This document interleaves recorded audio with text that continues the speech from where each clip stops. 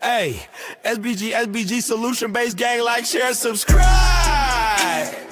Say no to rim, brothers, mothers, fear and sell no good suckers. Hype him up, hype him up. Shouts out Sharon Bracy in the waters. Wake up morning show, salute, big dog, shout out to the Lord. PH, Diva, salute, Brownsville, SBG solution-based gang.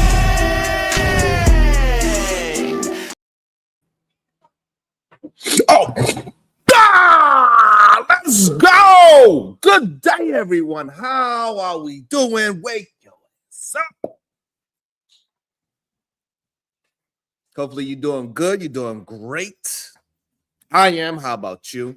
You know how we like to start these beautiful day. When I say good day to you, make sure you say that because I could feel that great productive energy through the screen. Yes. And today, somebody sent me a video. They said, Sharon, we need to break this down. I was like, okay, we need to talk about it. Let's play it. Let's see what's going on.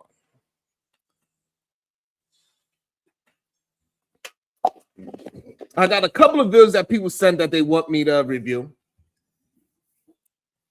I also got the drip show that they want me to review. I haven't seen it yet as well. They want me to review that as well.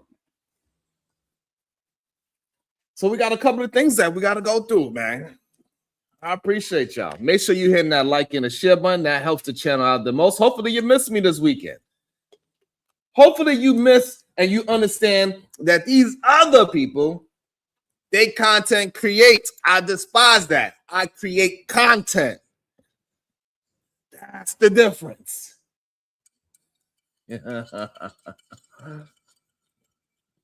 You understand? There's a difference. They got people that, you know, they content create. And I think it's dope. And then they got people that create content. I think that's dope as well. But I just want to know, let you know, it is a difference.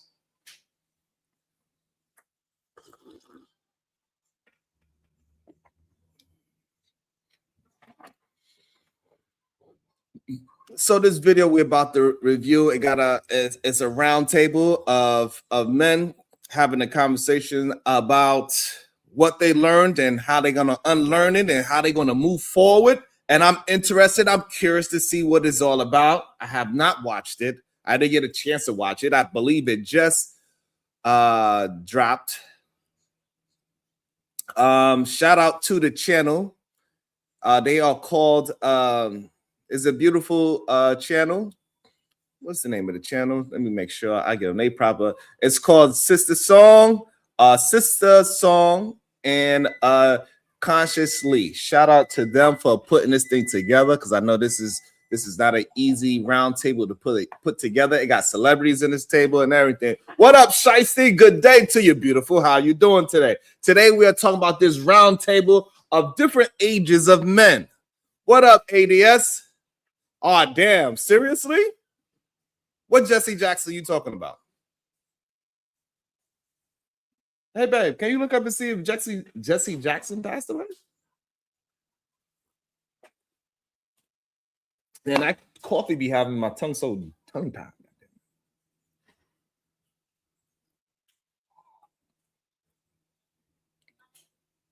Yeah, Shiesty Bum. This is the one with Clifton Power. This is what they sent me. Did you watch it already? Yeah. God damn. Rest in peace, Jesse Jackson. Wow. Good day, Southern Charm. Wow. Sheesh, how old was he?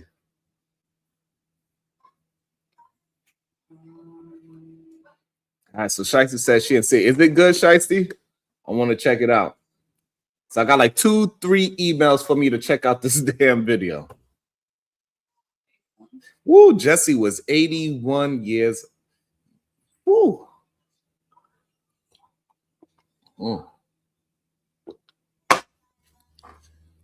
Shit. Rest in peace, Jesse Jackson.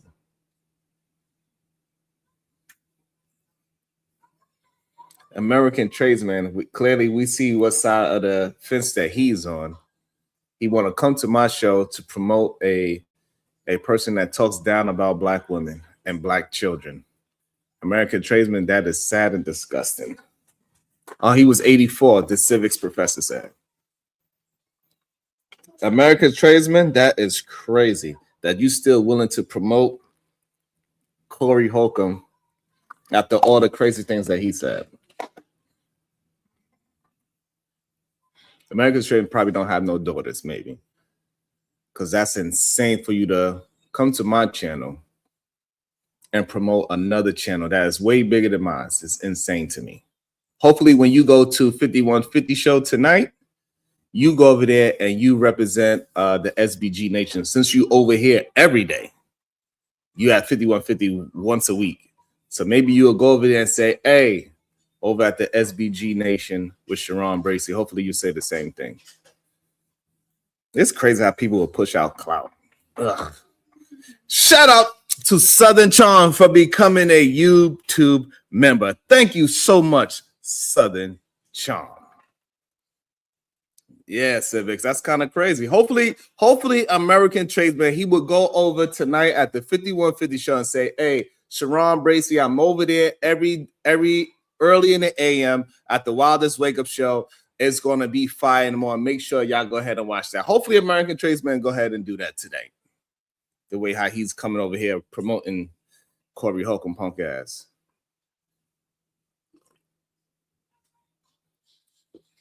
Insane. But let's get into this. Let's check it out. Let's see where it's at. Shicey Bum said it is worth a watch. Hopefully it's good. Hopefully we get some good nuggets. If not, there's a bunch of stories out there. We got the DJ Vlad Shicey Bum. What's going on with that? We got Michael Jordan. I don't know what's going on with that. We got stories out there. It's a wild time.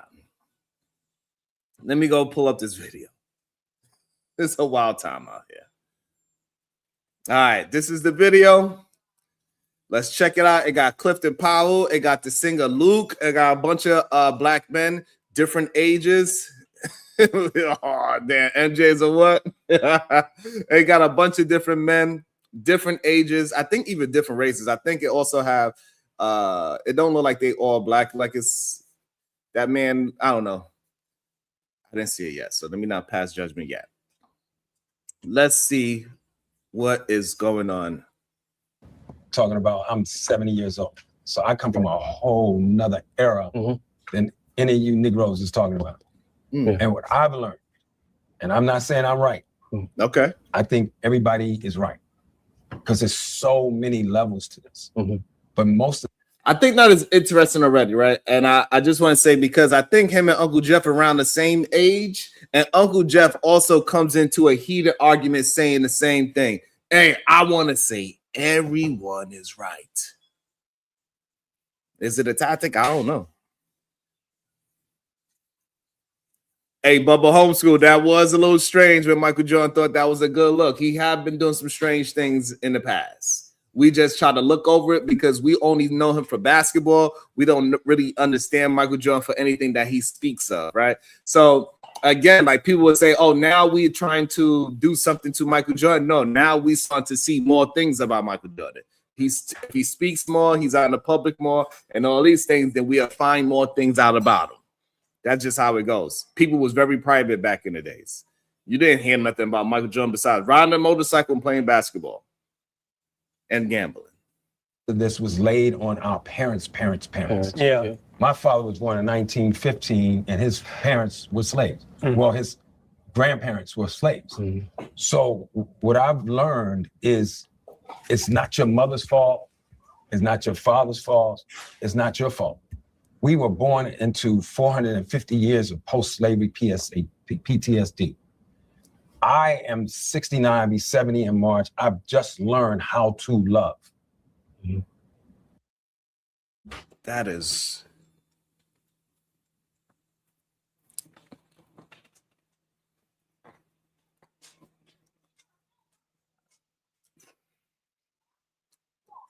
Good day, Corinne. That is wild. He 69, about to turn 70 next month. And he's just learned how to love. OMG. It's Shatira. This is wild.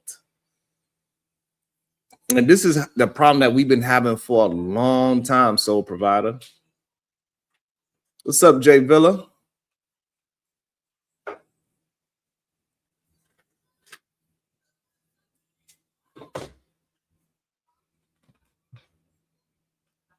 King Picks, you are more than welcome to hit any link that I ever post, and we can have a conversation about it.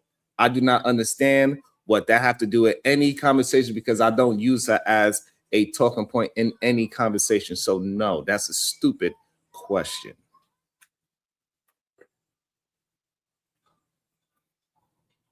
Insane.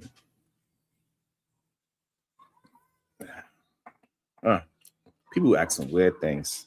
I don't know. I don't know what your issues be when I have a link every day and you could address me personally. So just saying nonsense in my chat. Disagree with my words. Stop trying to paint a narrative of something that I'm not doing. Our parents didn't know how to love. Their parents didn't know how to love. And if I could say anybody maybe had an edge, it was the women. That's why I celebrate Black women. I live with a psychiatrist, forensics detective, gangster, loving, Scorpio, Pisces, Cancer, who's just been patient with me to teach me how to love. But in closing on this, because I don't want to get... That is so interesting. That is so interesting. What up, Truth? Good day to you, Conversation with MJ. This is so interesting to me so far. So it's good so far. I'm appreciating it. I'm appreciating it's nice and slow, it's moving slow, so I can really process what he is saying. Shout out to the Time Out 2000. Good day. We don't mourn each other. To the Bracy family, I believe that's what he meant to say. Shout out to the autocorrect. Thank you so much, Shadow. I appreciate you. That's great, productive energy. I really appreciate you, man. I really appreciate it. Man, this is crazy. 70 years old, MJ. This man said it took him 69 years because he's turning 70 in March. And he's saying that at this big old age, that he learned how to finally love his woman, which is a therapist, a psychologist, a gangster, and all these other things. 70 years old. This is wild. Shout out to that. What? About to be a situation. Hey, hey, hey. Shout out to Full Circle 1959 with the big old 20 ball. Sharon, I didn't forget. I appreciate that. That means a lot. It really does. I really appreciate that we can have strong dialogue with each other as brothers. And even though we agree or disagree, that doesn't matter. It's nothing personal about our thought patterns. It's what our experience is. I appreciate that. Seriously. Thank you. Let's see, Clifton. This is wild, Cliff. Too deep. I called my buddy, man. I said, I'm fucking up, bro. Really bad. I'm fucking up. So I never been monogamous. So I don't fucking know what age did you become a monogamous? Today. What? What? This is the issue, goddammit. This is the crazy issue right there. What do you mean? Really bad. I'm fucking up. So I never been monogamous. So I don't fucking know what age did you become a monogamous? Today.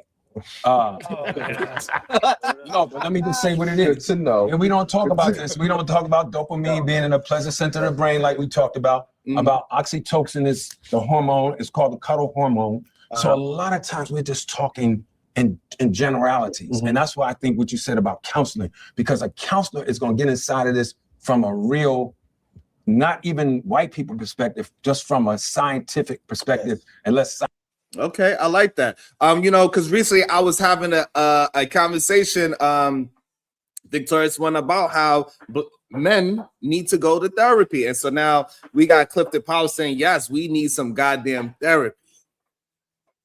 God damn it. Stop it, Shiesty. We are loving. Clearly, they are too loving, Shiesty. But yeah, I do believe that a lot of men, if you have some issues, you need to go to some kind of therapy and talk this thing out. Woo, this is it's interesting. So it took him up until today, he's 70 years old, to understand that monogamy is the way to go. I wonder how long he's been with this woman. That's the crazy part about it. Science is not wrong and the brain is not the man who is. So when I hurt my girl, which I've done over and over, and I commend her for even being is not the man who is. So when I hurt my girl, which I've done over and over, and I commend her for even the brain is not the man who is. So when I hurt my girl, which I've done over and over, and I commend her for even being is not the man who is. So when I hurt my girl, which I've done over and over, and I commend her for even being with me. And I said it in my podcast, and I'm gonna say this and stop. I called one of my partners who was brilliant. He said, when you hurt somebody, where you leave them is where they stay. So I think our parents, he said, when you hurt somebody, where you leave them is where they stay. So I think our parents, our grandparents, our uncles, the people that raised us, those men who treated the women outside the house nice, but then put the thumb on the grandmama and put the thumb on the girlfriend or whoever, they are all, it all comes from out of all of that. And I think that's what makes me excited that we're going to bring the women and the uncles and we need to bring them all in here. But go ahead, what are you going to say? The one thing.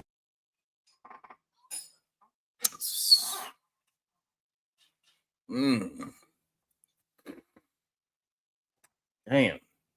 And this is why these conversations are important, that we're starting to get them out.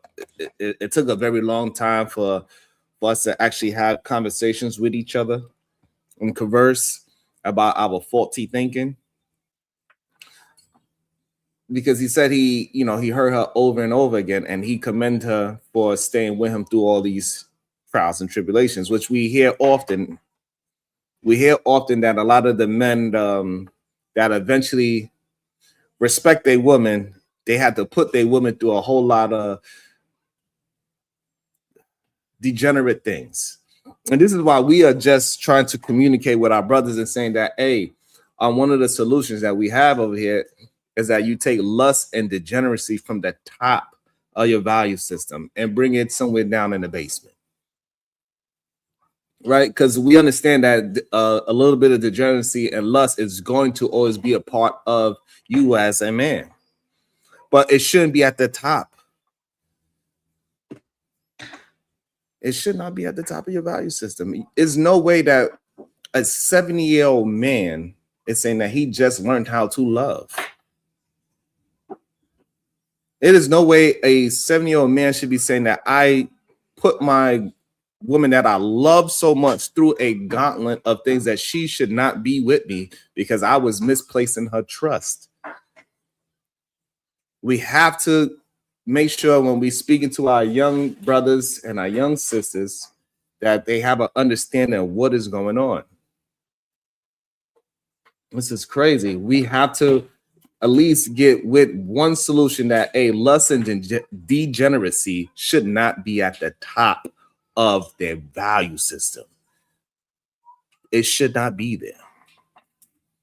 Your woman should not have to go through years of pain of getting hurt over and over again for you to realize how much maybe this woman is the one for me. And maybe now at 70, after I done did all my thing, and now that my peen is not working the same how it used to be,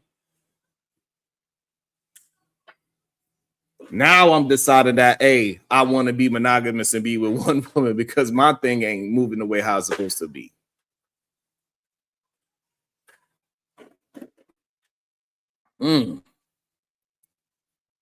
Interesting. I like it. Make sure y'all hit that like and that share button. It really helps the channel out. I appreciate y'all. Exactly, Dre. That's what it seems like to me. You know what I'm saying? What's up, Voice of Venus? Good day to you. You let me know, Venus. If you want, I could drop the thing for you in the private chat before the people come up. Cause I know, Venus. Hopefully you still my peoples. What up, GOAT? Hey, GOAT, I see you out here grinding, GOAT. Shout out to the GOAT, man. I appreciate the GOAT.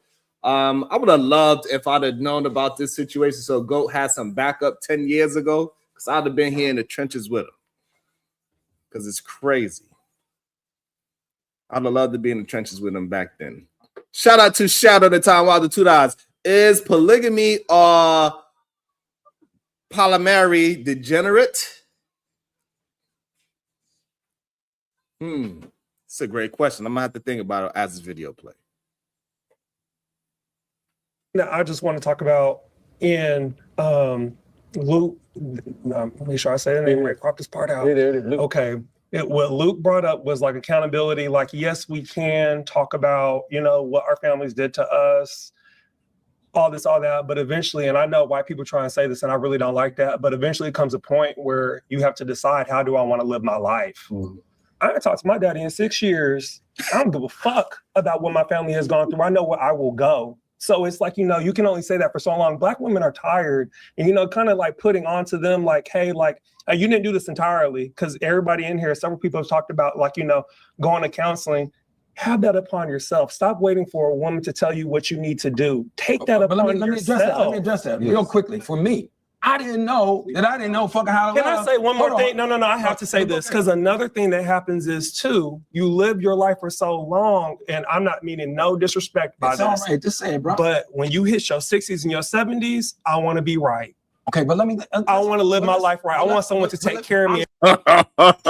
Hey, my man, I don't know if he's playing the tambourine or not, but he hit that one. He knocked that one out the park. He knocked that one out the park. You can't wait till you 60, 70 talking about now you want to be right. You want to live your life right. It's over. What? What are we talking about? That's crazy. It's kind of late now, my brother. Shout out to Brownsville, New York with the $4.99. Peace and love to the SBG fam. Thank you so much. Especially the SBG Queens. Like, share, support the show. Has Full Circle decided to start walking in a straight line? About to be a situation. Hey, hey, hey. You say he ain't going to Full Circles no more?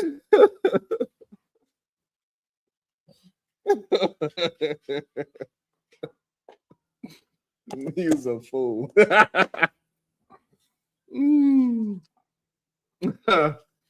Oh, man. That's crazy. I'm not sure if that brother's a tambourine player or not, but he hit that one out the park though. Shout out to him. Protect me, and that's what a lot of women have issues with. Because I'm living it right the fuck now. As I said, listen to I said 60s and 70s. Let me say this. Don't overtalk I'm gonna fucking overtalk you because you're talking out of line. But you're not gonna disrespect me. You don't know what the fuck you talking about. I do. Love it. I do. You don't know what the fuck you talking about. Oh, I do. You can't. I do. I do. You don't know it, nigga. I do.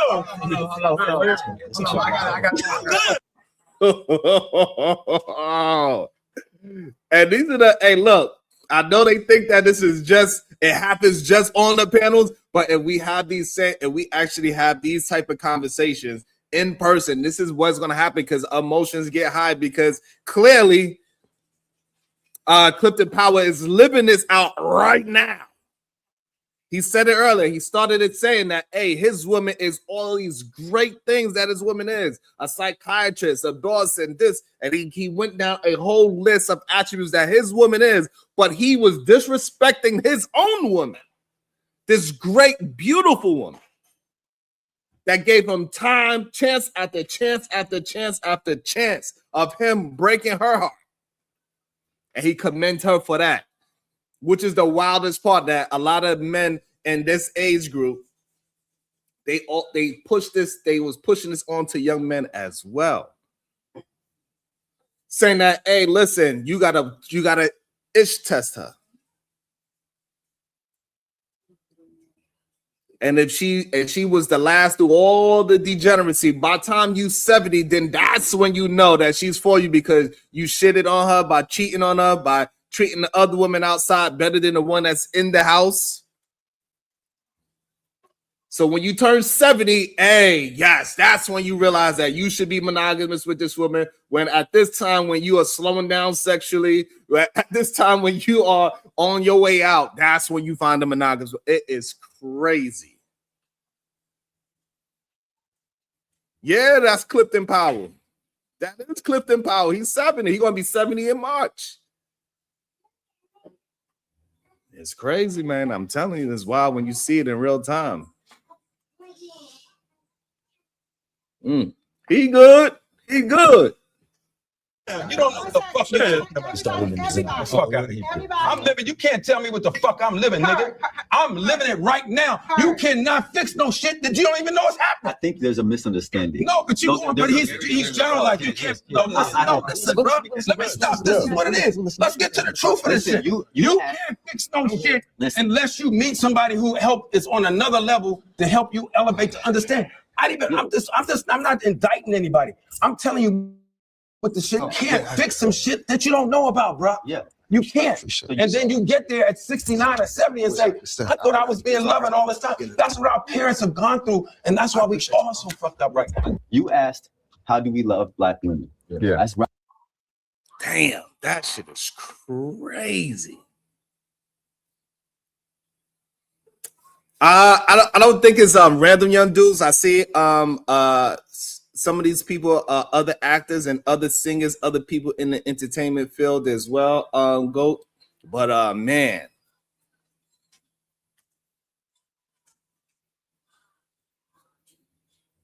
it is wild, man. Like to see, like, and I just think that it is dope to finally see that when we had the conversations come out and people start being honest about what they've been doing for all these years.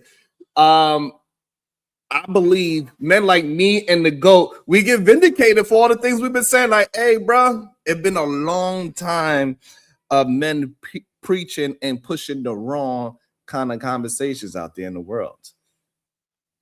And that's why that's why brothers like me, Taz, or Brownsville, especially Brownsville, get so much pushback by just saying take lust and degeneracy at the top of the value systems they're bringing down. And for so long, for a very long time, and GOAT is probably, he understands this probably 10 times, right? Is that when you push forward to hold brothers accountable and just get women to get brothers to understand that women deserve respect. Those were not the men that was pushed up in the front like, hey, maybe we should have at least a listening ear. It's always asking for just at least a listening ear. Talk about the things that I'm saying. Don't try to call me a panderer because I'm just want women to be treated with respect. I'm not a panderer because I want women to be treated with respect, because I have aunts, I have cousins, I have daughters. I just want when they get outside in the world that they get treated with respect. That's it. Don't call me a grifter and a panderer just because I don't believe you should take advantage of a woman until you 70 years old and then say, now I understand all of my wrong ways. And now I understand how to love, where all you had to do was show a young woman that you are interested in some respect. You would have learned how to love at 30, not 40 years later. But no. You gotta call us grifters and panderers and all this other shit just because we telling you that, hey man, what you doing is foul, it's wrong. And this is the reason why it's foul and wrong. And it makes me get a little bit of a side eye to the people that kept pushing these people up. Because what we did notice is that, hey, if you go against and you talk down and you be disrespectful to a certain group of women, you get rewarded for that for a very long time. You get rewarded for it. But let's see if we can start changing the tone. Make sure you're hitting that like and the share button. Let's see where we at with the likes and the shares. Let's see. I wonder. Or maybe this is just not, degenerate enough. Maybe that's the issue. Maybe I need to be a little bit more, because I know I would get rewarded. I know I would get rewarded if I talk down, if I talk the opposite. And I always got to make the decision to stick to my integrity, or do I turn this into and be proper and right and treat YouTube as the business as it wants it to be. They want certain type of things going out there. It's such a difficult decision.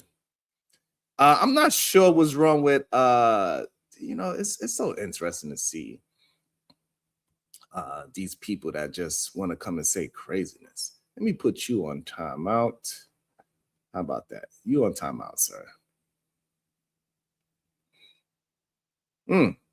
It's crazy. Make sure y'all hit that like and the share button. Somewhere we can get right here. Trust Black women and listen to Black women, because they know more than we do what it is that they need. I don't think that's true either. As men, there's a lot of Black women who don't know how to love. I'm not talking about what they know how to love. I'm saying what they need as far as the reproduction. I get that. We're talking about, that's what we're talking about right now. Also, if we're going to use our privilege and power as men in society, how do we show up and be accountable? Like you said, the way to be accountable is to dismantle patriarchy, because patriarchy makes it so that men have the power and women do not. But you can't get there unless you listen to him. We got to go, and you may not agree. We got to go to therapy. I should be in therapy right now. My girl should be in therapy. We all come from generations and generations, and you can't motherfucker sit here and tell me when I'm going through at 70, I just realized, but listen to what I'm saying. No, we good, bro. It's not gonna get out of control. This is real shit. Bro, this is real shit. I'm telling you, you can't love a queen. Some of these girls out here in Queens because their daddies wasn't there. If your daddy ain't there from 12 to 25, you're going down a rabbit hole. Promiscuity, drugs, gotta read more. Gotta stop getting so fucking defensive and read more, because I know what the fuck I'm talking about because I'm living it. Until you meet a real motherfucking queen who had to figure out her trauma, you can't even learn how to love a Black woman. So here's one thing. That's what we got. Until you find a queen that went to therapy, you cannot love a Black woman. That is. And this is one of the issues that we keep on having. It's an issue that we keep on having. Soon that it's a bunch of men here. Have a conversation about men needing to move better. Like, hey, bro, you learning to love somebody at 70 don't have nothing to do with that woman. You said you disrespected that woman over and over again, and you commend her for sticking with you, bro. Yeah, listen, lust and degeneracy is a big problem. It's huge. Degeneracy and lust is a big problem. And I do agree with the reading part. I do agree, right? We need to start reading more and stop being so goddamn defensive. That's why I allow people, even though sometimes it's a detriment to my own channel, that I allow people to say what they want to say because they take advantage of it. However, it got to stop. We got to start pushing productivity through our men. Stop worrying about some goddamn women all the damn time. It's insane. Here's one thing with the because I think I agree. Let me see. That you can't wait until you gotta hold yourself accountable. We get to if you like, figure it out, but you gotta let other people talk. Hold on, I got you. That's why I can't do this. I got you. I'm on. You can't.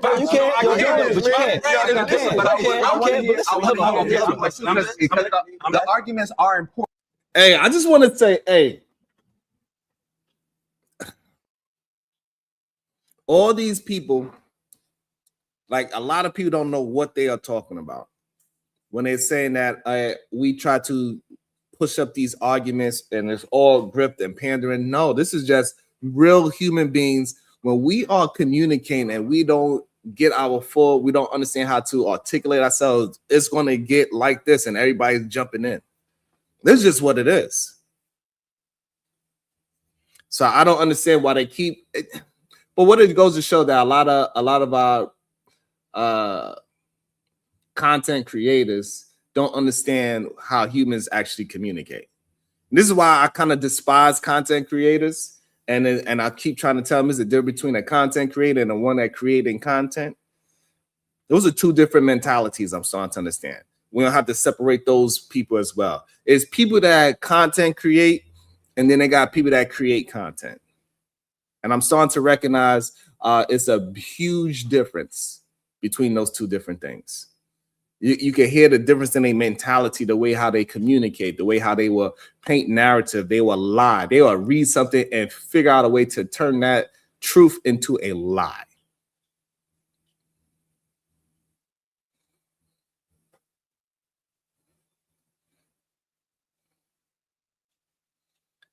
But for some reason, you watching it.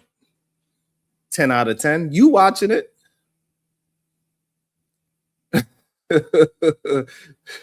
Make sure y'all hitting that like and the share button. Let's prove to the algorithm that we do not just want degeneracy communication. All I'm asking, let's get to 60 likes so we can open up the panel. Make sure we hitting that like and the share button. It shouldn't be that difficult to hit a like and the share button.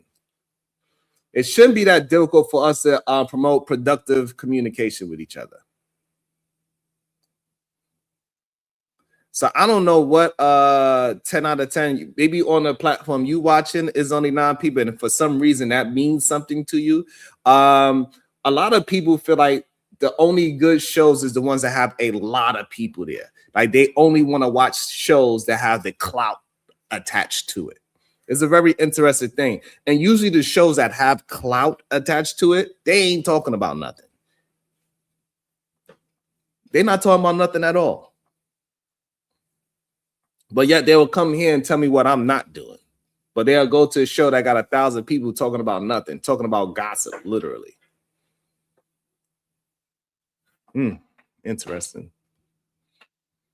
Yeah. This is how black men talk to each other. So I want to make sure this is what I want to make sure we're framing properly, because at a lot of the time we think, because you're talking about your privilege and your power and how you use it. A lot of time we've been taught our power is how we control a situation, and we try to control that situation by dominating it, by shutting other people down, by overpowering them. Right. And I think that is something that, I mean, monogamy, just to be real, is not the end all be all. That's not the best. It's not the only way. It's not the only way to live, and it's not just men or women. It's literally there are other ways to be. And so some people value monogamy more. That doesn't mean that you have sin and you dead and you evil if you haven't been. But the problem is, most of the time the way that we're living is by telling somebody that we are monogamous when we're not. There we go. That's the real issue. Majority of these men are not letting the other person know this, and this is where we get this whole idea that women want to be lied to. No, people want to believe the lie. This is why they love liars, because they will hear them say something and they just want to believe what that person is saying. So it's not that we want to be lied to. We want what you are saying to be truthful, but for some reason, man, liars, they get it. The person that has actually put it in the work,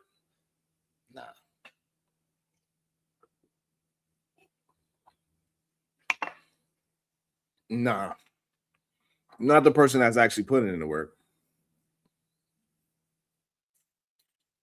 The person that's putting the work and going through the different mental stages that you got to go through on a day-to-day basis.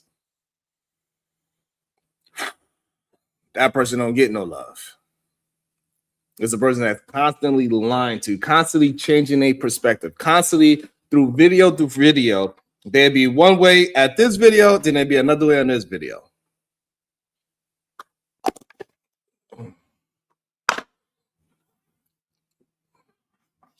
Oh man, it's insane. It's kind of crazy when you really think about it. I don't know. You ever notice every time you think you've seen it all, life says, hold my drink. So as we watching this round table of grown folks, real conversation, and Clifton Powell is sitting there 70 years old, looking peaceful, moisturized, and unbothered. That's what he's looking like right now. And he says something, somewhat beautiful. He says, finally, he understands love at 70. And, the whole room got quiet. 70? 70? Because that's not the age people expect you to find love. That's the age where people expect you to find coupons. But he's glowing. He's talking about commitment and loyalty, monogamy, all the things women been begging men to understand since the invention of language. And then we got this young dude, he might be a tambourine player. He jumped in. He said he's not having it. He's like, wait. Women got to wait until men turn 70 to understand them? 70? Not growth. That's a warranty expiring. It's like, those damn phone calls. And the room, rightfully so it explodes. What happened, babe? I need more water. Yes, I know. Let me drink some water. Let me calm my ass down. Sheesh.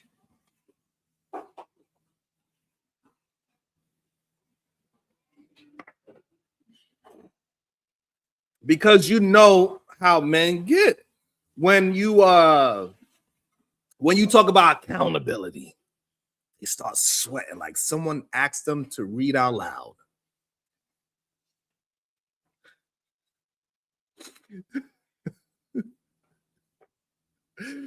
Right, so the young dude said, hey, women been asking for the same three things, right? Respect, honesty, and don't embarrass me. Why men gotta be one hip replacement away from the afterlife before figuring that out? Why? And Clifton is sitting there like, brother, life teaches you. Life teaches you?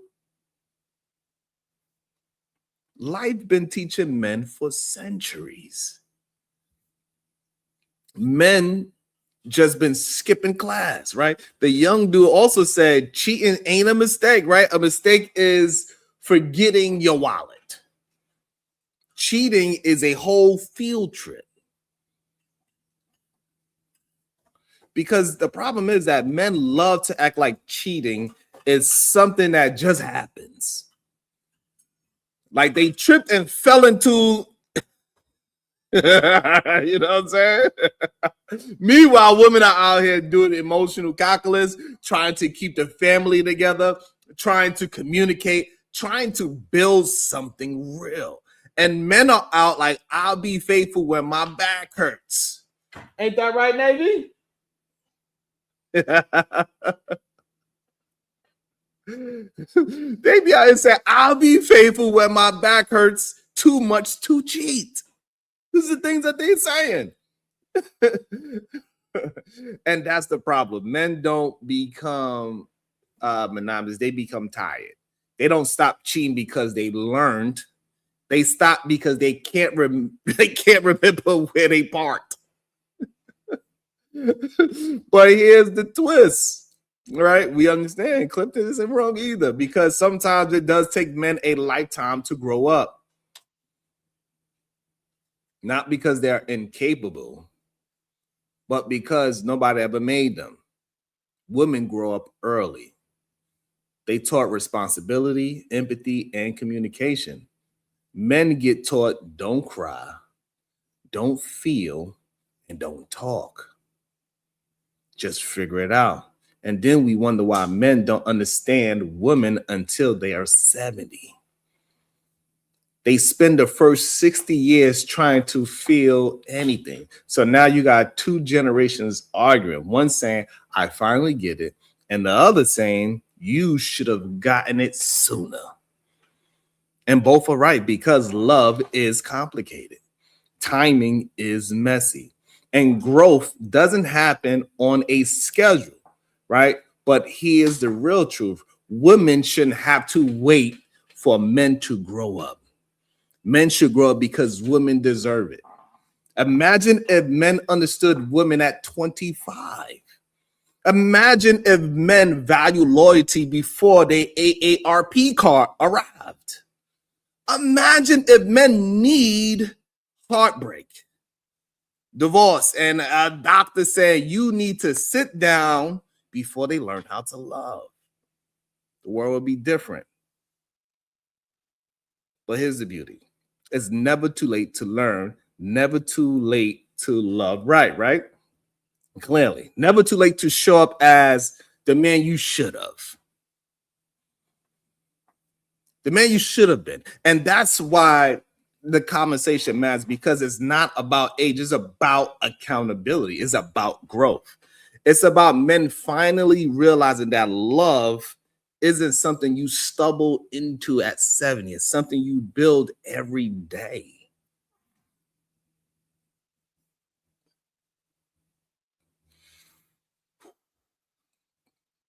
So that's my thoughts on it, on that short clip so far. Let me see if we got the likes up to where we can open up the panel. No, we still need 8. That's crazy. We still need 8 more likes. That's crazy.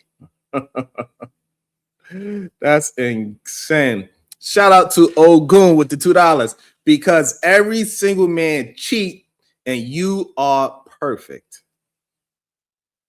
I don't believe I said anything about being perfect. I don't think I said anything about every single man cheating. And this is the issue that we be having as well. All I'm saying is that once we know better, we should do better. We need to implement the things that we learned today. And we find some information that is going to benefit our family. We should not wait till tomorrow to implement it, because tomorrow is not on the calendar. We need to do it today. So if you know cheating on your woman is not proper for your family, you should stop. It's not about me being perfect. And I think there's plenty of men out there that could be in a monogamous relationship without cheating, but those men, they get treated like they did something wrong just for communicating about it. Like they say things that I'm trying to be a perfect man just because I'm attempting to be better every single day.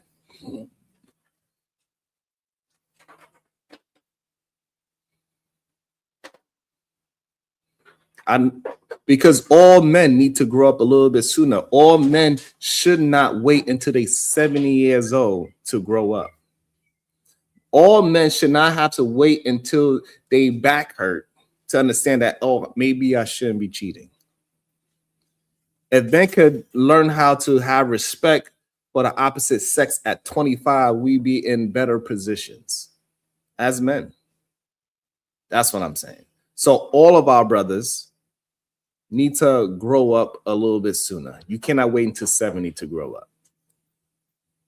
That's what I'm saying, Ogu. So this way you're clear. So if I did say all men, that's what I mean. I think society could benefit if all men grew up by the age of 25 and made proper decisions about being honest. That's what I'm saying. So hopefully that cleared things up for you, Ogu. Hold on. That's lying. But let's hold on. bro. So that's dishonesty. We can't talk about monogamy. No, we gotta talk about you. I'm not arguing with you. I'm agreeing with you. Hold on. Men are not. First of all, this is not our culture. In Africa, it's polygamy. No. Men It's not the monogamous only thing. biologists, is it? Some people do believe that monogamy is the most healthy thing. 97% of thing married for men cheat, them. bro. Yeah, well, I mean, that's 85% of but married we've women also cheat. been Nobody taught- is being. What?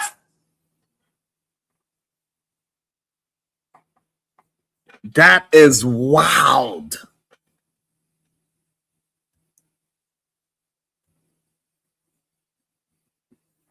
We made it to 60 likes. Let's keep it going. Let's get up to 100. That is wild. Africa, 97% of men cheat that are married men, and 85% of married women cheat. This is wild rhetoric, and this is why it took them all the way into 70 years old to find love. Welcome to the show, BMU. Good day, sir. How are you doing, sir? Good day, sir. Can you hear me? I can hear you well. Sharon. Did you watch the entire interview or you just watching this clip? Okay, I can't hear you. You muted? Yes. Yeah, I just started. Where you seen is where I started at. I try You not gotta to. wa- I'm gonna get my fresh thoughts, so I try not to watch it before. Yeah, you got to watch the whole thing from the beginning. That clip right there is 50 minutes in. I watched it from the entire beginning, and dude, the man is talking about. We have to look into context. The man is saying that he found love this late because he has studied his roots and he's studied his past and his ancestral stuff. And he's talking about PTSD, post-slave traumatic syndrome, is what he's talking about. And he talks about how his dad was born in 1918 and his dad's parents were slaves and they passed down that slave mentality to him. And then that slave mentality down to, his other siblings and his other children, and how they suffered from post-traumatic slave disorder. If you guys haven't seen the post-traumatic slave disorder, it's a Black woman teaching it. I can't remember her name right now, but if you go on YouTube and look up post-traumatic slave disorder, she does an entire 2 hours on the effects of post-traumatic slave disorder in people who are living today, how it was passed down from one generation to generation. So he is correct, and he's well studied, and that's why he's telling the young gentleman, you need to go read, because this is in the books. This is factual. This post-traumatic slave disorder is a real thing that's passed down from generation to generation, and most people can't succeed. Most families can't succeed. That's the first thing. So we have to look at it in context. The second thing is, if you're going to have a round table of Black men, why would you go and get a trans man, a gay man, 2 actors at the table who play gay men in TV series? You have a table full of flamboyant, fingernail painting men sitting at that table. The only person at that table is the host. I think he's on the straight and narrow. I think Clifton Powell, the 70-year-old guy, he's on the straight and narrow. And I think the guy who plays the pastor on a TV show called The Chi with the big eyes, the short guy, he's on the straight and narrow. But the rest of those guys, they play gay characters in TV shows. The other guy with the beard used to be a woman. He's trans.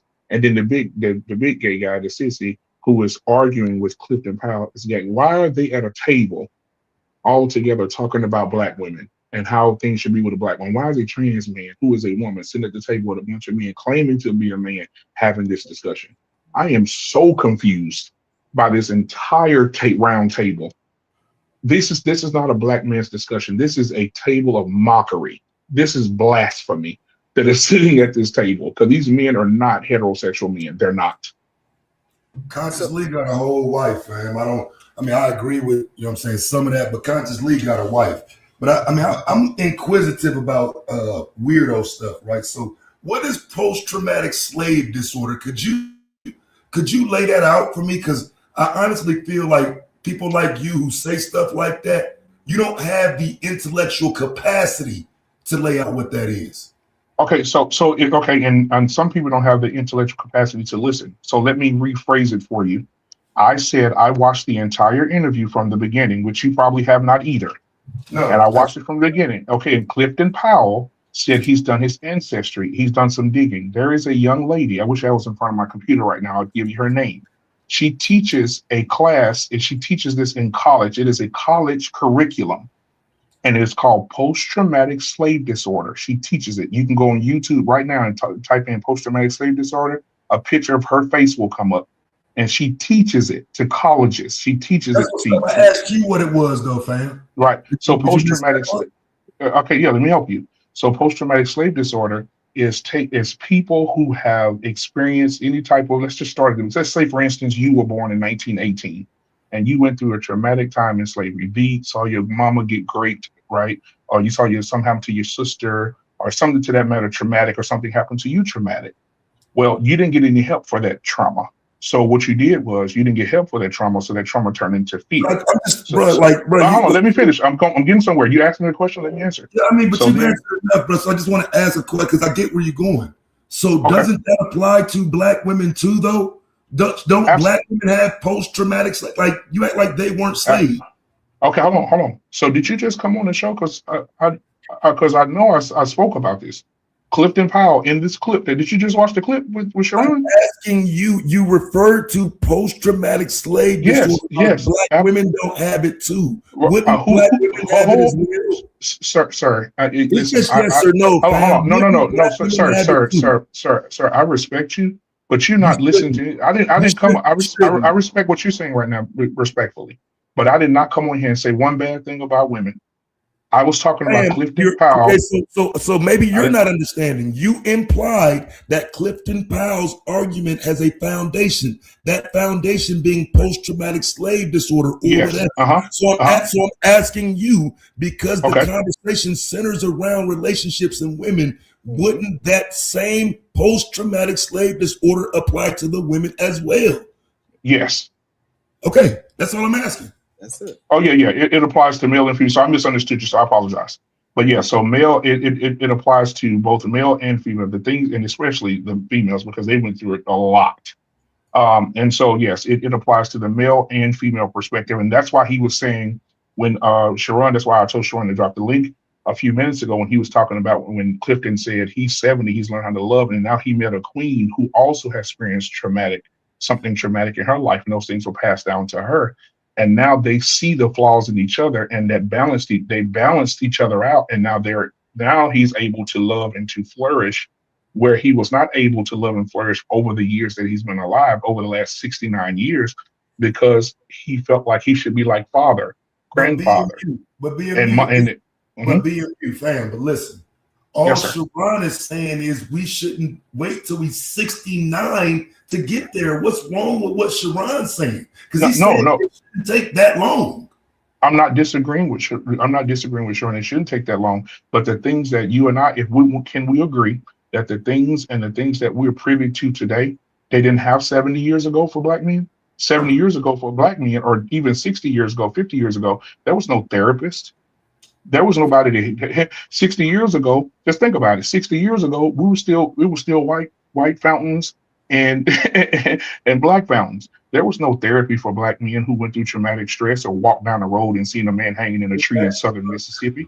There was no therapy for that. So what do you mean? I mean that families were more intact back then than they are now. So they are. Point that they didn't need therapy because they were easily able to get together, easily able to create families that lasted longer. So let me help you. So let me say this too, because now I'm going to give you something Clifton said. I'm living it. I have a grandmother who is 93 years old. Shout out to my grandmother. Love you, baby. Shout out 93 years old. She was married to my grandfather for 68 years before he passed recently. My grandmother deals with, and I wish I could do an interview with her. My grandmother deals with some of the things that we're talking about now. My grandmother was alive when there was civil rights movement going on. My grandmother was alive when my grandmother in the South, so we're from Louisiana. So imagine, my grandmother had to drink out of the black fountain. She had to do all those things. She's 90. Go back 93 years and tell us where we were. And so when I'm talking to my grandmother and my grandfather, my grandmother can tell the stories, and she tells us the stories of how she had to do things, how my grandfather was discriminated against, how my grandfather felt less than a man when a group of white men approached him at a gas station and asked him why he need gas, what he needs gas for, and those fears being passed down to my father.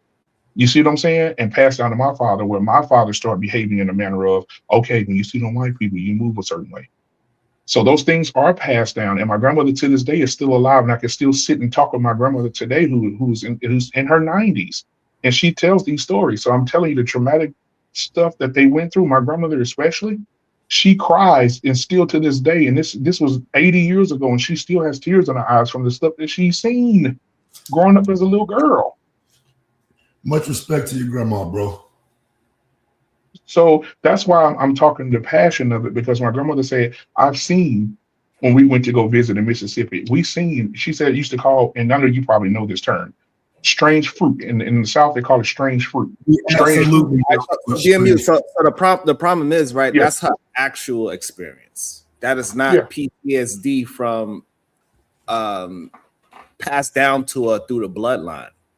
Right. So now when we having the conversation of this man and his experience waiting, turning 70 to understand that what he was doing to his woman, that he explained why she's such a great woman, and he put her through all these things, and he commends her now because he put her through all those things and stayed with him. That's the problem that we keep having when we having these conversations. Men need to grow up sooner. You cannot have a generation keep on pushing that.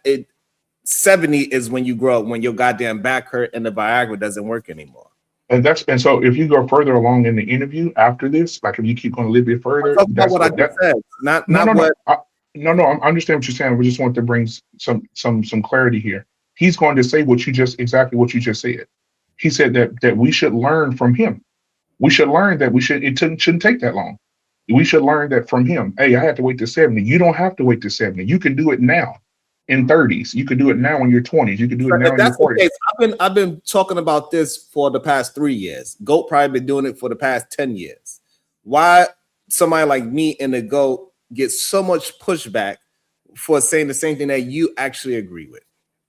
Well, on what part? Give me your perspective on what part you're talking about, sir. Because you want me to go ahead and listen to Clifton Powell that took him 70 years to get to where I'm at. 30. Well, you're not 30. You're not 30. But we'll start. That's just a joke. But I think that like I said, so like I've been married I'm almost married for 20 years. So what I'm saying. So am I. Right. Yeah. So what I'm saying is that for a very long time, I already had the mentality that monogamy and having a good woman, understanding how to respect my woman as a human being and not act as if she's supposed to do what I say, and the patriarchy and all these other things. Right. And I got about how men supposed to interact with women and not treat them less than human, pretty much. I've been fighting this for the past 3 years that I've been on there. And he came to me telling me, Sharon, you don't understand. And I didn't believe him. And guess what? The men that talk about degeneracy, they get pushed up to the top. And I agree 1,000. I think that evil, and I see Brownsville. So I'm glad. But the problem is, you are one of the men that push up the negative thought patterns of men. No, what I talk about is when I say something about something, I'm well versed in it. I'm not going to sit up and just make up lies, and I'm going to tell the truth. And I think that even as a father to your children, you love them every day, which I love my babies extraordinarily every day. But I also have times where I have to be honest with my child about the things that they do and about their behavior. And I think as leaders in the community, we should be able to love, and we should also be able to correct. That is what we're called to do as leaders. And you talk about leadership all the time, and that is the qualities of a leader. You have to be able to love, and you have to be able to correct. At my job right now, I'm a leader here at my job. I'm very good at it. And sometimes I come in and I bring in food and I bring in joy. We have great meetings and laughter. And some days I have to pull them to the side, have a one-on-one, or pull them out and say, hey, listen, this is incorrect. These are too many errors. I'm gonna have to do this, and we'll have to do this. I have to reprimand you for this. So there's always good leadership and good, and then sometimes you also have to be stern in your leadership as well. And that's just what it is. I didn't see you correcting men on a horrible leadership in this goddamn red pill incel manosphere, these no good sucker space.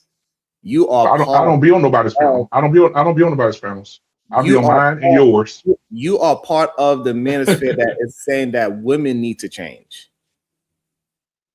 Of course, I think that because even in this interview that you're watching right now, they're talking about how to respect the Black woman. I think that looking at even and shout out to you for respecting my grandmother. Even when I talk about my grandmother, I speak highly of her and I speak highly of my mom. My mom and my dad have been married for 47 years. And I see marriage in my family in Brownsville. I'm proud of Brownsville. Brownsville been married to his family. He has a beautiful wife and beautiful children. I respect the fact that his woman respects him. I respect the fact that your wife respects you, Sharon. I am about women who love their men like I saw my grandmother love my grandfather until he passed away. She loved that man unconditionally. So when I talk about let me finish. The issue is that we never talk about how the men that respect their wives, they need to get that love and respect too, because those men are called simps. Those men are called weak. Those men are called that you cannot follow them. That's what the manosphere produces. They produce that men that respect women as weak men. I never agreed with a husband. That's like me saying, hey, you know what, Sharon? You in Brownsville, y'all simps because you love your wife, you take care of her, you buy her things, you go to nice places. Where was you at? That is the dumbest shit ever for a man to call a man who take care of his wife and his family a simp. That is the stupidest shit I've ever heard in my life. You never heard me say that. But I've never seen no pushback from the inside on that either. Right. It's easy to say it to us now, but I ain't never seen y'all push back against each other on that. Because that's foul when they say that. But they've been saying it for years.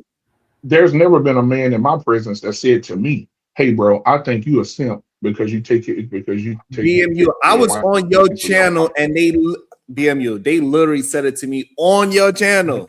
Do you agree or disagree that those men they say that they literally would say that I'm pandering to women because I want women to be respected? Is this not a true statement? No. Oh yeah, that is a true statement. Slap the taste out of your mouth. I'd like to see you try it. Goddamn. It says, kick BMU. He's a liar. They put a 20 ball on your head, sir. And so it's $20 to bring back BMU. Any of the brothers that think that he was out there riding for these so-called great men that was out there pushing monogamy, you could bring him back for $20. But I just did not see these things at all. Not even a little bit. Let me also welcome into the show.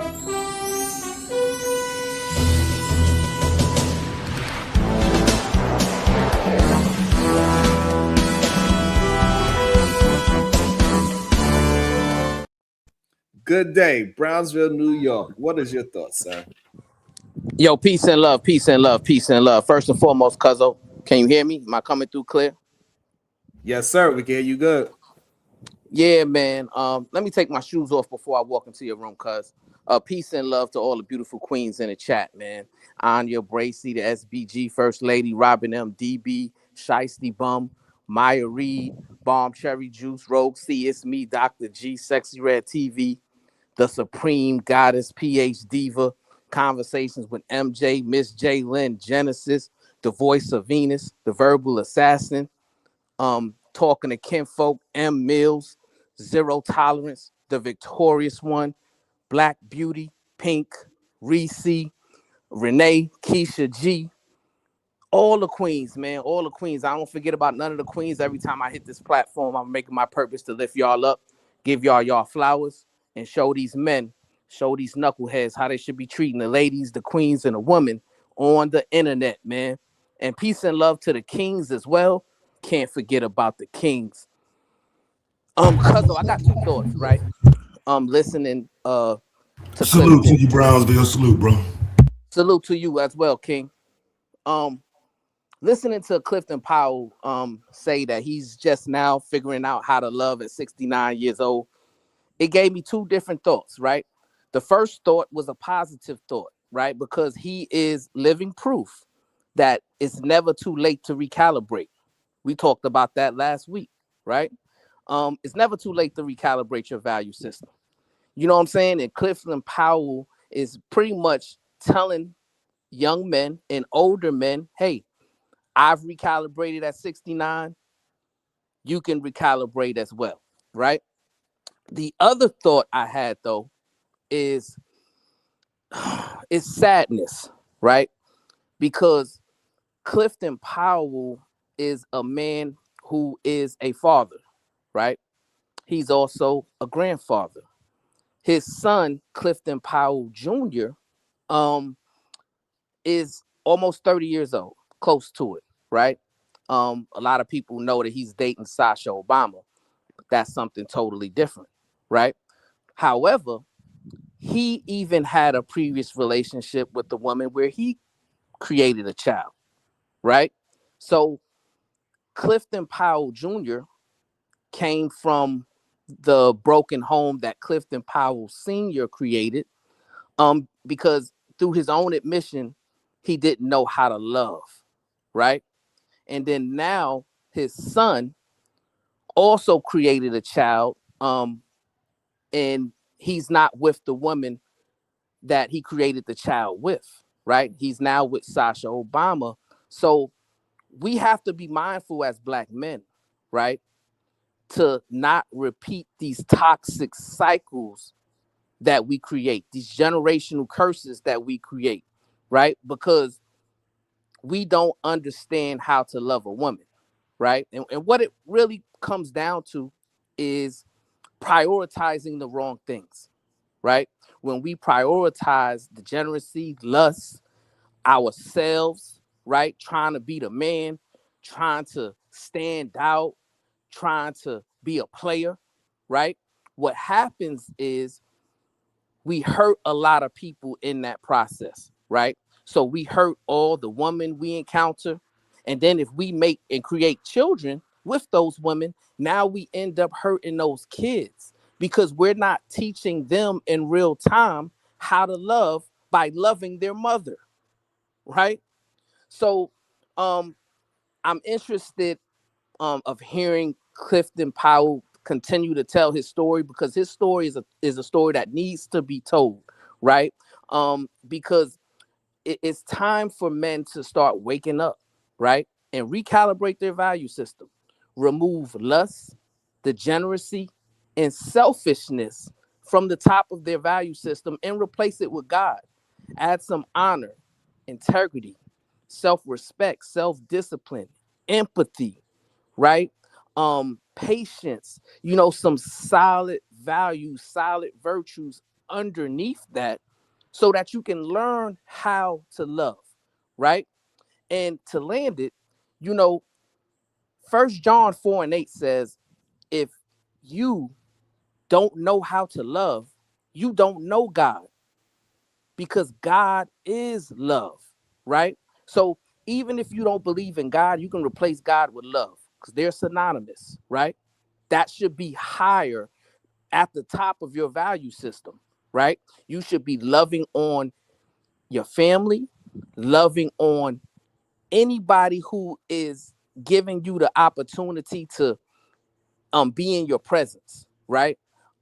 Because there's a certain energy that we create when we surround ourselves with people that we love, that can have a multi-beneficial result if we're willing to commit ourselves to doing that. So this is an interesting conversation. I don't understand BMU's point of view and bringing in that slavery talk. As Black men, we have to understand to stop blaming other things and other situations and other people for our selfishness, for our lack of recalibration, for our waywardness, right? For our degenerative ways. It's not because of slavery that you're a degenerate. It's not because of the white man that you don't understand and know how to prioritize loving a Black woman and treating a Black woman right, right? It's not nobody's fault but yourself if you don't know how to pour love into your family, pour love into your woman, pour love into your children, right? So we got to take ownership and accountability for all of our mistakes and stop looking for somebody else to be a scapegoat because we've prioritized being selfish and degenerate over creating positive and productive relationships. But I'm interested to see what everybody else has to say, man. Peace and love to everybody. Yeah, that was good. Shout out to that. Hey, Goat, why do you think people when he didn't repeat himself, he was saying all productive things, why people want to silence things that's moving in a productive way, Goat? I don't know. I really think what people have gotten used to is the degenerate side of the conversation. And I really think that people haven't even seen how it could be productive. And so when we get to conversations like this, I think there's like a search for the bad example. And when you do have the good example, or the person that's been married, the person that praises, uplifts, supports their wife and whatnot, I really do think there's so many more of the people on the other side that they kind of just get to mail it in that something is wrong because it's more of them, it's less of us. And by default, because of that, most of us had the experience. That little experience they going through over there, that marriage stuff, oh yeah, that's abnormal. That's not normal. But it's more of us over here where it ain't working, where people aren't married, where we are just, running through women and whatnot. So, I mean, again, I just think a lot of this come down to like Brownville was saying, because the only thing I really disagree with him on is like people like Clifton. I don't think we need to hear his story. I think he needs to sit his ass down somewhere because you've already failed multiple generations. Go sit down. We don't need to hear that no more. That's a good, strong argument at the end. I like that. Let me also welcome in Kulu. What is your thoughts, Kulu? That was a good argument. Go. I like that argument. Yeah, what's up, Sharon? Brownsville Go panel. Can't see your names. What's up, chat? My thing when it comes to the situation, sorry for the background noise, that's a train going by, is I think that he's too old to be trying to tell us how to find love and things like that, man. Like, I'm glad you found it, like, before you passed away. But a lot of us who are intelligent understand, love and understand how to treat our women earlier in life. You know what I mean? And we don't need to be 70 on a panel at a round table talking about, what we need to do when we already figured it out at a way younger age. I disagree with BMU. I think he always finds a way to turn it into like a culture war, trans gay issue. And it don't need to be that. Those are black men, whether they're homosexual, trans, or whatever.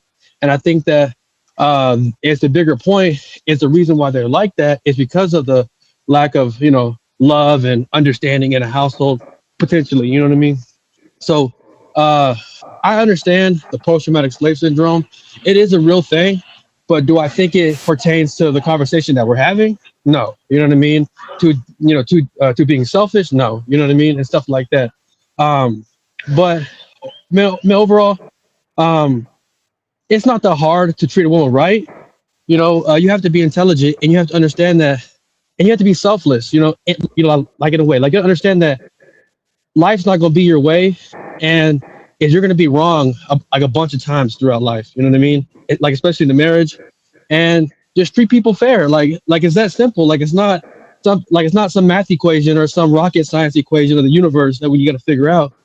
Like it's very simple. And if you're a kind, honest person who has integrity and all the different things that it takes, you figure it out early, in life. So that's all I got to say. Nice. I like this build. It's a good build. Let me read a couple of these super chats. Yogi Fish with the 199. Weak men cheat. Agreed. Ogun says you're not a bad dude, bro. You speak some facts. My main disagreement with you is your lack of balance. With equal treatment should come equal criticism. Wow, interesting. Phil James, 499. You can't pass down traumatic stress. It's either something you experienced or it's something you have not experienced. Interesting. Also, we have the Cash App. It says, support the show. It's $2 Tuesday. Shout out to you. Thank you so much. Yes, I would appreciate everybody with their $2 on Tuesday. Shout out to y'all. We got 130 people watching. If everybody would donate $2 or $1, that would be awesome. It's okay if you can pocket watch it. You can do the math. It is what it is. It's okay. It's okay to support productive conversations. Sharon, can I ask them real quick? So the post-traumatic slave syndrome thing. So like to give a small example that she gave.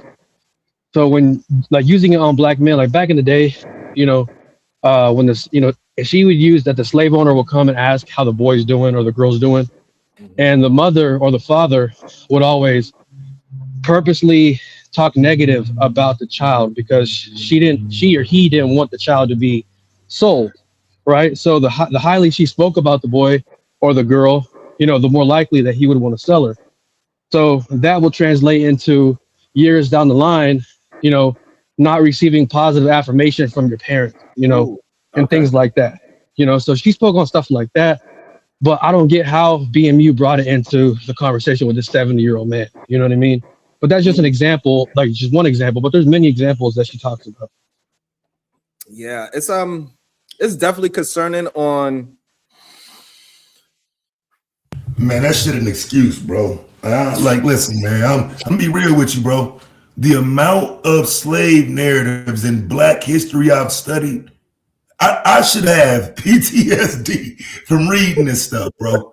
If I don't have PTSD from having years and years of information at the top of my head ready to debate at any moment, if that don't give me PTSD, I don't want to hear that, bro. I can start naming you victims of lynchings right now. Okay. That is insane to say that 100+ years later, we're still struggling with understanding a history. We shouldn't be traumatized by that. And so if people I would say go get some help. Stop out here in front of the world. But do you know what epigenetics is? Absolutely. So that's like the passing of traits, behaviors, traumas through genes, right? Through blood. So it's a real thing. And I agree with you, with your bigger point, but it does exist in some forms, just not the forms that being used. I agree. It exists in some capacity. For just a quick example, a couple of years ago, I was riding through Mississippi, right in the middle of the Delta. And I'm looking around and I could literally feel that history. You could feel the history. So I get what you're saying in those terms. But outside of those terms, it becomes an excuse. Post-traumatic slavery ain't keeping you from treating your woman right. Get out of here with that. Yeah, for sure. Yeah. 100%. Yeah. And especially if we keep with the trend. So that means after years of it not happening to you, that it should be passed down less and less through the blood as well, right? So we are at the point where by now those epigenetics they gotta stop somewhere. Yeah. No, that's a fact. It's the better we do in our lives, the more therapy we get, like the better that we choose our behaviors, our thoughts. It's definitely gonna be passed down. So you're 100% correct, Sharon, and that will, uproot like what has happened. So you're definitely right on that. And I just want to I was driving through the South as well, and I seen a cotton field, and I was like, "Woo!" Felt something. Yeah. I drove through. I believe it was one of the Carolinas. I forgot which one it was, but I took the back route, and it literally still had the small shanty shacks of slavery there, sitting on the side of the road, like where slaves lived, and you see how small it is, and I felt it. Felt that shit. However, I still understand, like,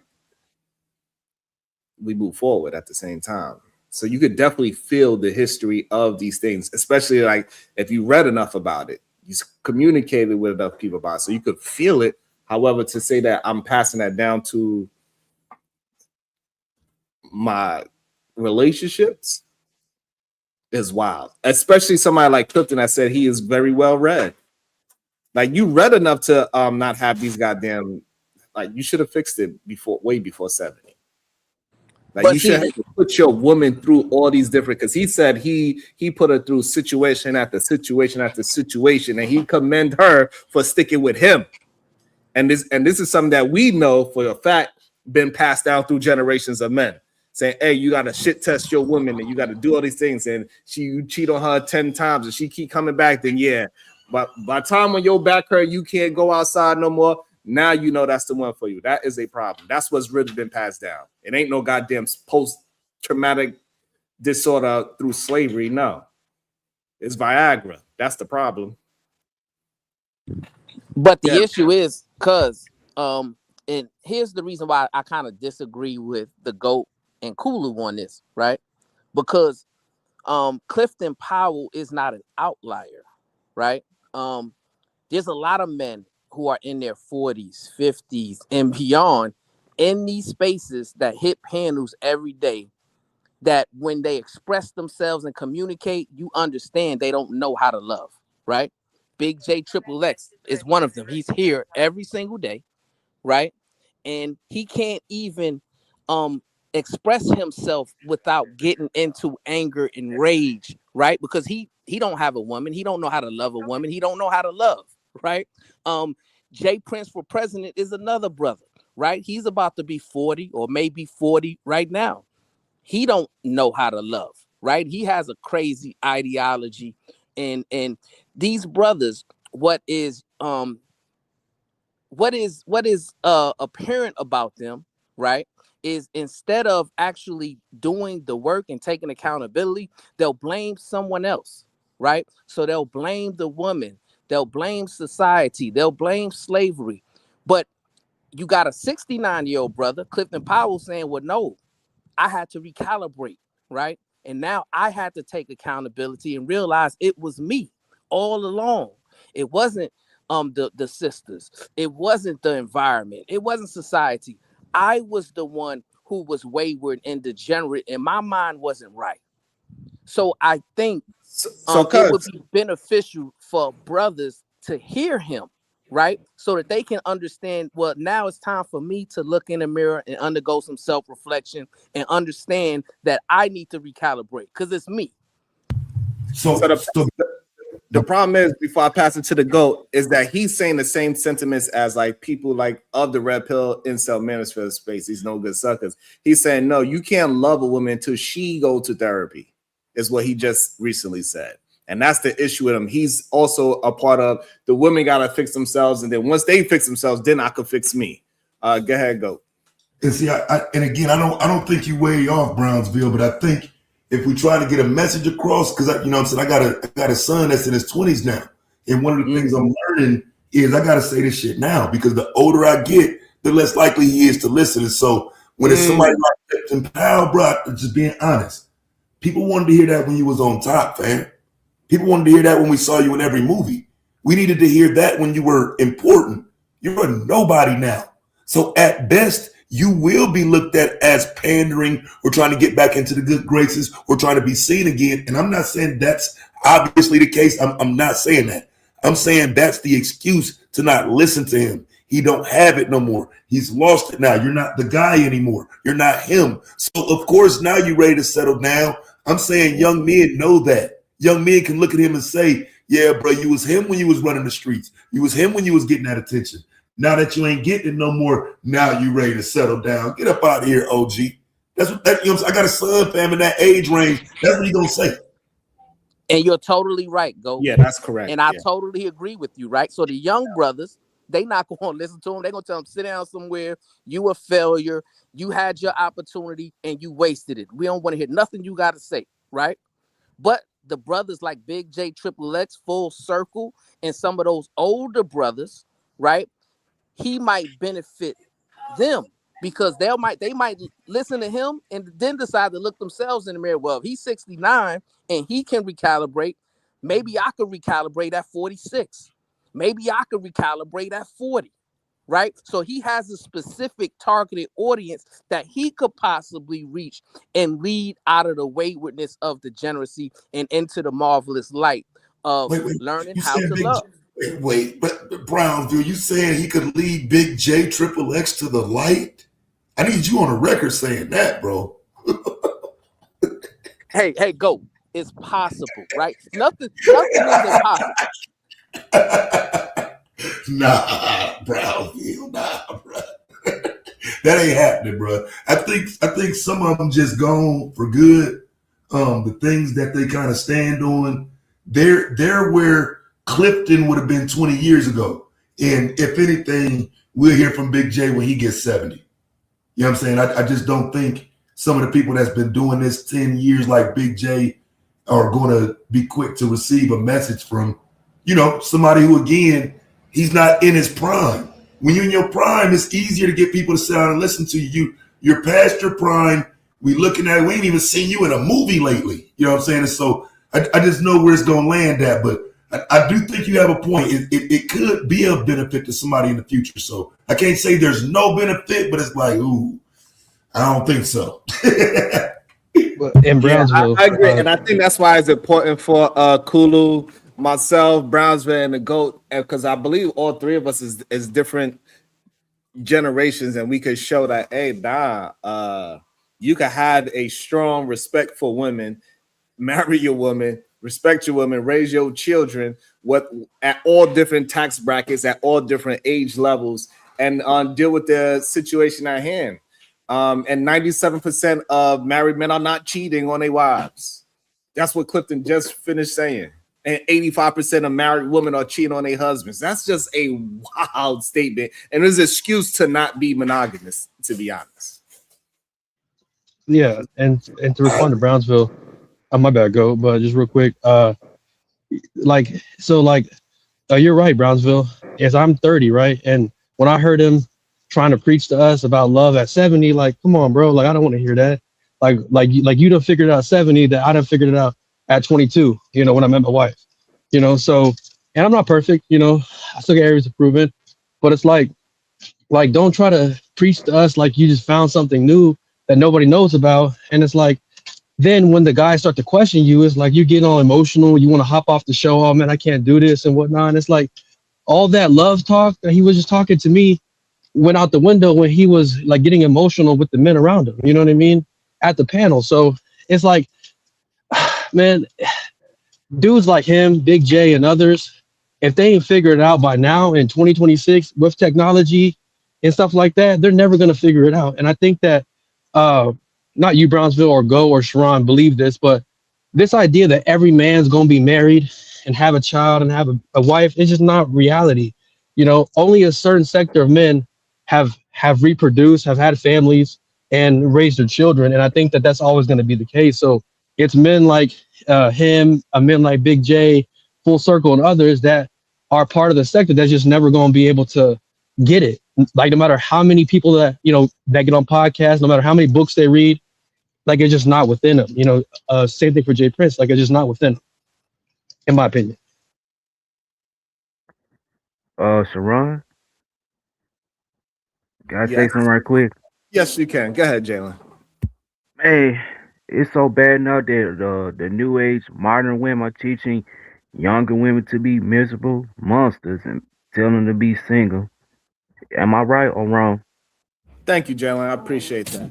Just a question, sir. It's okay. And welcome to the show. We're gonna answer that. Don't worry about it, Jay. We will answer that shortly. Welcome to the show, Shadow, the Titan Wasp.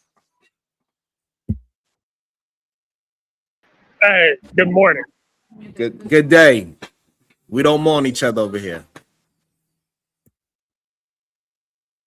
Fine. What's up, panel? Hey, what's your thoughts? I mean, Kulu, it's weird. Despite me and Kulu looking at things from different angles, we can often see the very same scenario. People not understanding how love works or how marriage works at 50, much less 70, doesn't really make a lot of sense. But I also believe a lot of that's because a lot of people aren't even exposed to it throughout most of their life. Most people don't know what love is because they don't know how to put somebody else before themselves. Especially the last two generations, we're incredibly selfish. So, yeah, I mean, that's kind of how the game works. And you can't be selfish and understand love in the same context. That's it. Okay. So with this video, I'm gonna jump back into it. Should I jump back right where, or should I go forward a little bit? I was thinking going forward a little bit. See where it progressed to. I'm gonna go forward just a little bit. Let me see. Let's go about like 40 minutes forward. Let's see what it's talking about. Let's see if the conversation progressed. The idea that being a good man, or a man It's a mix. is being like or men are natural protectors or natural providers. I don't think that's the case at all. Men are not. You can't be a natural protector and provider when you are the one that's causing harm. Right. Yeah. So what are you protect? You're protecting. So you say you're protecting women. You said that so eloquently. You're saying so simple too. He said it the way I was trying to say it. You're protecting your soul.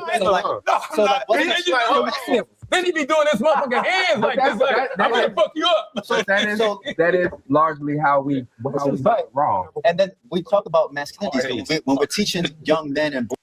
Hey, shout out to them getting through it and shaking hands right there too. Whatever they was going through, they went through it and they was able to shake hands. Shout out to that, because we need more of that. And I do think that it is interesting as well, the fact that, you know, men are always preaching that they are these protectors, but they also the main ones doing the violation of protection. 100%. That is a very interesting point of view. We can start with the GOAT. What's your thoughts on that, GOAT? Men are claiming that they are the protectors, but they are also the ones that is violating the protection.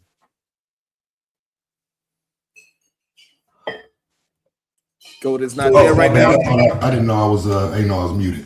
No, that's one of the biggest issues with the conversation about protection is all men want to be seen as protectors, but then when you get into it, you realize that they don't actually want to protect the women. They're kind of more interested in protecting men, and you know what I'm saying, that sometimes you don't even hear them being protective of their children. So, you know what I mean, although I do think there's a real conversation that needs to be held, a lot of that conversation I think has been lost in people just trying to sound right, not wanting to sound like a simp and this and that. So yeah, I think we definitely need to be willing to proudly say we're protectors, but it's about people fitting in and sounding right and all of that. So some people just will never say it.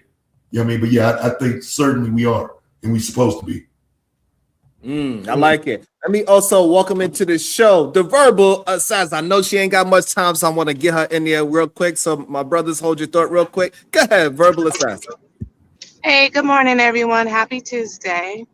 Peace and love. Well, good day, good day. Hey, Taz. Okay, so I just have this quick question to Brownsville.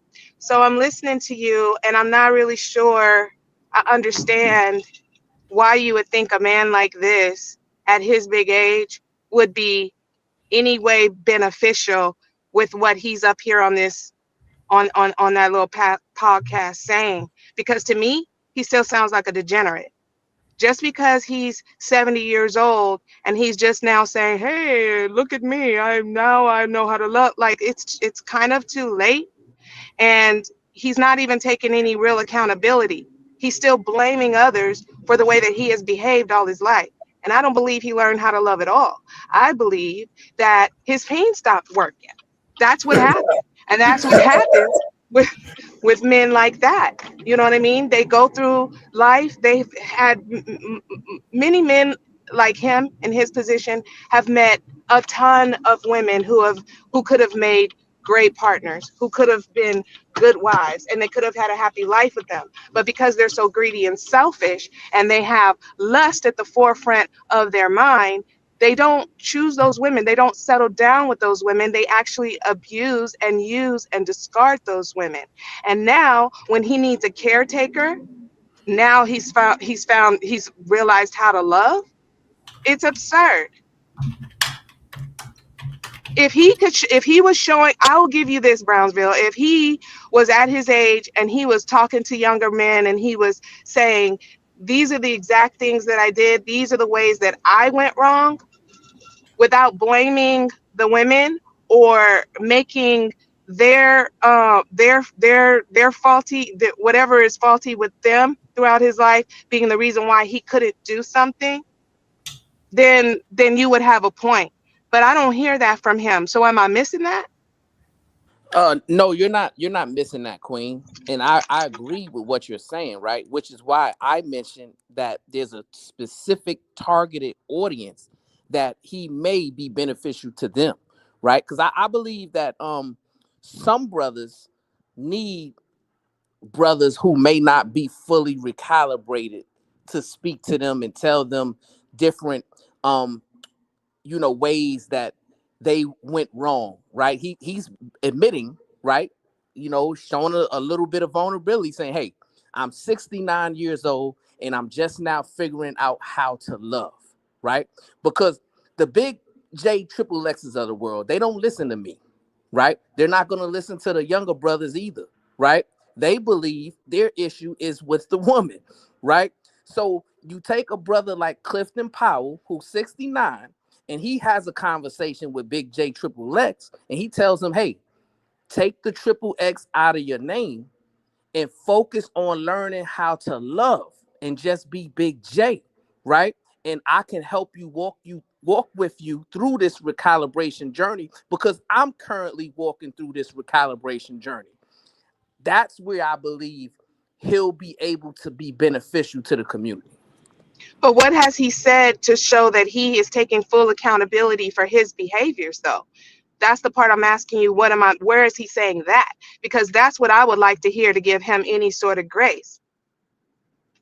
Well, he admitted. And he sounds performative to me. Okay, did he say specifically what he did? Because all I heard, and granted, I have not watched the entire video. I did see some of it like last night or yesterday, but what I saw was not impressed with. And then his level of anger, because he's sitting there amongst men and they have a different view, and he gets immediately upset. He also was cutting people off, and the man was acting a damn fool. So what has he exactly actually learned? Because part of so-called learning how to love also requires humility and vulnerability.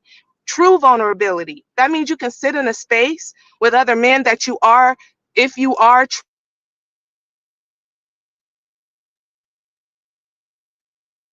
She probably got a phone call. Okay. Okay, there she go. You're back. Okay. What did you guys miss? What was the last thing you heard me say? Oh, you said vulnerability. That's the last word I heard you say. Yeah. Okay. So basically what I'm saying is there's genuine vulnerability, and then there's performative. He wanted to sit up on that panel at that round table, and he wanted to act as though he's the all-wise teacher without any pushback. As soon as he got the pushback, rightfully so, he got angry. There's no true vulnerability in that or humility, and that is not the signs of a leader or someone who can actually teach anybody anything. Well, that I totally agree with you, right? And I'm not saying he needs to be a leader or that he's not he doesn't need more recalibration, right? But him, being at the place where he is, right? He may be able to reach somebody who has who's more of a degenerate than he is, right? And I do believe him admitting, at 69 years old, that, hey, I'm just now figuring out how to love. I do believe that's a moment of vulnerability because he didn't have to disclose that, right? We wouldn't be talking about it now, and it wouldn't be like a viral clip if it didn't come out of his mouth, right? Because the whole thing is, well, he's an old man, right? And he's now just admitting that he did not know how to love, even though he has kids and grandkids, right?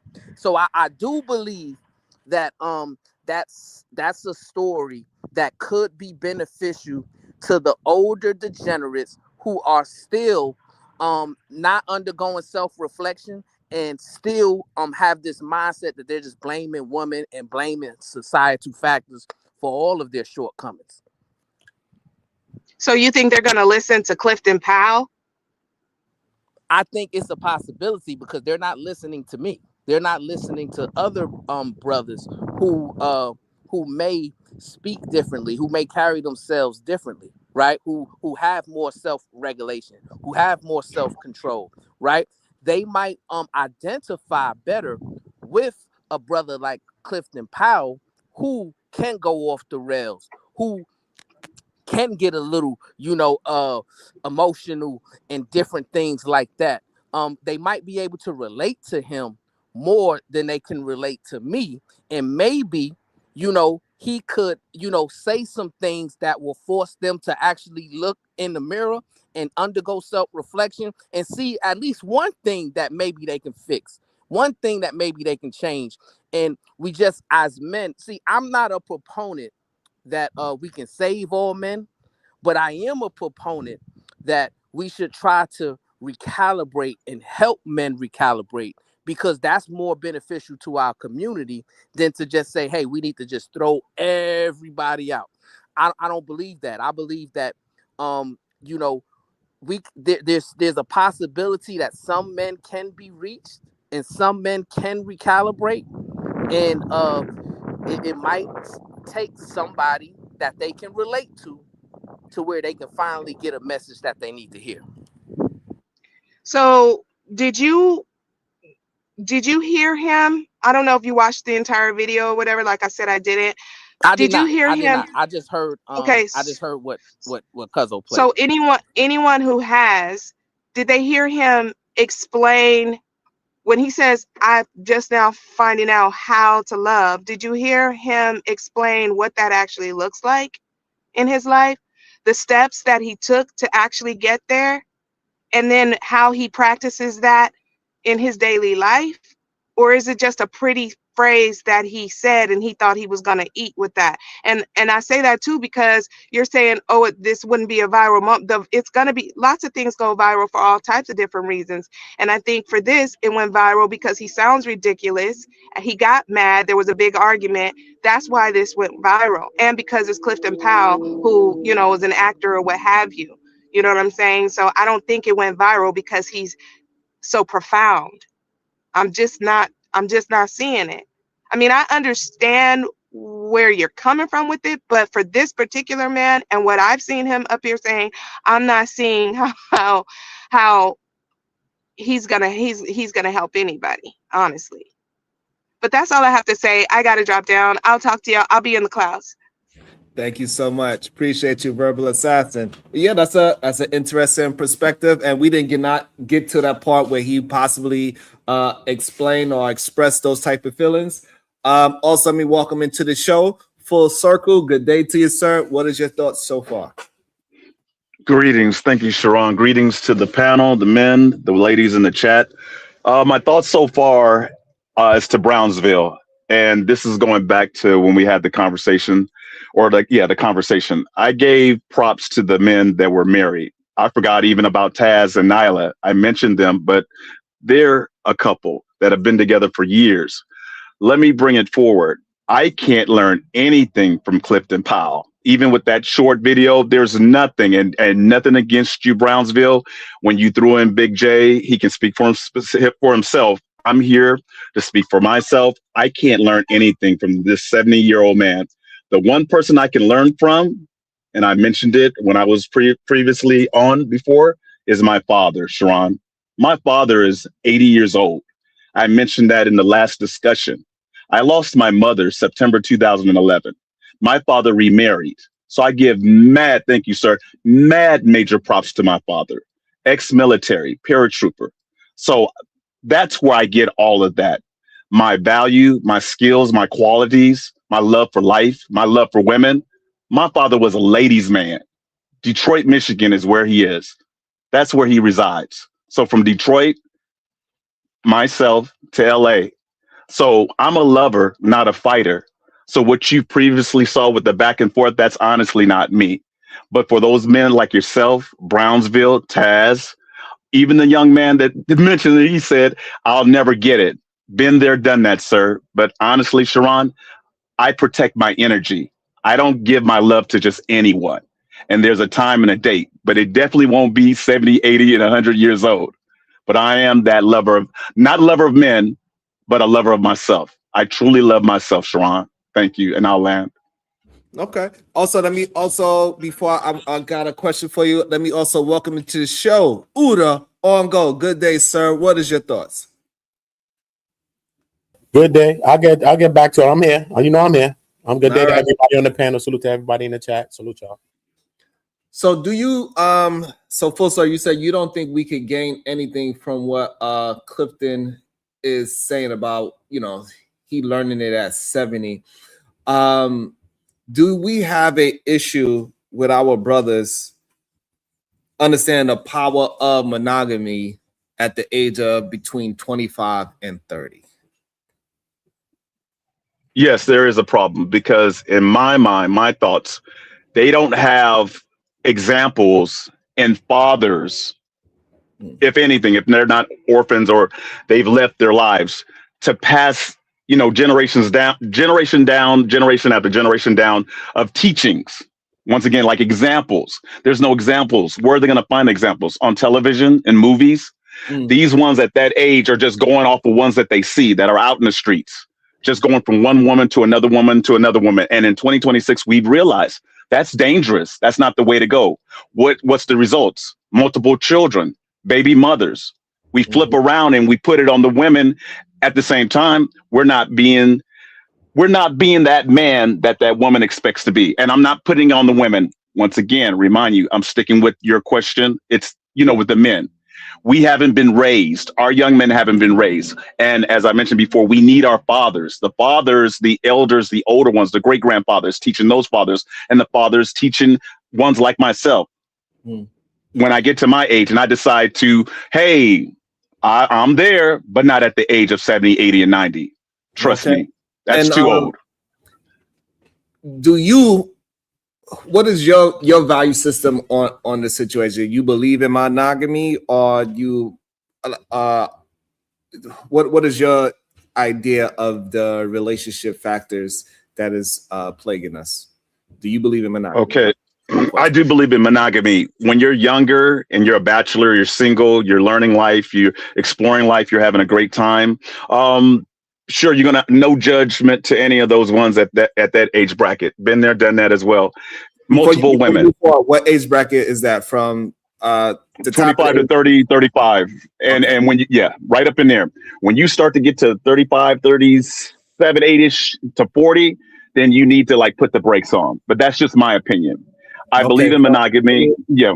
Let me get an understanding. So you're saying around 35 to 40 is when you should start considering yourself as a man to be monogamous. Start slowing it down. You should start younger, but if you don't have any guidance and it's just you don't have the cliff notes, then somehow start to look within in the mirror and see that this might not be the way. And you could ask around or look to ones that are older that have more wisdom than you. Because if you notice in Clifton Powell's case, he has the children, he has family, but he doesn't have that one because he's going to get there to a time where he's going to need a nursing home, hospice. Many men at that age, it's going to happen. You'll hear, if not yourself and the men on the panel, Brownsville, yourself included, the ones listening in the chat, you hear stories all the time. And it's the women that are the nurturers. They're all around us, but that takes patience. I'll give you an example. Allow me, Sharon. Example. I want to build on the 35 to 40 thing. Okay. Before we move up to the example.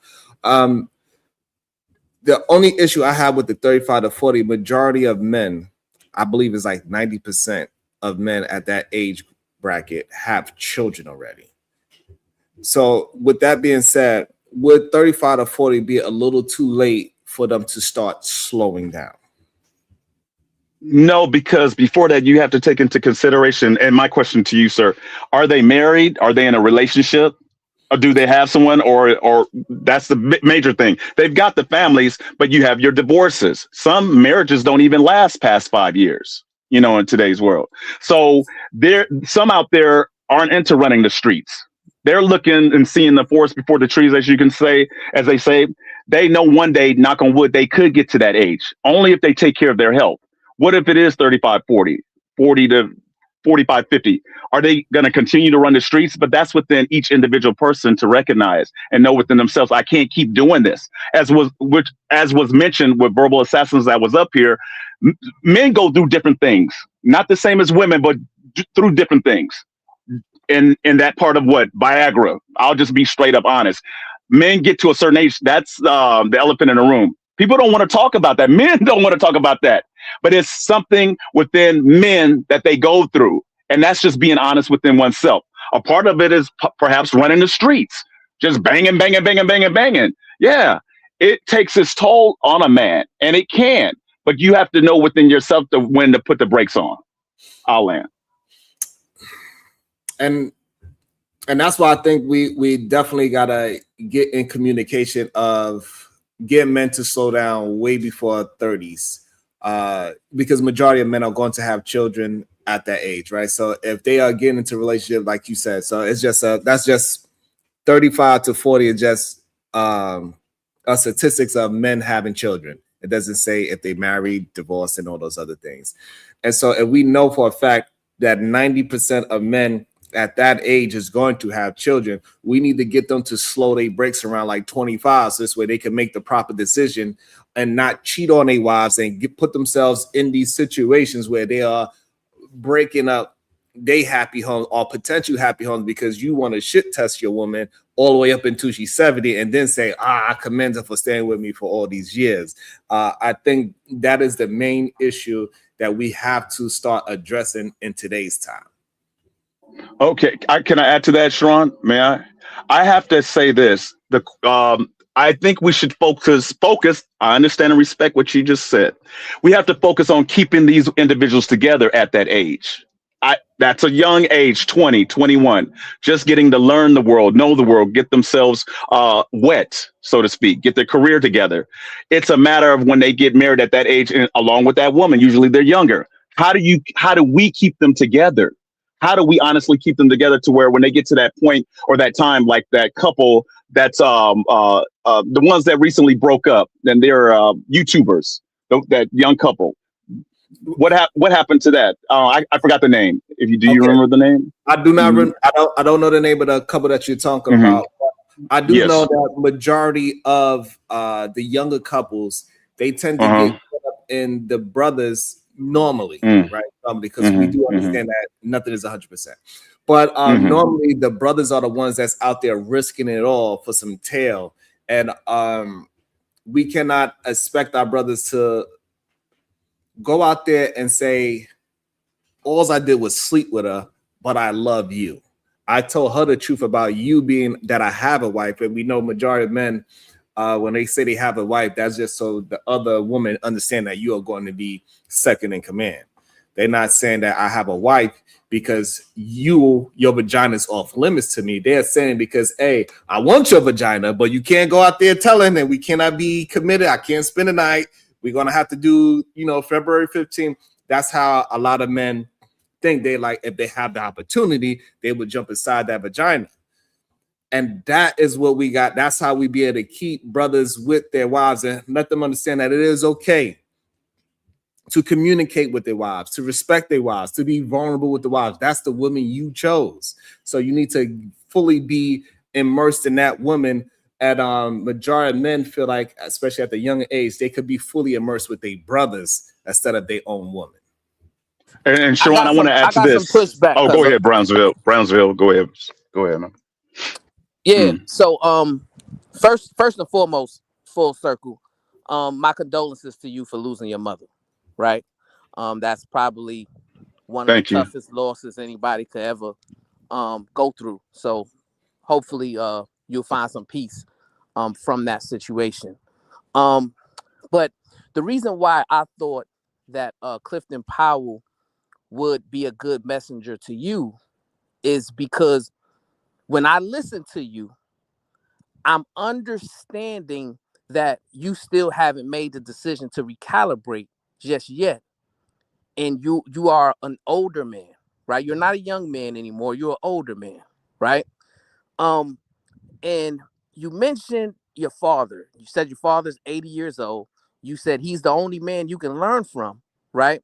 But you didn't, mention, what your father taught you in terms of about love.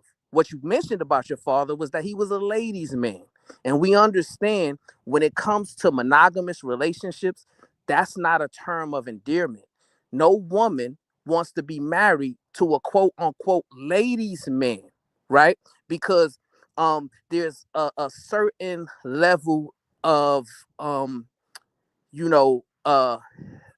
I guess lack of loyalty that's attached to that moniker of being a ladies' man. That means you're gonna be out there flirting, women gonna be out there flirting with you, you're gonna be out there in all the women's faces, et cetera, et cetera, et cetera.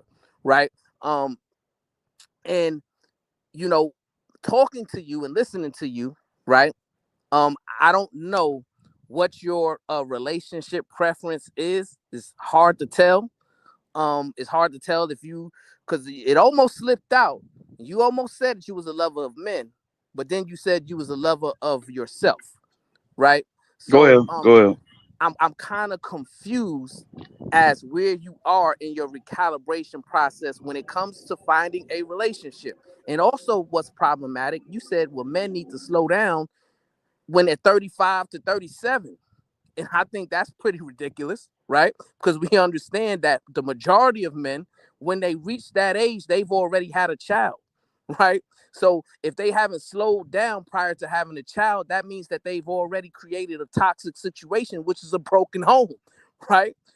We need them to learn how to love and learn how to be disciplined way before that age. They should be dating with intention way before thinking about bringing children into the world, right? So it's just a way that men need to move in order to be better for our community. And that's why I thought that Clifton Powell would be a messenger that you, Big J, Triple X, Man of Yesterday, and brothers who are in y'all circle would appreciate. Peace and love. Okay, can I respond, Sharon? May I? Thank you, sir. When I mentioned that my father was, what did I say? He was a ladies' man, Brownsville, with all respect. This was prior to my mother that passed away in 2011. I love my father. And when I say lovers of men and it slipped out, that's actually what I meant. I'm also a lover of men that support other men when it comes to information. I personally love that. Any type of information, even technically, any trade or anything like that, absolutely, sir. I'm a lover of men that can give me and grant me information that's going to help me in my life. I can't speak for every man out there, but at the same time, my father, what he gave me quality wise, as far as strength, mentally, mental support, he did tell me, he guided me, slow down. Not that I ran out there and I was a runner, but he wanted me to know, don't be like me, son. I have two sisters. Okay. I thought, hey, it's just me. I didn't disappoint him. My father's very proud of me, very proud of me. And I'm thankful for even having him still in my life. Do you want to know what I did, Brownsville? I took my father and I showed him my mother's grave. This man, this military awarded man of honor, had tears in his eyes. You want to know what he said? And he's on his second wife. She's alive as well. She looks after my father. I love you, Annette. That's my father's wife's name. He had tears in his eyes. He says, he didn't even have to even say, but he says it often and off the record where his current wife doesn't know. I loved your mother. I loved your mother. And I'm like, thank you, Dad. So that was passed down to me. So when I say he was a ladies' man, that was prior. He's military, Brownsville. In the military, come on, don't judge, sir. Men do their thing. But when he got out, he made something of himself working at the factory, the car factory. Remind you, Billy, GM Chrysler in Detroit. I go there often. My sister, I just attended a wedding. My sister just got married to a younger man. Fabulous wedding. Cats from Detroit, New York, out there where y'all are at. We had a ball up in Detroit just May of last year. So Clifton Powell, once again, can't say or do nothing for me. You want to know once again who can? My sister, who recently got married, who's younger than me. My father, my sister, once again, that I love. I love my family. They're not out there hoeing. They're examples for me. So I'm not downplaying what you said, Brownsville, but I don't have to get it from no one else. but my family, none other than my family. And I support and I stand on that. I'm done. I land. Yeah, and like, listen, I commend you for loving your family, right? Because at least you've learned how to love somebody, right? So that's I mean, I can get with that, right? Every man should be a lover of their family. But when you mention being a lover of men, that kind of brought another layer of confusion, right? Because most men would say they're a lover of women, right? So once again, I'm kind of like flabbergasted, right? Because I don't understand what your relationship preference is, right? Because I know you're not married, right? You said you don't have any children, and you're in these conversations when we're talking about relationships, and every time you're in the conversations, you try to in a sly, cunning way, you lift up men over women, right? Maybe you don't understand that you're doing it, but everybody that understands what you're saying, that's what they're getting from it, right? And that's what I'm trying to get you to understand. And that's why I liken you to somebody who may benefit from another brother who was also once a lover of men, once a lover of himself, right? Because we got to get out of that mindset of being a lover of men, being a lover of ourselves, right? And really focus on loving the people that we want to be with, right? So that is, and unless, I don't know, unless your preference is to be with a man, right? Now, if that's your preference, then that's when it'll make sense to me. But if your preference is to be in a relationship with a woman, then you should be lover of a woman, right? Let me say this. Hold on, bro. Brazil, not cutting in. I'm gonna be nice about this. I won't disrespect you if you don't disrespect me. I've come on the panel opening up, and as Ether Man said, Sharon, and mad respect to you, sir. I've taken down my wall. Please do not disrespect me, sir, because you're saying slick remarks, and I put that in the past. I haven't come aggressive. I haven't been aggressive. I haven't been abrasive. I'm communicating. I'm translating. I'm being informative. Don't do that to me. I'm asking you because I see what you're doing. Let me throw this at you. I have an ex from my past, a sister who has a twin. I helped her through school, Arizona, Phoenix. Okay. I helped her get her technical degree as a web designer. She's a millionaire because she has a hair business, bundles of hair, all types of hair. Her and her twin put this together. I bought the computer. I backed her up with her schooling. I even financially backed her up. And I'm proud of her. She's now married to someone else.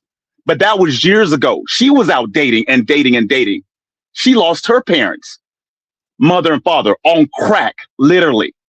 Her twin sister will vouch for me that this man was there.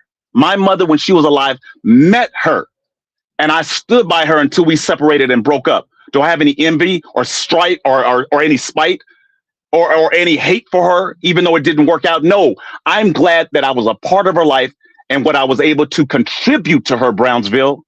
Other women that I've ever come across and managed to come across and help, I've always helped them. It's not one of those ones, as I believe Etherman said, shacking up. No, it's the other way around. I've always supported the men. The men, but I've supported the women. And don't take that always slipped out. I support men and women, but I'm a man. But the women in my life, I love. Let me throw this to you, Sharon, and I'll land. I have a mother right now. On the back chat, we got together when the show was over. Brownsville will never tell you this. I didn't get a chance to get this out to him. Well, actually, I did. So I'm appalled. It's like, like you wouldn't bring this up, Brownsville. I have a mother, Sharon, that's in Virginia. Her husband has Alzheimer's. Late last year, I went to go visit them in Virginia because I had to handle and conduct some business on a military base. She's dealing with him now. They've been together for years. She's by his side. Huge man in the photos, standing 10 toes down, a real soldier. And now he has his wife. Do you know I just called her yesterday? And why I did that, Sharon, because previously of the show that we just had, when I was being aggressive and how I acted, I said, you know what? I got something I got to do. I'm going to call and check on my family. So going back to the quote unquote Clifton Powell, they can't once again for the 100th time do nothing for me because I have my own family that have military men that are still here and not still here. And I tell the women that I love, my aunties, I'm so proud of you for standing by your husbands. They said, what else would I do? Not divorce, not mess around, not separated, none of that. They're standing with their men and they have 60 plus years, 59 years. Hoorah! What can you say about that, sir? So please stop with the little shots that you're taking at me. I am, once again, as I said before, Sharon, I am secure in my manhood. I love myself. I don't know about others. I couldn't say the same about you, but I'm not going to say that to you because that's disrespectful. So please, for the something time, stop trying to disrespect me. Because once we get started, and you saw what went on the last time, this ain't going to be an Anton Corey, and I'm not shaking, but I'm trying my best to give you respect. Thank you, Sharon. I'll land. Yeah, I wasn't trying to disrespect you, my brother. I asked you a question, and it was a valid question based upon what you were expressing, right? You mentioned you was a lover of men, right? Now you mentioned, hey, you was in a relationship with a woman, and you did everything you did this, you did that, you did this, and that relationship didn't work out. But then she found a relationship that did work out, and ultimately she's married, and she's happily married, right? But you haven't mentioned Go ahead, Brownsville. Right. We had a conversation, my brother, after the show, right? Oh, now you want to talk. Brownsville. Okay, cool. No, Brownsville. I put myself on mute. So you can talk. I do that for myself. You need to stop doing that just because I didn't answer. I'm trying to do better. I'm trying to improve. You know how over talk and all that? I just had you on mute. You need to stop doing that. And you have that quality of judging people and putting the cart before the horse. That's a bad trait. If you want to talk about value, sir, and as far as the woman that went on with her life, someone told me through the grapevine that we're mutual friends with that, hey, your ex, Letitia, she got married. I'm so proud. I'm going on with my life and I'm happy for her. So I don't know if it's happy, if it's kids involved. I don't know because that's none of my business. I'm not a weirdo. I'm not a stalker. Everyone has gone their way. But you know what? If I came across her, do you know she'd give me a big hug? Because she's a good friend. If I was to see her today, I have no animosity and vice versa. You need to stop that. And start off with stop judging. You're still stuck with the whole lovers, what you were trying to do that last time, or lovers of men. Once again, I'm secure in my manner. Just like when they would make Sharon jokes about you with the eyes and the twerking and this, that, and the other. Do you know what? When I observed Sharon, I said he's secure in his manhood. He has his family, regardless of who he had previously, and he loves his daughters. Hoorah! I'm so proud of that. You need to stop, Brownsville, because I'm going to really, really check you because you're trying to put me in a corner. And where I'm at right now in my life, very happy. I'm a bachelor. I know where I'm going. You can never box me and put me in that box. That particular box or the LGBT or gay or love of them, you will never on this planet. You will burn in HELL before I let you put me in any box or corner or hole. Hoorah. Yeah, the thing is, I wasn't trying to put you in a box or corner. I asked based upon your rhetoric, right? That was a valid question because I didn't bring up love. Sharon, I'm going to leave because this is going in circles. I thank you and I bless you and I got you. Thank you, Sharon. God bless. I'm out. No more.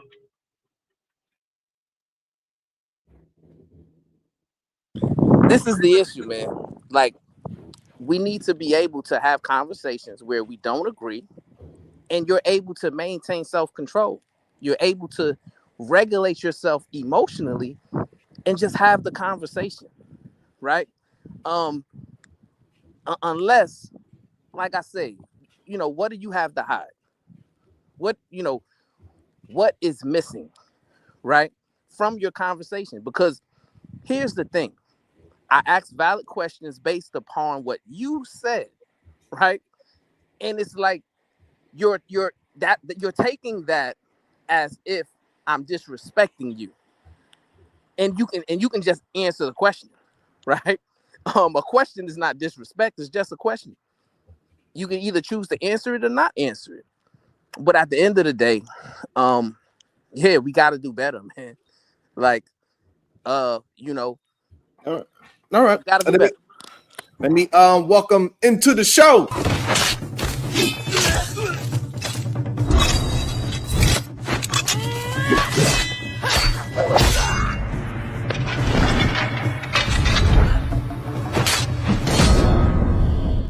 Good day, Supreme Goddess PH Diva. How you doing? Wonderful, sir. Good day, everyone. What would you like to? What's your thoughts? I was cracking up at how what's the guy's name? Clifton Powell, like turned into Pinky. Like sure, the movie over. I mean, but I think he's not an anomaly. There are plenty of older women who they even have like a saying for what he talked about. They call it not a saying, but like a word for it. It's called coming in, right? So they'll say, my husband finally coming in, meaning he finally done stop, ain't able to take his dick on the road, and so he coming his ass in the house and sitting the fuck down somewhere.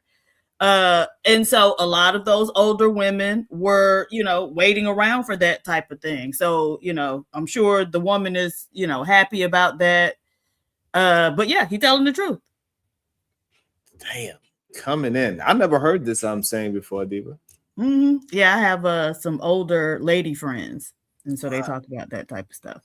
It is wild to man. Clearly, this kind of conversations is highly needed, and it's not just a panel situation, right? We see these type of they get heated even in person because it's two ideologies are keep fighting with each other. Even though I see BMU keep trying to bring up the fact that clearly this man that has a beard is originally a man. I don't know how he did that, but clearly that's what that is. And it also have and they both Spanish too, and that's interesting. So the man with the beard, he's Spanish. He used to be a woman. And also the man that's playing the tambourine, he also looked like he's Spanish or something of that nature. But it doesn't take away the fact of what they are actually saying. You attacking their sexuality has nothing to do with the words that they're using. And I always find it so interesting that they attempt to use other things other than the words that the person is using to attack the person. Like, it's okay. Clifton is talking about degeneracy that you gotta, you know, it took him 70 years to figure out how to love a woman. That's crazy. He said, today is when I figured out how to be monogamous. That's crazy. Because that's also another suggestion that he wasn't monogamous until, I don't know. I don't know. It's just all weird to me, to be honest. But I'm glad that he said it because now we could keep the conversation moving forward. Let's see what else is happening. Young boys. I think we on to something here. Yeah. I think we on to something. What masculinity is, it's always an antithesis to femininity. Exactly right. So then it's just like, oh, to be a man and to be strong and to show up means you don't be like a woman. So being a woman is less than. It's always going to be down. Right. So let's go back to what we were talking about. Okay, listen. Right. What I was trying to say to you is this. I think out of everybody in this motherfucking room, I'm 70 years old. My mother committed suicide when I was 4. My father was a dysfunctional alcoholic. Damn. I'm just learning. Like you said, I think when you learn, you gotta do better. Yeah. So now I'm trying to do better. So we talking about trusting Black women, because that's why the fuck I'm here. Right. And I don't like doing this kind of shit. Right. Because I my brain is on another level because I live with the boss. I live with a queen who's a boss that if you saw me, and I'm just saying this, and that's why I got emotional, because I'm living it right now.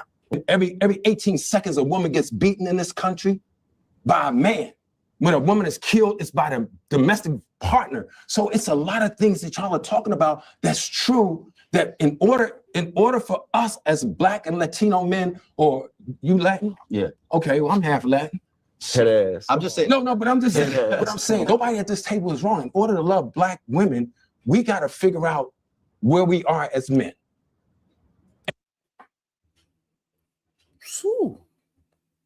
Now, let me ask you this question, Cuzzo, and be honest with me, right? When you just heard Clifton Powell speak just now, didn't it sound like Full Circle was speaking? No. What's the difference? The difference is Full Circle is not practicing the way how Clifton is. Clifton was all the way up into 70 practicing being a degenerate. It doesn't sound like the Full Circle is practicing being a degenerate. No, I'm talking about the way they articulate themselves, right? How he was just, responding to that situation, right? It's like a similar mindset, right? Even though, yes, Full Circle's younger, right? Mm-hmm. And we don't know what he got irritated because I was asking him questions, right? Mm-hmm. Clifton Powell is somebody who will get irritated if you ask him questions, right? I just see a lot of similarities there. And I think Clifton Powell is saying, hey, I'm figuring out things at 69 that I probably should have figured out a long time ago. And, I'm trying to help the brothers get this thing figured out a long time before they reach 69. Right? So we know he's still in the process of recalibrating, but just the way he speaks with so much emotion, right? That's what I hear when I was, in a conversation with Full Circle. So I think for me, just to try to make a comparison, the difference is that Clifton is injecting himself into the conversation instead of keeping it general. And Full Circle, he got so-called emotional by the questioning that he felt that you was disrespecting him with the question, right? So I think that will be the difference. I don't think Full Circle was injecting his personality into the conversation. It was just he was upset at the questions you asked him. So that will be my difference. Clifton was absolutely 100% evoking his emotional situation of whatever he didn't have, or at 70 years that he finally figured out, and he was upset that the young men checked him on that, like, nah, you too late. You cannot be talking about how all of a sudden you got it right now at 70. Even though, he's a tambourine player, and the other one with the beard, clearly BMU said that used to be a woman. I don't know. This is my first time seeing these people. Welcome to the show. Truth. Good day, sir. How you doing? What's your thoughts? What's up, Bruce? How you feeling today, brother? I'm doing well. Appreciate you. Already salute to everyone on the panel. I heard bits and pieces of what people shared. So what is the gist that you guys are trying to surmise in? For me, a couple of people told me to watch this, to review this. So far, what I got from it is that for a long time,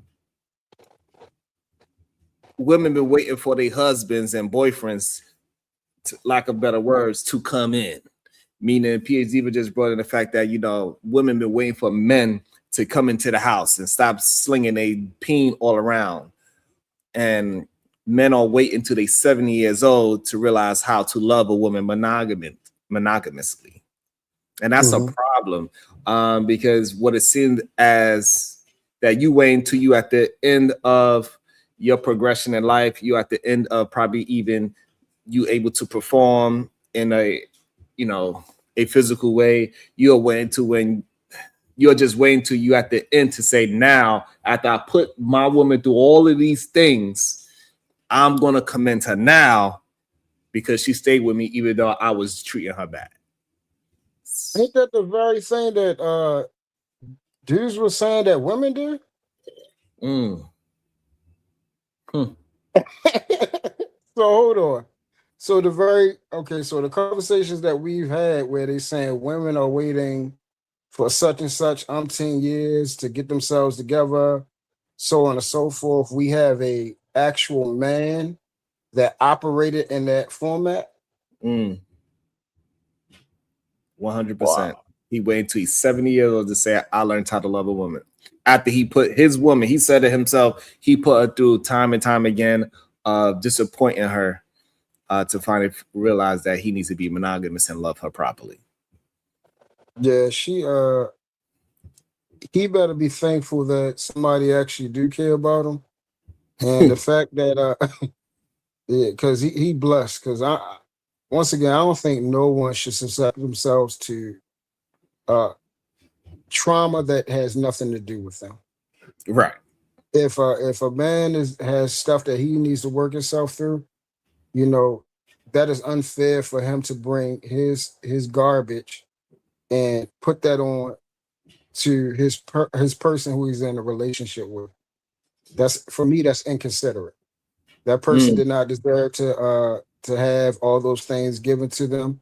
You know, whether the emotions, the highs and lows that you're going through, whatever you got to deal with, whether it's grief, you know, depression, anxiety, any of those things that you're trying to work through that you're using as a catalyst for the reason why you couldn't commit and be honest to this one woman. You know what I'm saying? No woman should, you know, put themselves through that, you know, because it's unhealthy for them. Right. And which will cause them to have problems later on when they have a man that is just as healthy as they is. They would then internalize those things because of what they've been put through. Like the old moniker, hurt people hurt people. You feel what I'm saying? So, but yeah, this is crazy. So let me ask you a question, Bracy. Do you believe that men actually love women as a whole? What I mean, do they know exactly what love is, and do they love women as a whole for being a woman? I think 3 years ago I would have said yes. After my experience of these past 3 years doing these shows and panels, I would have to say no. Okay. Okay.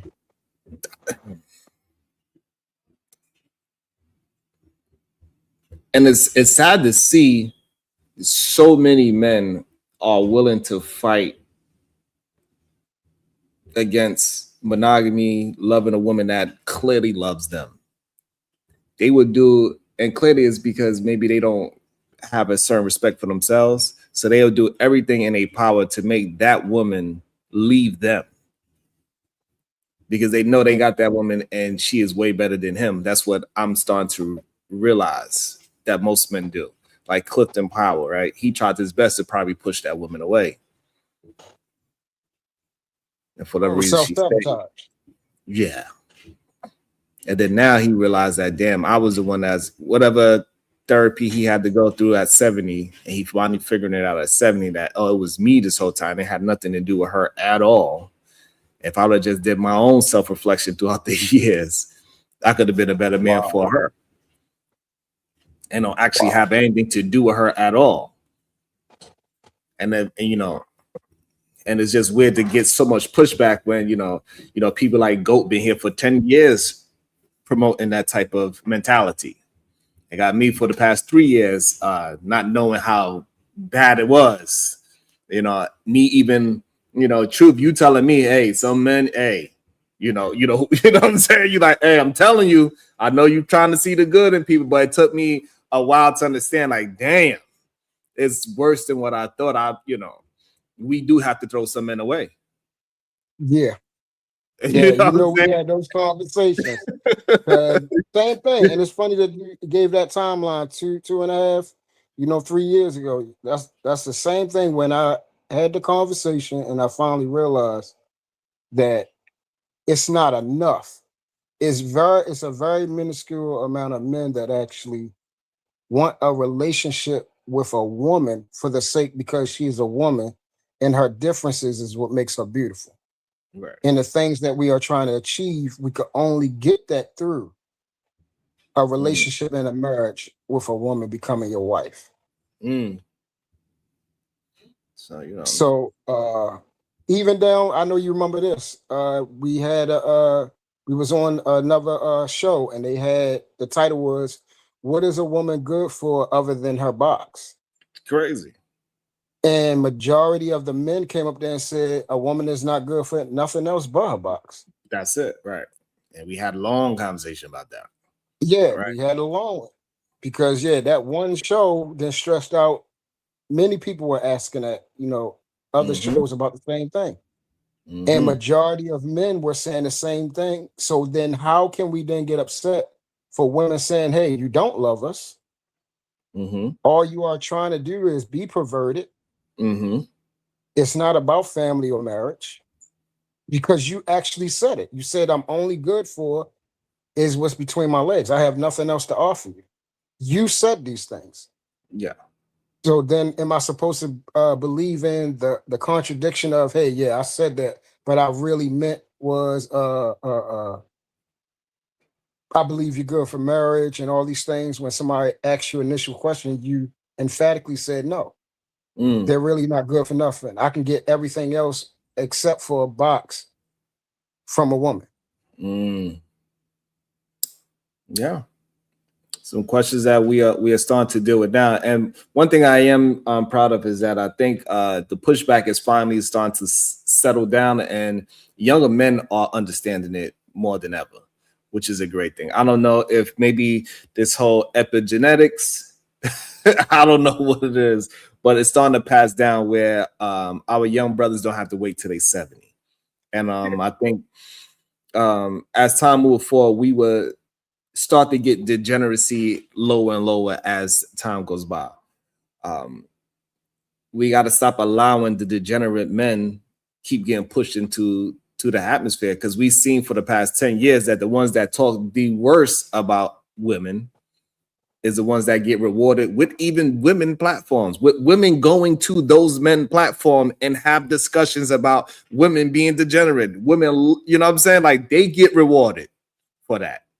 Right. They get to go to the bigger women platforms to even be interviewed. They get more women camming up than any other show. Any other show. The men that are for the past 10 years that have been degenerate towards women, those are the channels that women would cam up day after day.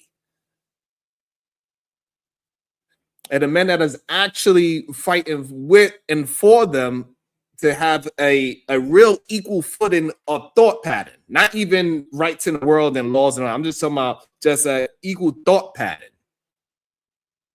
Right. Those men get the most pushback. Those men are looked at as panderers and liars and grifters. And other people just allow that to happen. But the men that are degenerate, they get rewarded, and it's always pushing this difficultness of what is actually better business wise. The people that are not the people that are not pandering and grifting, those are the ones that is being told they are pandering and grifting. It's pandering and grifting, yeah. It's wild. Like, you know what I'm saying? Like, my life is like the things that I'm talking about is a reflection of my life, of where I've been at and where I'm attempting to go. But they say I'm pandering and grifting. It's mind-boggling. I don't know. And so many times I've got pressed about, being in agreement with you and Brownsville. But the thing is, if you take yourself out of the situation and just look at it directly, what exactly have you guys that said was a lie, though? That's the problem. That's the problem. That's the problem. We might not like it. Right. It might be something that you don't like. Right. And we, me and you, we've had disagreements. Mike don't like it or like the way you say it, but has it been a lie? Am I in disagreement about what you're saying? The answer is no. Right. The answer is no. And I think that's what you got other men. Go ahead. Go ahead. Yeah, no, you're good. Sorry. Yeah, I was saying you got other men, they oppress you about you guys and saying, hey, are you in agreement with that or in agreement with how you guys view them?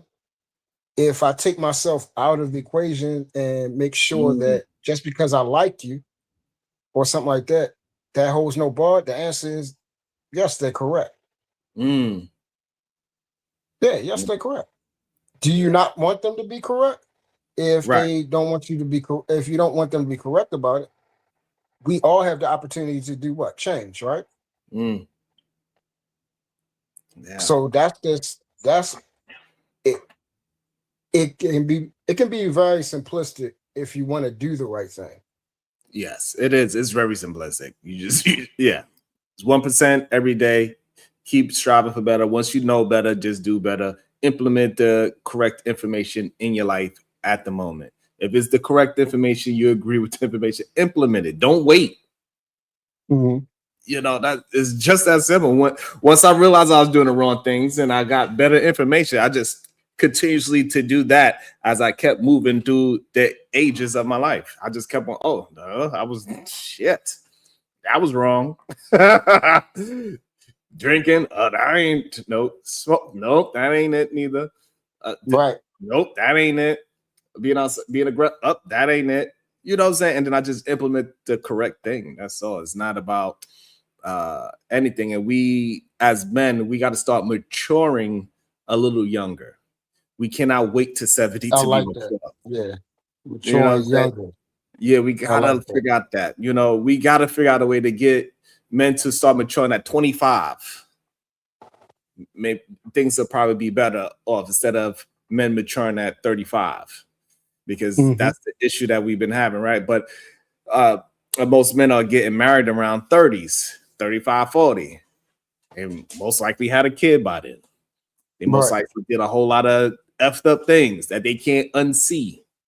And then it makes them, the woman that they did finally choose, they still looking at their woman with a side eye because all the effed up things they done did. Exactly. And this is the biggest the question that I have not got to answer as well.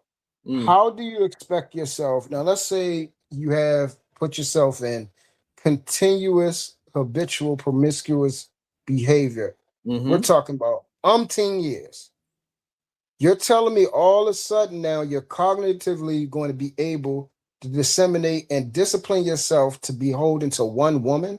With the first 25, right? Or the first 35, I should say. The first 35, that was not the right mentality. Right. So you're telling me it's a light switch that just flip on. You can just click it, and all of a sudden you're gonna be this stand-up, disciplined, decent man, not cheating on your wife. You know, making sure that you adhere to what she has to say. Be in consideration of what she's doing. Make sure that you put your family above all things, even your job that you make money for. Make sure everything revolves around that, and make sure, most importantly, that God, through Christ, is your first love. You're saying that you got a light switch that's just going to flip like that. That's a lie. And that's a lie. And so so this is the problem, right? Is that they say your brain doesn't even fully develop to a certain age. Emotional maturity comes a lot later, and that's why we have to move the needle forward earlier. Because if they don't develop to after 25, so if they have an idea of how to move a certain way, and us as a collective of men, we say, hey, this is how we supposed to be moving. And then at 25, it would click. Oh, yes, that's what he was saying, all those things. Because one thing, shout out to the 130 people that's watching the show. Make sure you're hitting that like and the share. We should be getting we should be at least 100 likes by now. Shout out to that. So recently, I was hanging out with all my children. I got them all in one place. And, recently my son was not communicating with me because of whatever he was going through, right? But I had to give him that space to grow how he needed to grow. I cannot force him to do anything. But all the lessons I gave him up to it clicked that day. He was like, hey, thank you. Yeah. right? So all those years, even though he so-called wasn't, according to Charlie, he wasn't developed yet, or he wasn't emotionally mature, whatever the case, whatever, he had to go through what he needs to go through. But it doesn't mean that I'm not supposed to give him what he needs. So when it does click, he's like, all right, I understand the full circle of what was going on, the mistakes you made and the things that you was trying to correct. It's not like I was a perfect parent. No way. I had to learn some things too. Mm-hmm. So like if we could teach that earlier at 25, it would click sooner than it clicking at 35, 40 is all me and Truth is trying to really come across. Yeah, but you gotta get beyond the surface level of teaching, right? Because you asked an important question. You said, are men prioritizing protecting their women, right? And you was about to go around and ask the brother the question, right? And when I think about protection, I think more than physical protection. When you ask a man in general, he's gonna bring up how he's protecting his woman physically, right? But there's 4 types of protection when it comes to protecting a woman. Physically is one of them, so I'm not even gonna go into that one, right? Mentally is another form of protecting your woman, right? As a man who loves his woman, you need to understand when she's feeling stressed. Understand when she's worried about something. Understand when she's anxious about something, and foster and create an environment to where you can provide reassurance and you could let her know that, hey, whatever is bothering you, I got it. You know what I'm saying? That is how you protect your woman mentally, right? The third form of protecting a woman is protecting her emotionally, right? The way you protect your woman emotionally is by understanding when she's in a certain mood, right? Understanding when she may be snappy, or she may have different inflections of her voice at different times, because maybe she's going through something with her hormones, right? But instead of you as a man making yourself a victim and provoking an argument because she's in a certain mood, why don't you provide understanding? Why don't you, say, okay, provide a certain environment, right, to where you can relieve her of that negative emotion and foster positive emotions? Why don't you give her a foot rub? Why don't you take her to dinner? Why don't you take her for a walk and tell her how much you love her? That is how you protect your woman emotionally, right? And then the fourth form of protecting your woman is spiritually, right? Whatever faith that you ascribe to, right? You and your woman ascribe to, you should be able to teach it. You should be able to participate in it in a genuine way. You should be able to, be able to lead and guide your family spiritually, however your faith is set up for y'all to go as a man, right? And that's another way to protect. So I want men to be able to focus on all 4 ways of protecting your woman instead of just protecting her physically. Okay, I like it. I just got Shadow back in here, so I want to get Shadow's point of view. Go ahead, Truth. I know you like to have a conversation about protection. Go ahead, Truth. What's your thoughts? Oh no, hey, everything everything you said, right on. You can go to the next person. I 100% agree. Oh, okay. All right. So also, I knew what you was trying to do.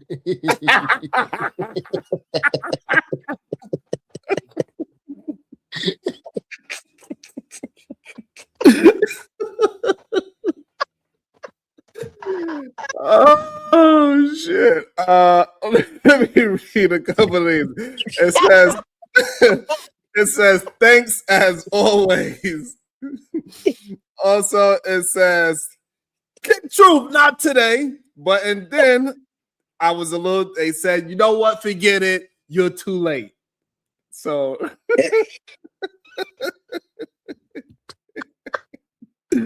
Sometimes we get too caught up in the conversation. I didn't see it sometimes. So I guess sometimes it works out. So so the person says too late. So that person got some credit. That is hilarious, though. Don't be acting like you know me.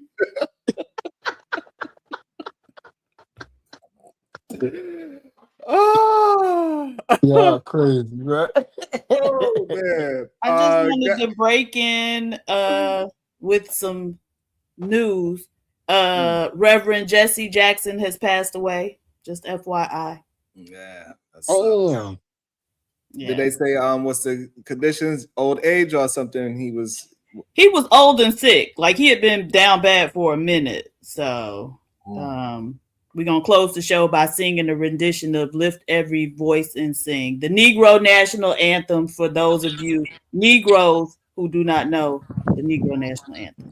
That's a great way to end it. But Diva, give us a little bit. Give us a little bit of it so that I was just playing. I was just y'all, he was messing with y'all. I was being funny. I'm sorry. that was too funny. They taught me that song. Let me get back to the since they said it was too late. And Truth, you get to stay up and kick it with us, goddamn it. So hey, shout out to them for changing their mind. But everybody shout out to them too. Yeah. they got Shout credit, so y'all be careful out here. Let's see. Man, this is a class. This should have been a goddamn the thumbnail right there. That looked crazy. What's up, Kasim? Let me see what else he's saying right here. And how to get away from what you said, that patriarchal kind of bullshit that we've been taught. Like your dad, be nice to everybody else, but got his thumb on your mother's head. Damn. That's not love. So what happens when you come to a woman that you don't see as a queen? Okay, real fast. Right now, we just got done doing the No Kings rally, right? Talking about kings, talking about Donald Trump. You see what I'm saying? We keep on talking about a queen, it automatically places a hierarchy. So what do you do to women you see as peasants, and or what do you do when a man does not see a woman as a queen? Okay, I think that's a part of the issue. Wait. So I think that there was something. I think there was something really important that you was bringing up, and that you bringing up when we're talking about a. I need a drink. When we're talking, well, here you go. You gonna take? Yo. They said I need a drink. Yeah, yo. They need to put that drink down. Oh man, that was interesting. The patriarchy has failed black men. Are we all in agreement? Let me also welcome into the show, Jalen. Good day, beautiful. How you doing? Woo, that was an interesting segment. Good. What's your thoughts, beautiful?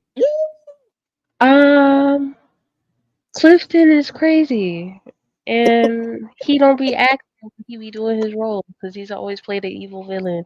Damn. Shout out to him. I think. Have y'all got to his outburst? Because I watched this whole thing on my own, actually. We got through one outburst when he was arguing with the dude, but now they already shook hands. So we at that part where they're past shook hands, and now they talking about. Seems like they talking about the patriarchy right now and how it's disrespected our women by believing in this goddamn patriarchy. It seems like that's what they're about to dive into. So the patriarchy has failed black men. That's what it seemed like he about to say. If you think a patriarchal society and you getting the benefits of that patriarchal society benefits the black community, you're lost. You're lost. Build on that. I think that the qualities of a patriarchal community silences women or diminishes women's perspective in the reality of what they deem a beneficial society, because it's idolizing men. It's idolatry in its purest form. So you want to be idolized and you want women to be in a submissive role idolizing you, not taking into account their experience, what womanhood actually is, what femininity actually means to women, and how Mm, you find that as a woman. No, you just want us to perform automatically out the womb, basically, the way you see fit. mm. And there's no discussion on any type of broader context of what that means for women. That's patriarchal. That's a patriarchal society. Is Wow. Brownsville still here? Yeah, he is. Brownsville, can you hear me, brother? Yeah, I can hear you good. Yeah. I have a question. Now, based off of your understanding of biblical the scriptures and everything, are you saying? Would you say the scriptures are opposed to what is considered patriarchy, or it is aligned with it? Mm. Mm. I think it's opposed to it. I don't think it aligns with patriarchy at all. Wow. Okay, give me an example. Right, because God has the same expectations when it comes to men and women being followers of him. Right. Mm-hmm.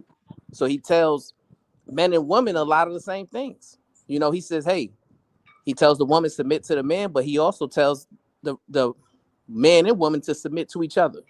Right. He says there's no male, no female, no Jew, no Greek. Right. So he considers us all, you know, in equal value according to him.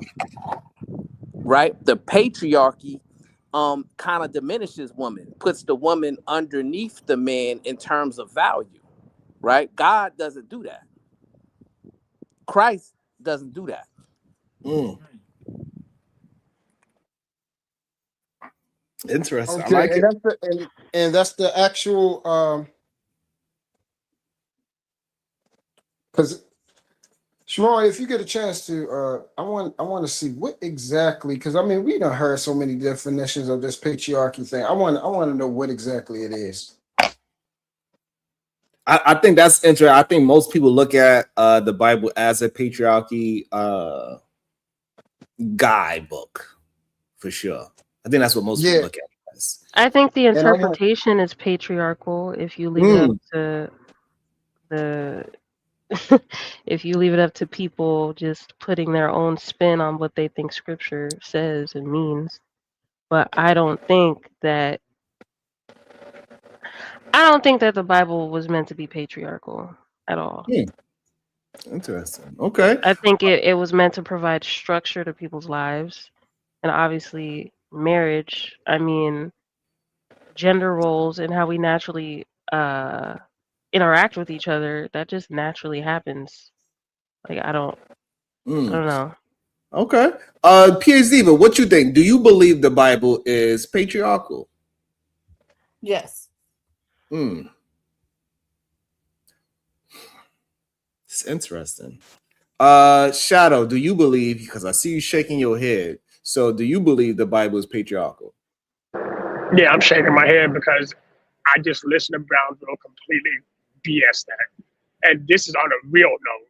Like, bro, if we're gonna, I understand, you know, the egalitarianism, but we're talking about the actual Holy Bible now. This book is specific. Diva said it on point. Yes, the Bible is patriarchal by how it's written, because it was written by men. Come on, bro. Let's be real about this. It was written by who? The Bible was penned by men. Men penned the Bible. Okay.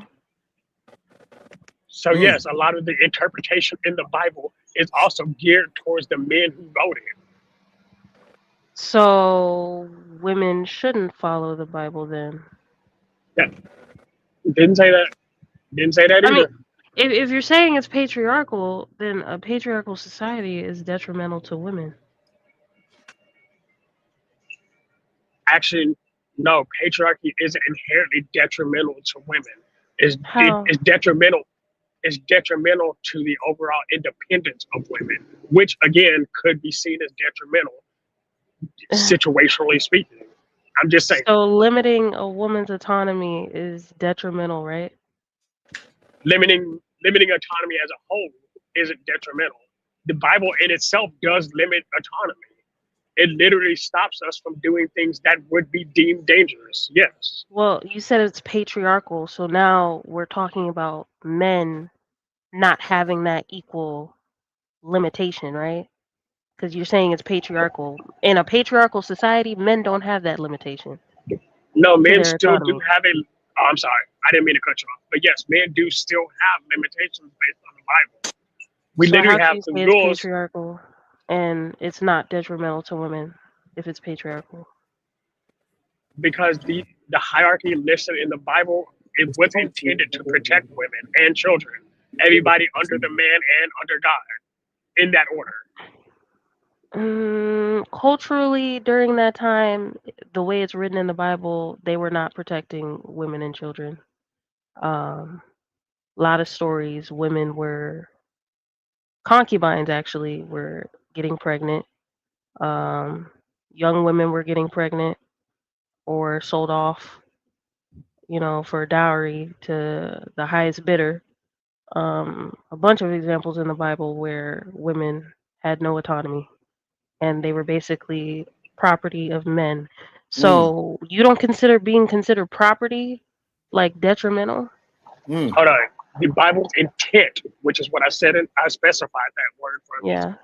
The Bible's intent is designed to protect the hierarchy of the family, leading with God first. That's why it's God, the hierarchy listed in the Bible.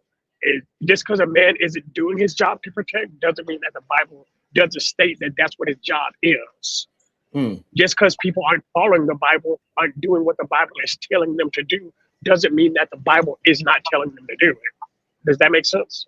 So that makes sense, but you didn't answer my question though.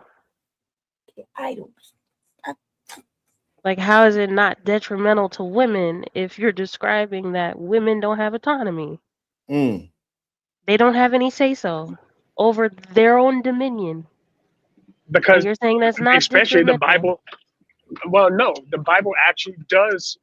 Women do surrender their. Sorry, we had a big jump in my brain stopped.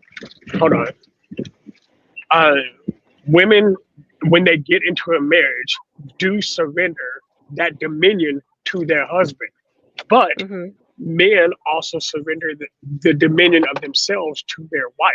That's the bridge that gets skipped. Well, that's not patriarchal. Hold on. Where the men lead, the women guide. It's still a hierarchy of command. It's still a order of operation. Yeah. Okay. But that's patriarchy. Oh, I'm sorry. Go ahead.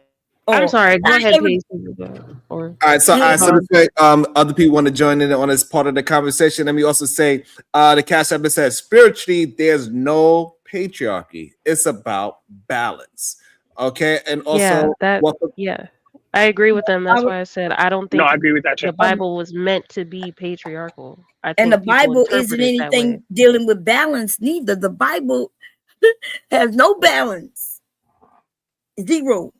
So if can you we have a explain? hierarchy- Oh, I'm sorry. Go Go ahead. ahead. Go ahead. No, I Hey, just wanted to know, Steve. like, hey, as an example of this balance. Okay, so there is a place in the Bible where it talks about if a man violates a woman's autonomy and forces access to her body, he has to marry her.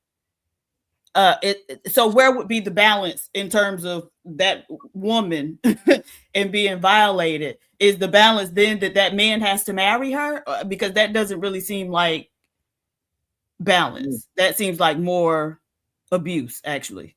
Well, I thought that verse said that the man was supposed to take responsibility, i.e., he's supposed to marry her and then take care of her. Because he violated her somebody and must now take Okay, responsibility. so now let's just translate that into real life. So you have a family member, she's been violated by a man. You would now say, hey, homeboy, you got to marry her now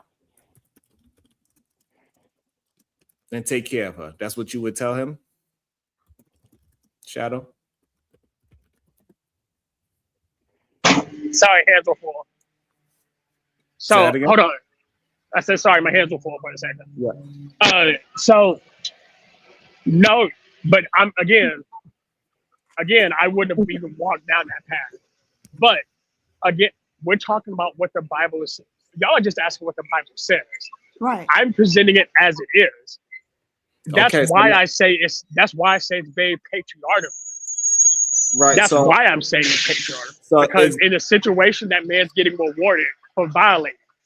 But there's also a part of the Bible that says that if you violate another man's wife in the same way, you're supposed to die. Right. So then that's patriarchy, because it's the life or death isn't determined based on the man's actions. It's whether or not that woman is property of a husband. Right. So, but Shadow agrees that the Bible is patriarchal. Brownsville's at the moment is he doesn't agree that the Bible is patriarchal. I believe Jalen Because does. it's not. It wasn't Okay. harmful to women. Well, Right. when he asked me the question, Yeah. well, Truth asked the question. Yes. Does patriarchy and the Bible line up together? And the answer is no, right? Because a lot of the things that y'all are talking about in the Bible is the Old Testament, right? We have to remember that men fell away from God. They decided not to follow God, right? So then there was a structure created, right, to possibly restore them back to God, but it never worked, right?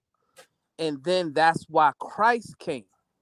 So my emphasis on the balance and on whether or not the Bible is aligns with patriarchy is based upon Christ's words and actions. Christ uplifted women, right? He did the exact opposite of what the leaders of that time were doing. He was having conversations with women in public. He was stopping women from being stoned. He was allowing women to listen and become his apostles, right? When Martha complained about Mary sitting by his feet and learning with the men, he said, no, she's right in her proper place, right? So he was rebuking the patriarchy. He was rebuking a system that promoted these men with dangerous ideologies. So, when you ask me a question, I'm going, from beginning to the end, and I'm staying specifically with what Christ said and did. But that's disingenuous, right? and I'm saying this because Edith Man tried to pull this last week, right? So any other time, y'all can quote scripture from any part of the Bible, right? And that's supposed to be a valid response.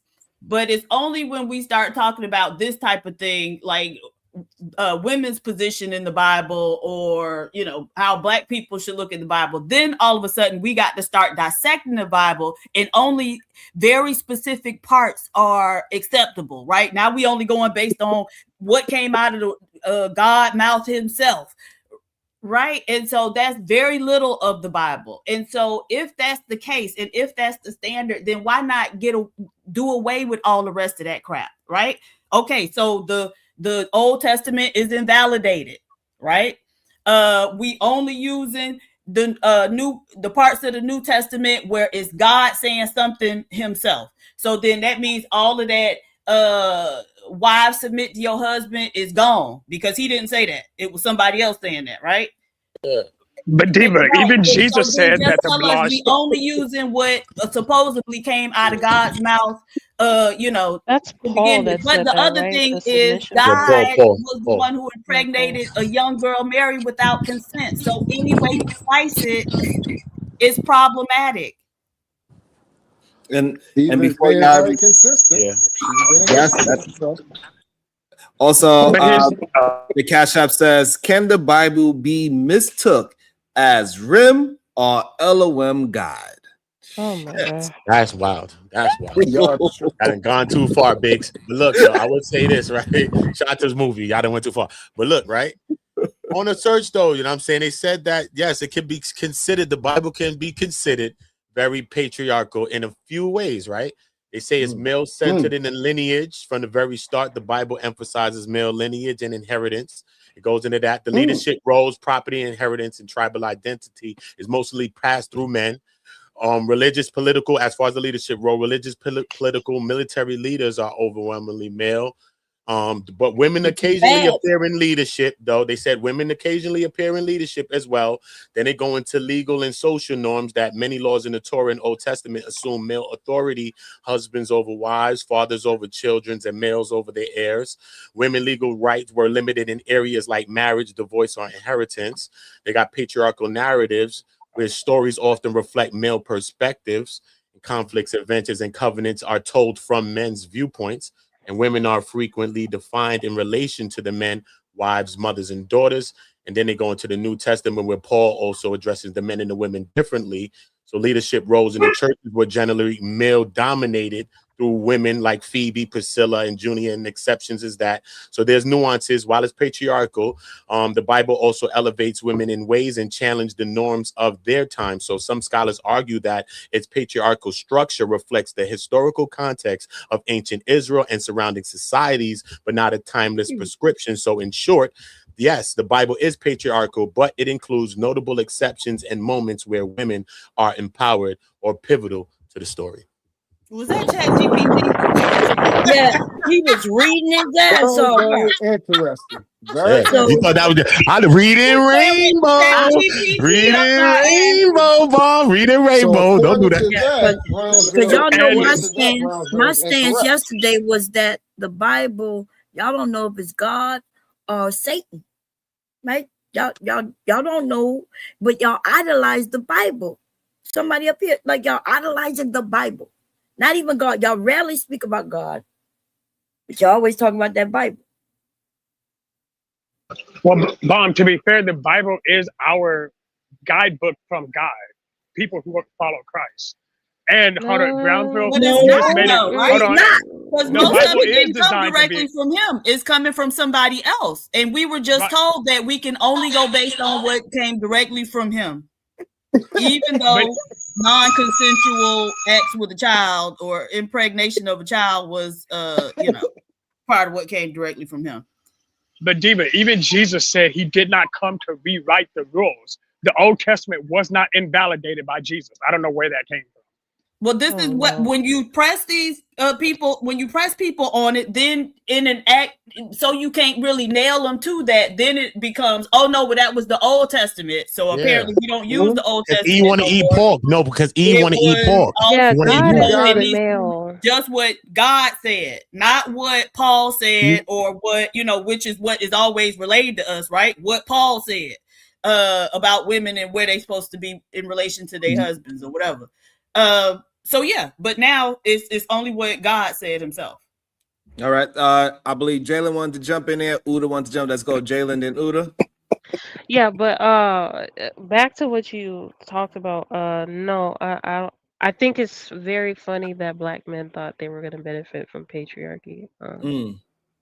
I think that you were never meant to benefit from patriarchy. It's not a system that was created for black men or black people or minorities in general. And you need to accept that.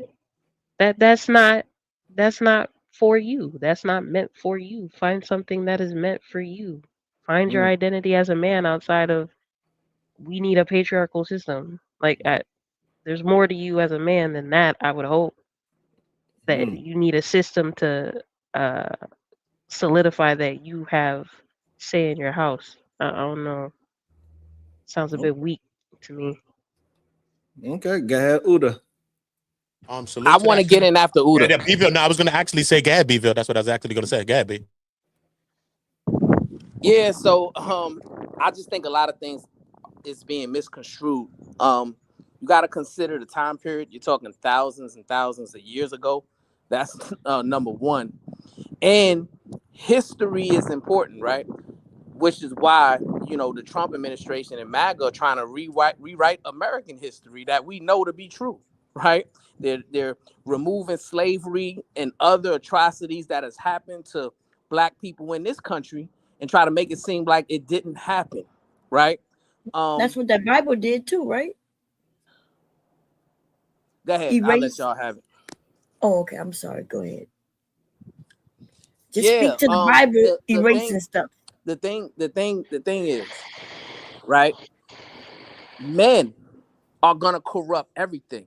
And when I say men, I'm talking about men and women, right? Because we are imperfect, right? So we are always gonna corrupt anything we touch, right? Which is why I challenge people to find error in what Christ said and did. Now, what Diva pointed out, which was interesting to me, was she brought up Mary's immaculate conception, right? So it's not like God had sex with her, right? That's not He true. didn't get her consent to That's use her body to birth his child. But he did get her consent, Oh, right? okay. Yeah, if you follow the conversation, he sent an angel to have a conversation with her, And right? said what? Hey, Mary, he want to use your body for his child. Do you consent to that? Is that all right with you? So here's the thing. I would encourage people to study, and then you come up with your own opinion on what you've read. I'm not here to convince anyone to follow the Bible, to believe the Bible, or any of that, right? You gotta, it's a walk that people have to walk individually, right? So whatever you subscribe to spiritually, that's your choice. That's between you and the God that you follow, right? But that's it. With all due respect. So the thing is, if you said that though, the angel said something to her, right? The angel came to her, told her she was highly favored, she shouldn't be afraid, and she was gonna conceive by the Holy Spirit and bear a son named Jesus. Is that what the angel told her? Yeah, paraphrasing, yes. Right, but so that's not getting consent. That's coming and telling her, and she was a minor, remember? But God, so you're talking God, right? So what do you mean? Like God, what do we gotta get consent? God doesn't need our consent to do anything. Yes, yes. He can destroy the world by Yeah, blinking because his free eyes. will, He doesn't remember? need No, consent. free will. That's ridiculous, Diva. That's not ridiculous. If God said we got free will and he ain't gonna force us to do nothing, well, then certainly he has to get consent to use someone as a portal to birth his child. We don't control when we wake up. We don't control when we die. That's not what Right. God said. God himself said we got free will. God controls that. What is some No, things but that God we can said we control, got free but there's others will. that we can't control. And you Yeah, know but this. we got free will and we can certainly control whether or not we're impregnated. That's the whole issue of consent. Okay. Well, here's the thing. God is I don't pretend to put myself equal to God and know things of God and know what God should do or shouldn't do. And I would suggest that, people don't do that as well. Because to me, that's kind of, ignorant to put Thank you for yourself our stuff, you mean? in a position to where you're equal with God and you can determine how God moves, thinks, and operates. Nobody can determine that. We're finite creatures. I thought we God supposed to is get to infinite. know him. He's all-knowing. He's omnipotent. He's omnipresent, right? He can do whatever he wants to do when he wants to do it. No, that sounds like a get out of free. So somebody suggested I read a specific verse. I'm gonna lay it out for you right now, PhD. I'm gonna lay it out right for quick Go before ahead, Bomb sir. get in there, right quick, and then you get in there, Bomb. Look, I ain't got to go into spit, but I'll tell you exactly where they come if you want me to. They said Gabriel tells Mary God's plans. They say, greeting. You who are highly favored, the Lord is with you. You will conceive and give birth to a son, and you are to call him Jesus. Now, in another part, they say No. in Luke. Hold Hold on, on, that's look, not we're where gonna we go at. down. Okay, hold on, no, because now you're going back. Let me go ahead. Where? So We the skip Luke past 4 them. verse 1 Skip and past them. 38 There's a says whole no, because you're conversation going that somewhere happens. different. I wasn't talking about that. What? She concedes to it. Mary She said, submits I am his to servant. it, right? I am going to do it. I am the servant of the Lord. Let Yes. it be to me 138. according to your word. Now, this is an underage girl, and it says that she records her humble submission. What's the definition of submission? Yielding to the authority of somebody else. So she wasn't in a position to do anything other than submit, correct? Yes, and we're not Right. argue that. So she I did can not argue have a anything but choice. submit It's to called, God. and it violates what God That's told all us of us, himself. We Diva. had free will. So thank you, wife school. But maybe you need to start reading for understanding, my love, because that doesn't change anything. It's the same, right? Right. But you got to understand Go these ahead, men hand do me for not Jesus understand. if you want to, but I ain't gonna do it. Yeah, the men are willing to have the power over women, so they're okay. But if it was men who have to submit to women, then they wouldn't like it neither, right? But this is the thing. I thought we supposed to read the Bible and his words for understanding. But somebody just told us, no, it's not for us to understand. We just need to follow. We need to follow whether we agree or not, because we can never understand because he's all-knowing. But he was all-knowing that he know we having this discussion today. He knew a long time ago we were going to have this discussion.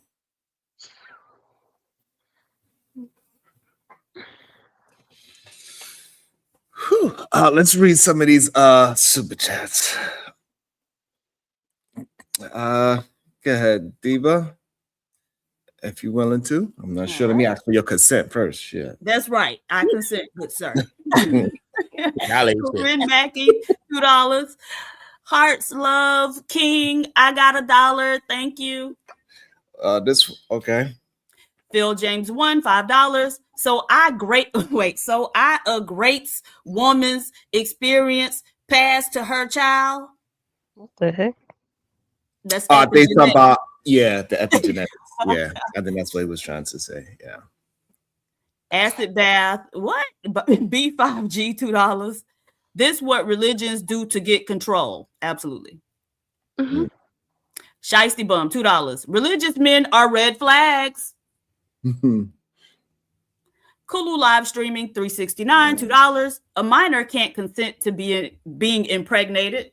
Dang.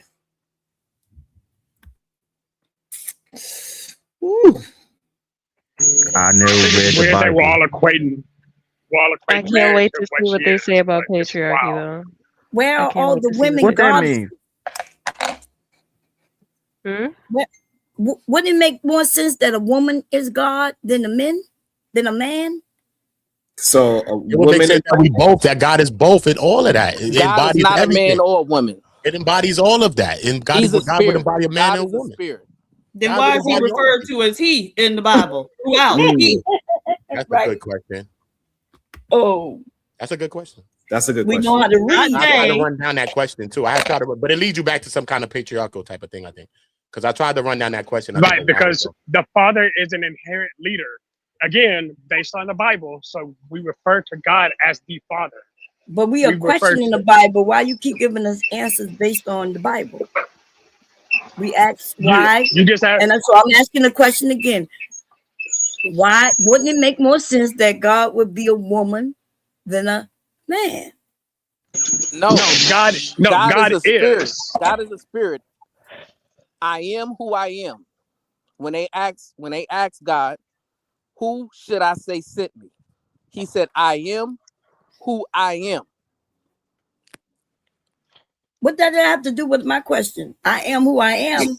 Could be saying his name or not his name. He said, I am who I am. He's not saying that I'm a woman or a man. So I'm asking, wouldn't it make more sense though? My question is, No. wouldn't it make more sense that the sex that birth children would be a woman?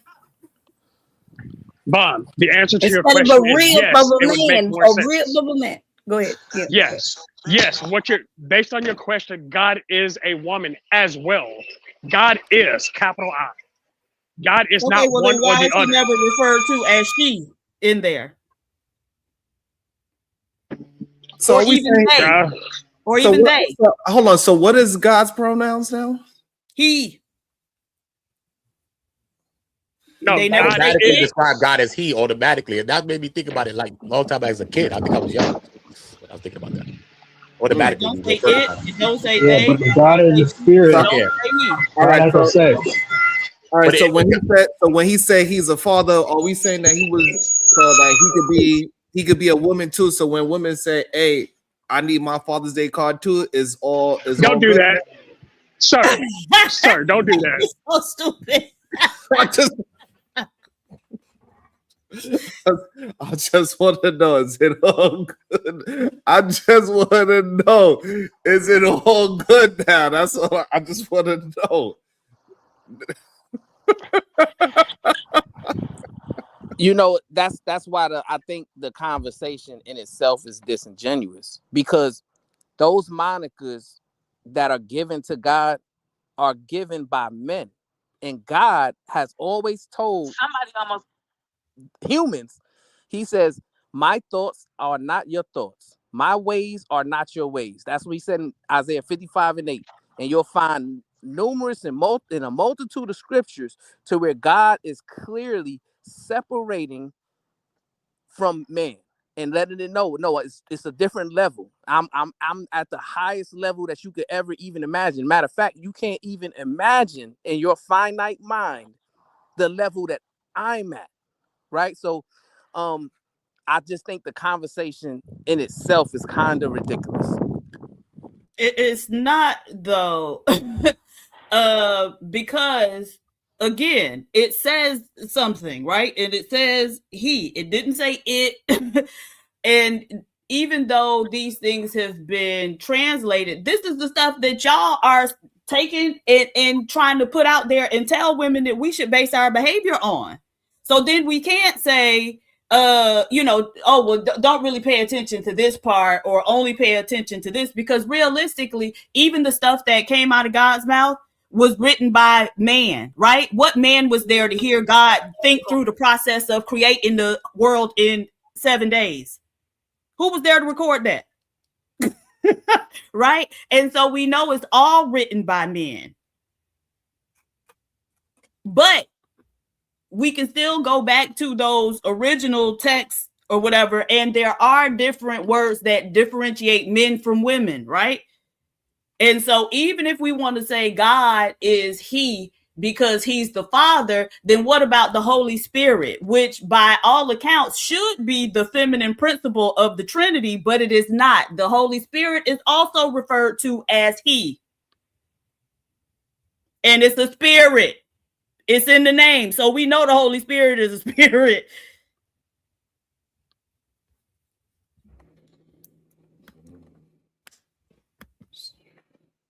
All right. You got it, Mom. You want to? No, I'm agreeing. I'm agreeing. The Trinity should, if we talk about well, I'm gonna leave it alone. Listen, they had other religions before Christianity, and they do believe in women who are gods. And so that's more balanced. It makes sense, right? It's balanced when you're talking about the femininity and the masculinity, the man and the woman. But in this Bible, it's the man, he's the head, and then the woman, and then the child. And so that's a hierarchy. That's no balance in that. But men want to be, they want to be in control. And since they want to be in control, it makes sense to them that it's balanced because the man got to be in control. But that's not balanced. Can I ask you a question, Queen? Oh, most definitely. Mm-hmm. So what book are you referring to when you say that there's a book that's more balanced than the Bible that prioritizes women as gods? Have you heard of Buddhism, Hinduism, the older religions than Christianity? And you're saying in those books, right? They're written from a woman's point of view. No, I'm saying that they believe in balance. They focus in balance. That's where you get yin and yang from. Are you sure? So if I tell you that there's tenets in Hinduism and also tenets in Buddhism, which diminishes women, would you be surprised or shocked? No, I wouldn't be shocked.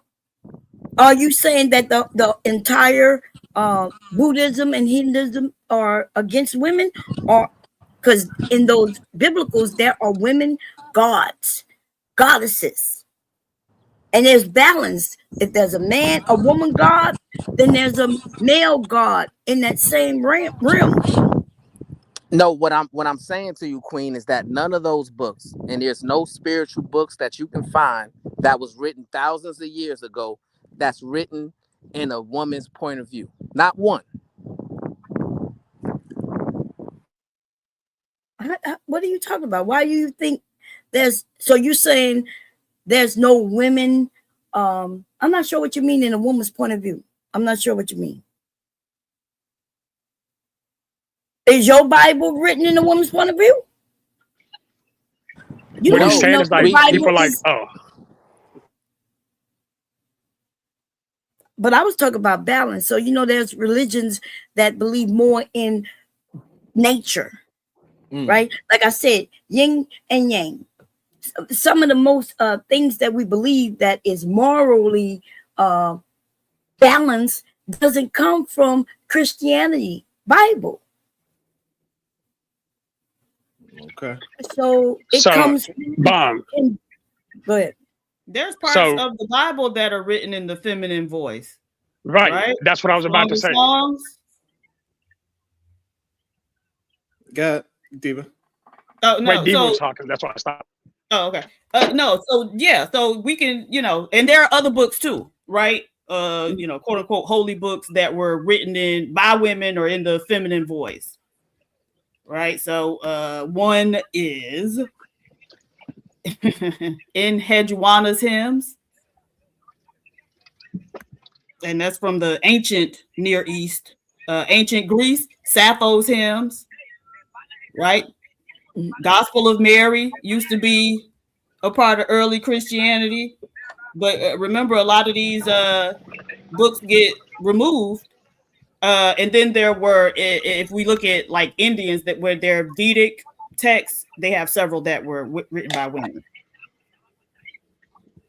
Also, let me while y'all think about what Diva just said, we got the cash up. It says, did the religion remove divine feminine energy? No, it didn't. And I'm actually going to address what Diva said earlier. Actually, when they think about the Holy Spirit, it is considered God's feminine. It's why it's always referred to as the Holy Spirit in wisdom, the Holy Spirit in nature. All those aspects of the feminine nature are literally referred to as the Holy Spirit, which is generally presented as the dove. That dove is the Holy Spirit, the feminine aspect of God. God, the Father, is limited, is based on our creation, our body. But everything regarding the body, everything regarding our growth and wisdom are all referred to by the Holy Spirit, i.e. the dove. The Holy Trinity, Jesus was the balance between the two. No, That wasn't the because he's question. still referred to as he. The Holy Spirit is still referred to as he. Not in Isaiah. Oh, how many times? Okay, is Isaiah the only book that the Holy Spirit is mentioned in? Not in Matthew. Okay, again, is that the only book that they're mentioned in? No, but what my point is, we're saying, so we as humans, when we interpret the Bible, interpret God's word or will, we try to humanize what we believe God's interpretation is. We try to diminish what's actually being said and done to satisfy our ability to miscommunicate with it. So in a way that we can understand, we're trying to compress the infinite into a finite amount. And because that's not really possible, because that doesn't actually work, we end up basically equating it to something we do understand. So when the Bible is written by men, they relate it to something they understand, men. Oh, so they So we didn't must- understand women despite being birthed by women, marrying women, having girls as children who would grow up into women. That's not a real, regardless of why they did it, right? And so again, it's referred to as he in several books of the Bible, right? John, right? Romans, Acts, Ephesians, 1 Corinthians. And so to sit up here and try to act like a couple books where it may not be referred to as he is supposed to be our takeaway, that's very disingenuous. And one of the things that like confuses me is why Black Christians have such a difficult time dealing with the Bible head on. We just going by the words that's in it. which is what we're told we're supposed to go by. But then when we start going by the words that's in it, now we got to make all these different caveats, and we got to start dissecting it and throwing away some of it. Yeah, I see what you're saying. But Diva, you're saying, Diva. But to break it down, instead of just thinking opinion and just what we think, all right? In biblical language, the original languages, Hebrew, the Old Testament, the word for spirit is Rosh, and which is a feminine in grammatical gender. So an example, Rosh Elohim is the spirit of God, which appears in Genesis 1:1. Now in Greek in the New Testament, the word for spirit is pneuma, which is neuter, not masculine nor feminine. An example in John 14:26, but the advocate, the Holy Spirit, whom the Father will send in my name. So they said that masculine pronouns were used, but they said the early church fathers generally treated the Holy Spirit as a masculine when speaking in relation to the Trinity. So some modern scholars and feminist theologians point out that Hebrew roots suggest a feminine aspect to God's spirit, especially as a life-giving, nurturing, and wisdom-bringing presence from the beginning. You know what I'm saying? So we seeing that more in the Old Testament and not in the New. This is what this would say. Yeah. So, it came. I don't think Shadow answered the question, which the question asked, does the Bible suppress or whatever divine feminine energy? I think he decided to go on his own diatribe. Yeah, So could I you answer apologize that? if I didn't answer that, but no, I don't believe it suppresses the feminine energy. I actually believe it nurtures it through that protection. Because you got to understand my belief and what I was raised to understand is the fact that men are by nature designed to give up anything for the women in their lives. Are they doing that? What they're doing and what they're supposed to do don't have to be the same thing. I'm just saying what we're supposed to do. You're saying what we are doing. That's a Right, difference. but what we're supposed to do is irrelevant if nobody's doing it. Well, we can't say what nobody women because are there's actually good. dealing with is what people are actually doing. But Diva, what I'm saying is, while I understand where you're coming from, I'm disagreeing with you because you're making it a totality statement. Not all men are going against that overall protection and sacrifice for their wives. That's not something that all men are doing. It doesn't have to be all. What percentage of people of the population would need to start revolting in order for to bring down the country? What About percentage? about 38%.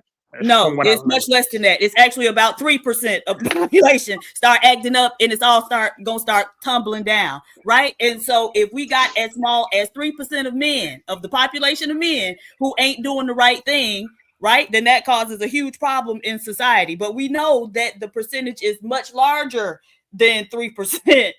And so again, to sit there and try to harp on what the Bible say you should be doing when we got a lot of people who are doing the exact opposite, and society actually reinforces people doing the opposite, then it kind of becomes irrelevant, right? If it can't adapt to the situation that we actually are in. Don't tell me what we should be unless you got a prescription for getting there from where we currently are. I do have a prescription for getting there. The prescription of getting there is to wait. No, but again, there is a prescription for getting there, but people don't follow said prescription. So the question is, how do we get people back to the prescription? We can't even start the race because we don't know what the beginning line is. Everybody's so stuck on individuality, which is not core to what love is. You have to understand two things. One, that God is, and two, that God is love. Love by definition is to put people before yourself. And you can't do that if you're focusing entirely on individuality. That's just not possible. Do you believe in love? Are you a person who loves others? Yes, because absolutely. I've heard your viewpoints even politically. And no, you're not. You don't like y'all blind to what y'all reality. You're blind to what you even believe. See, but I still believe in. Oh, sorry, Vaughn. Continue. Go ahead. Oh no, I didn't know you were still talking. Sorry. Okay. Well, you don't believe in love, unless, you know, they got to be from a certain country, they got to be a certain color, they got to be a certain sex, they got to have a certain sexuality. Like, that's what that, and that's what I'm hearing from most of y'all who claim y'all conservative and that y'all believe in the Bible. Wait, Bomb, on top of it, we gotta limit our expectations on what he can do financially. We gotta live the lifestyle they want to live. Girls' trips, a lot of them don't want us to have fun with other women and be in communion with other women with them. Because if we do, they feel like we're gonna do some, unruly stuff. Like, it's just so many limitations around being a woman while trying to love a man. It's insane.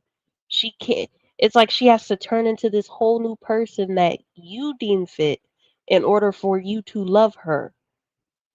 But Jalen, what you're saying, while not untrue, is also something that men are supposed to do for women. When a man and a woman become one, they change the entirety of who they are. And that's a beautiful thing. But what do they actually do? I'm speaking as somebody who did change when I got married. The person that I am now is not, but hold on. I'm one example, but again, look at Sharon. Sharon's an example. Again, you can't tell me I don't believe in love when it's one of my core tenets. No, you want to just love the woman you married, but that's not what God says. Why you want to just put on protecting your wife and your children, but love is humanity. If it's balanced, you should love others, right? And certain things about others.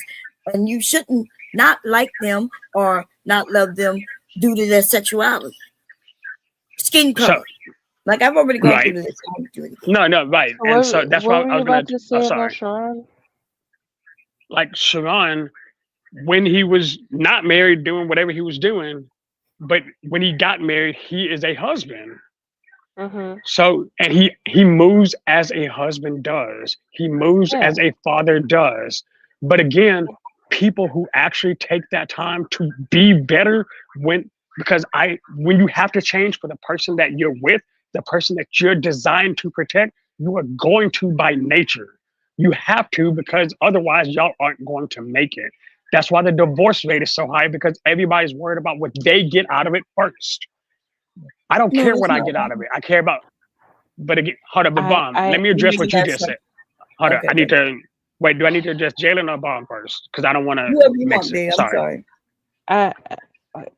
Really quick. I appreciate you giving your experience, and I'm not refuting your experience. I'm refuting you using your experience to paint a broad brush on what men do majority of the time, which they do not. Jalen, to be fair, what I'm saying isn't something that is the experience that everybody goes through. But what I am saying is that a lot of people, as funny enough, based on the conversation that we're having based on this video, a lot of men are not taught to love broadly. They're not taught to put somebody else before them. They're taught to put the dick first. And if we're going to be real about it, that's counterproductive to love. People keep talking about all these females that are 304s and whatever the case may be. But guess what? It's the men who are helping create it.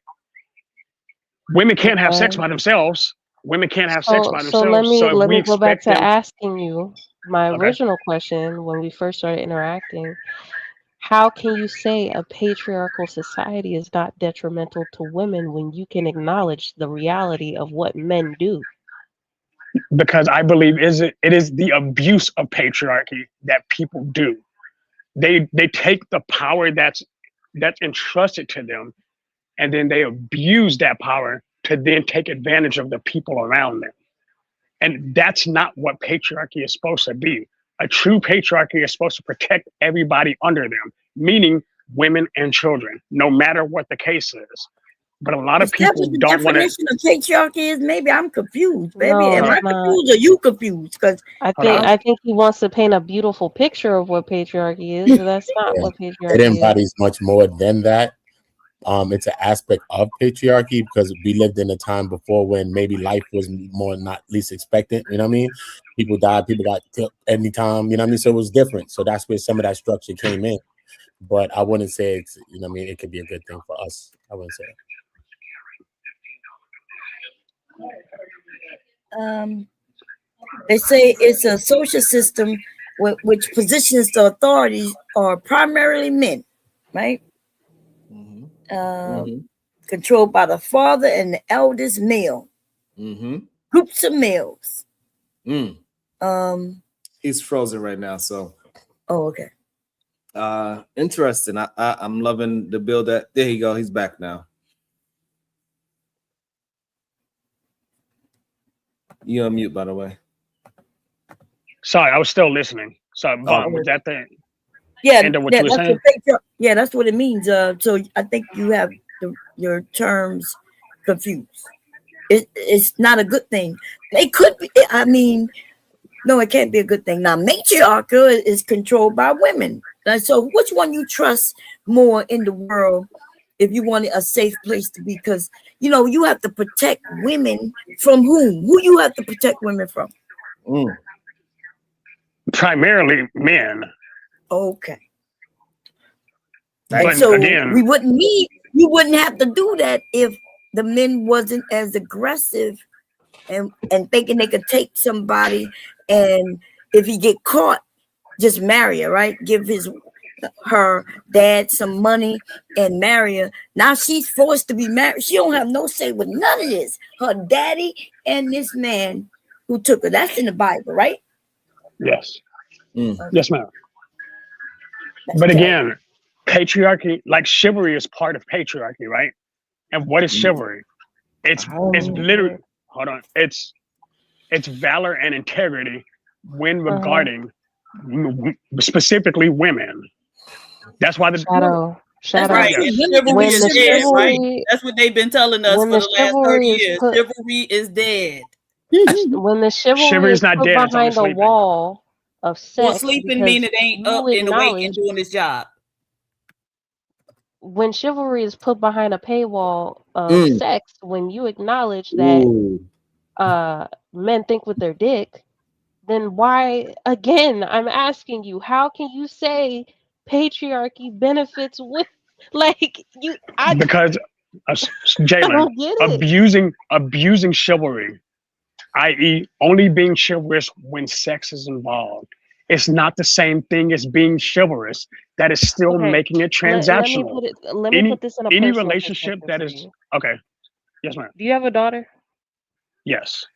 How would you feel if your daughter got tricked out of her virginity because a boy told her that if you love me, you'll do ABC? How would you feel about that? If he ran game on her? I mean, I'm a father, so I'd feel some kind of way about it. Okay.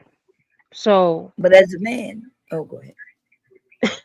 So if you would feel some type of way about it, what in a patriarchal society where our autonomy and our voice is taken,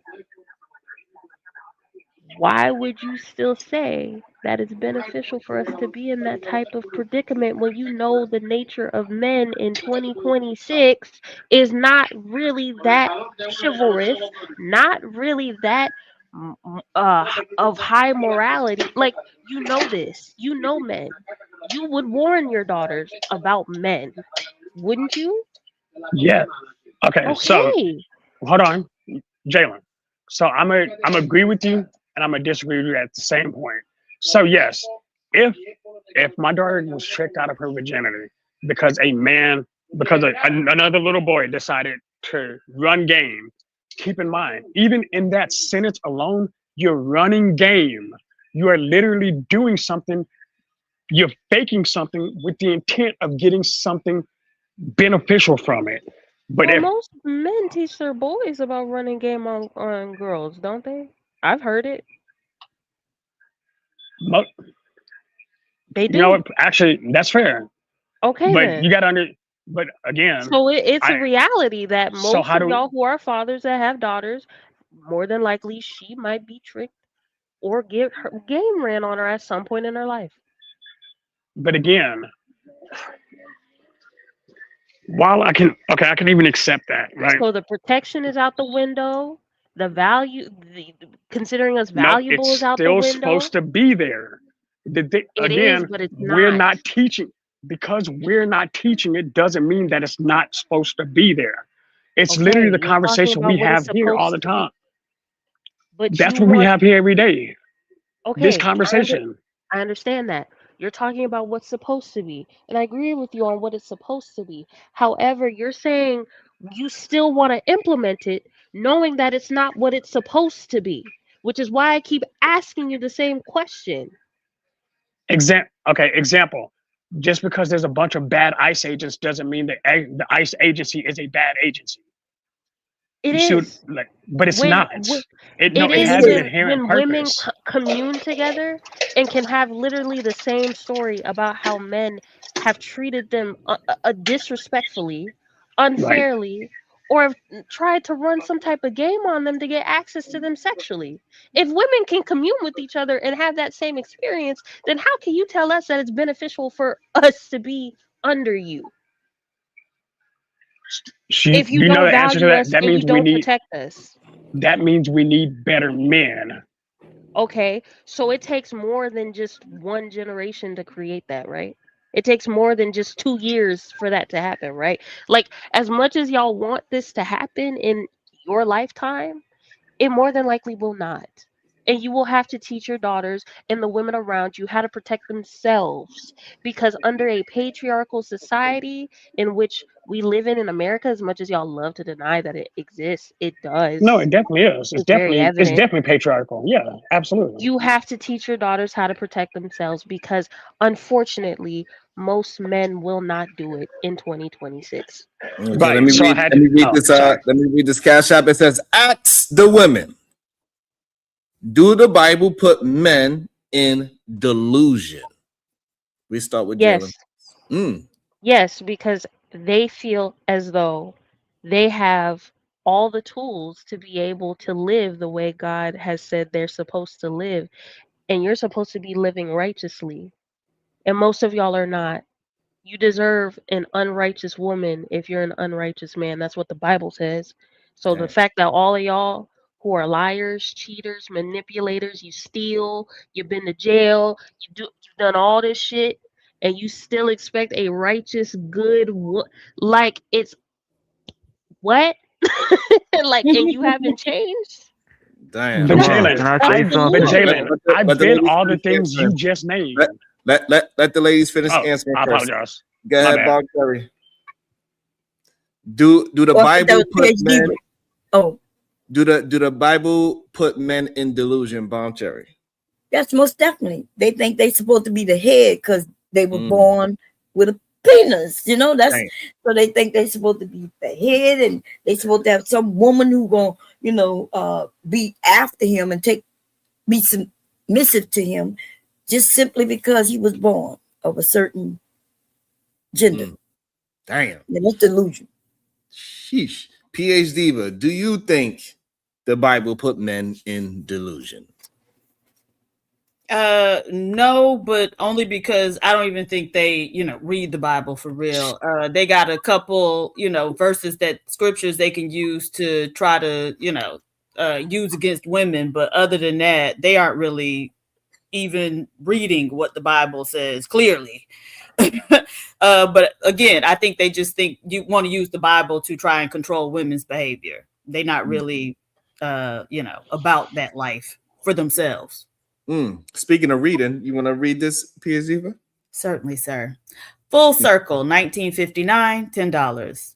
Sharon, I forgot to let you know I recently purchased 2 books. The Evolution of Conscious Matrix for Cracking the Genetic Code and The Third Eye, Where It All Begins by Sophia Stewart, a Black woman.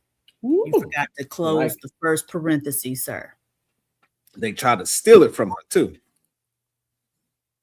And she kind of won and she kind of didn't at the same time. Shout out to Sophia Stewart. Is it good? Saran? Uh-oh. I want to tell you something right quick. You know Okay. something, you know most black women love liars and cheaters and pookies and ray-rays. I They don't didn't like know. a good man. What you say? I did not know that, Jalen. Thank you. Yeah, most black women love jailbirds. They rather date a bomber and a loser before they date a good man. It's just how it is. They do it backwards. Are you a good man, Jalen? That's funny because I do background checks on all men. that Jalen, try are to you a catch good me. man? That's funny. Are you a good I don't woman, mess with fellas. PhD? I'm asking you. I just want to know: are you one of the good men that they're overlooking, or are you one of the bad boys that they chasing? Are you a bad boy, Jalen? No, Or I a good man? had black women talking about, oh, you're lame and corn. They walked away from me. Okay, so you the good man that So they you're one of the good men that the black women be skipping over. right. Yes, right. What makes you a good man? Yeah, because black women love liars and cheaters.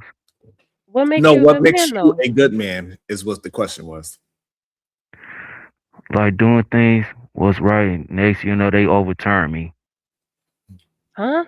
Him changing his own diaper. What? That Vaseline that's on his You a feminist. Before I get you are a feminist. Before I get crazy, no. No Get pressed way. about what? No way. No, we in the green. We're gonna keep it that way. Goddamn. Oh my gosh.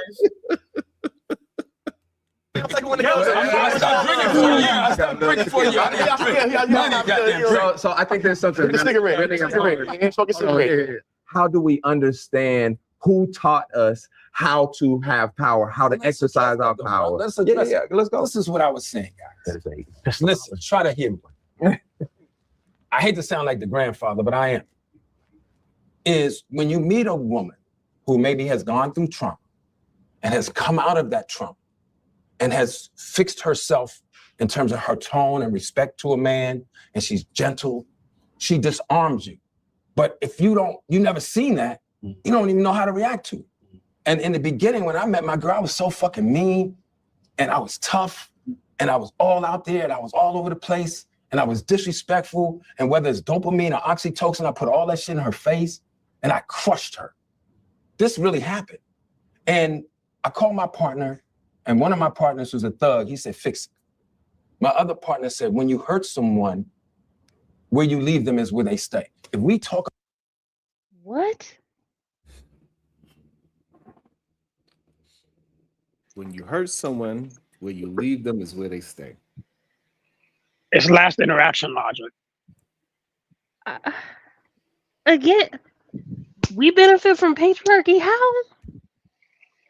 I don't know what that has to do with patriarchy. That's just by going through abuse. trauma, because after he Are put these you the on that men trauma, we expect them that's how to be he know. leaders? That you hurt somebody, you leave them where they at? What? Huh? No, that's not what he said. He said when you hurt somebody, that is where they stay.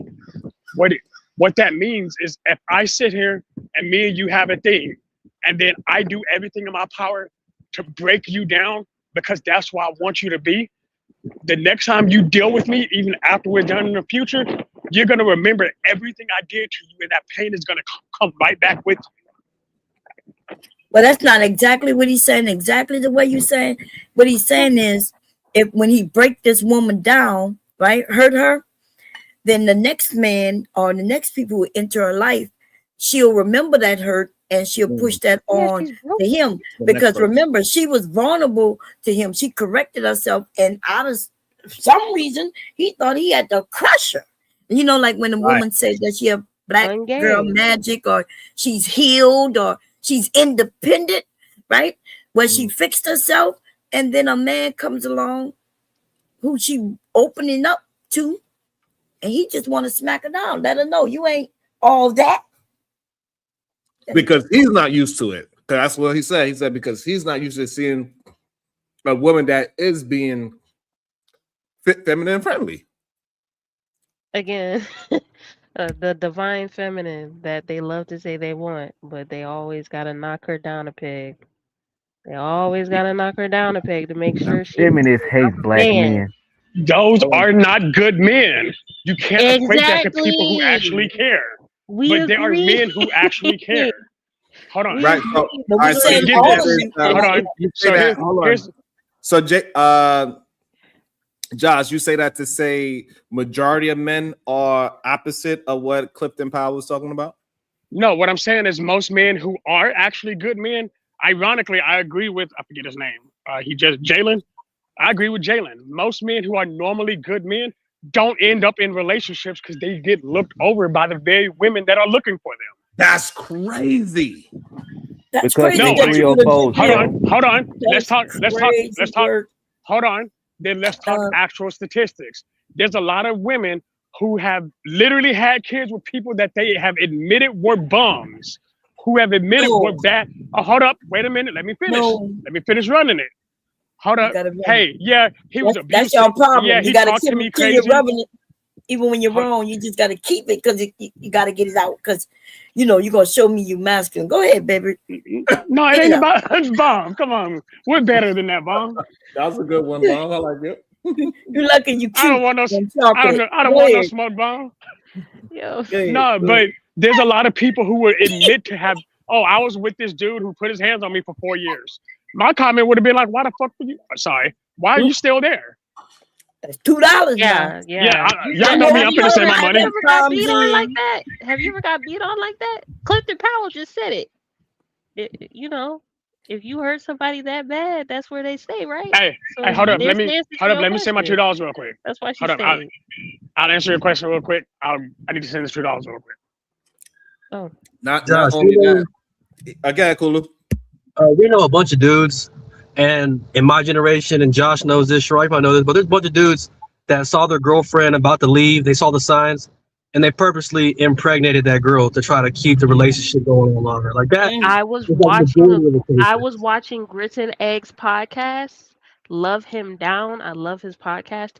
He even said he know his homeboys personally that done trapped women by getting them pregnant on purpose because they knew that she was leaving. What? And it'll make it harder for the next one. You know, that's her thinking is that as the next guy wouldn't want to be with them because they have they have a kid, and it makes the woman stay around a little bit longer because of the kid. You know what I mean? So I know a bunch of guys. It's majority of guys that did that were in relationships that were abusive, that weren't working out, and they purposely got the girl pregnant to try to keep the girl around. So that's like a lot of the cases that Josh is talking about. Sure, I don't know if you reacted to the game at all and his baby mama and the part. I don't know if any of y'all have watched it. It's a very sad but interesting thing to watch. The game actually told his baby mama in front of her, to her face, I mean, I really only got with you because you were pretty. You were fine. And basically said he likes impregnating fine women. Damn. That was her purpose. Yeah, these men been saying this for years.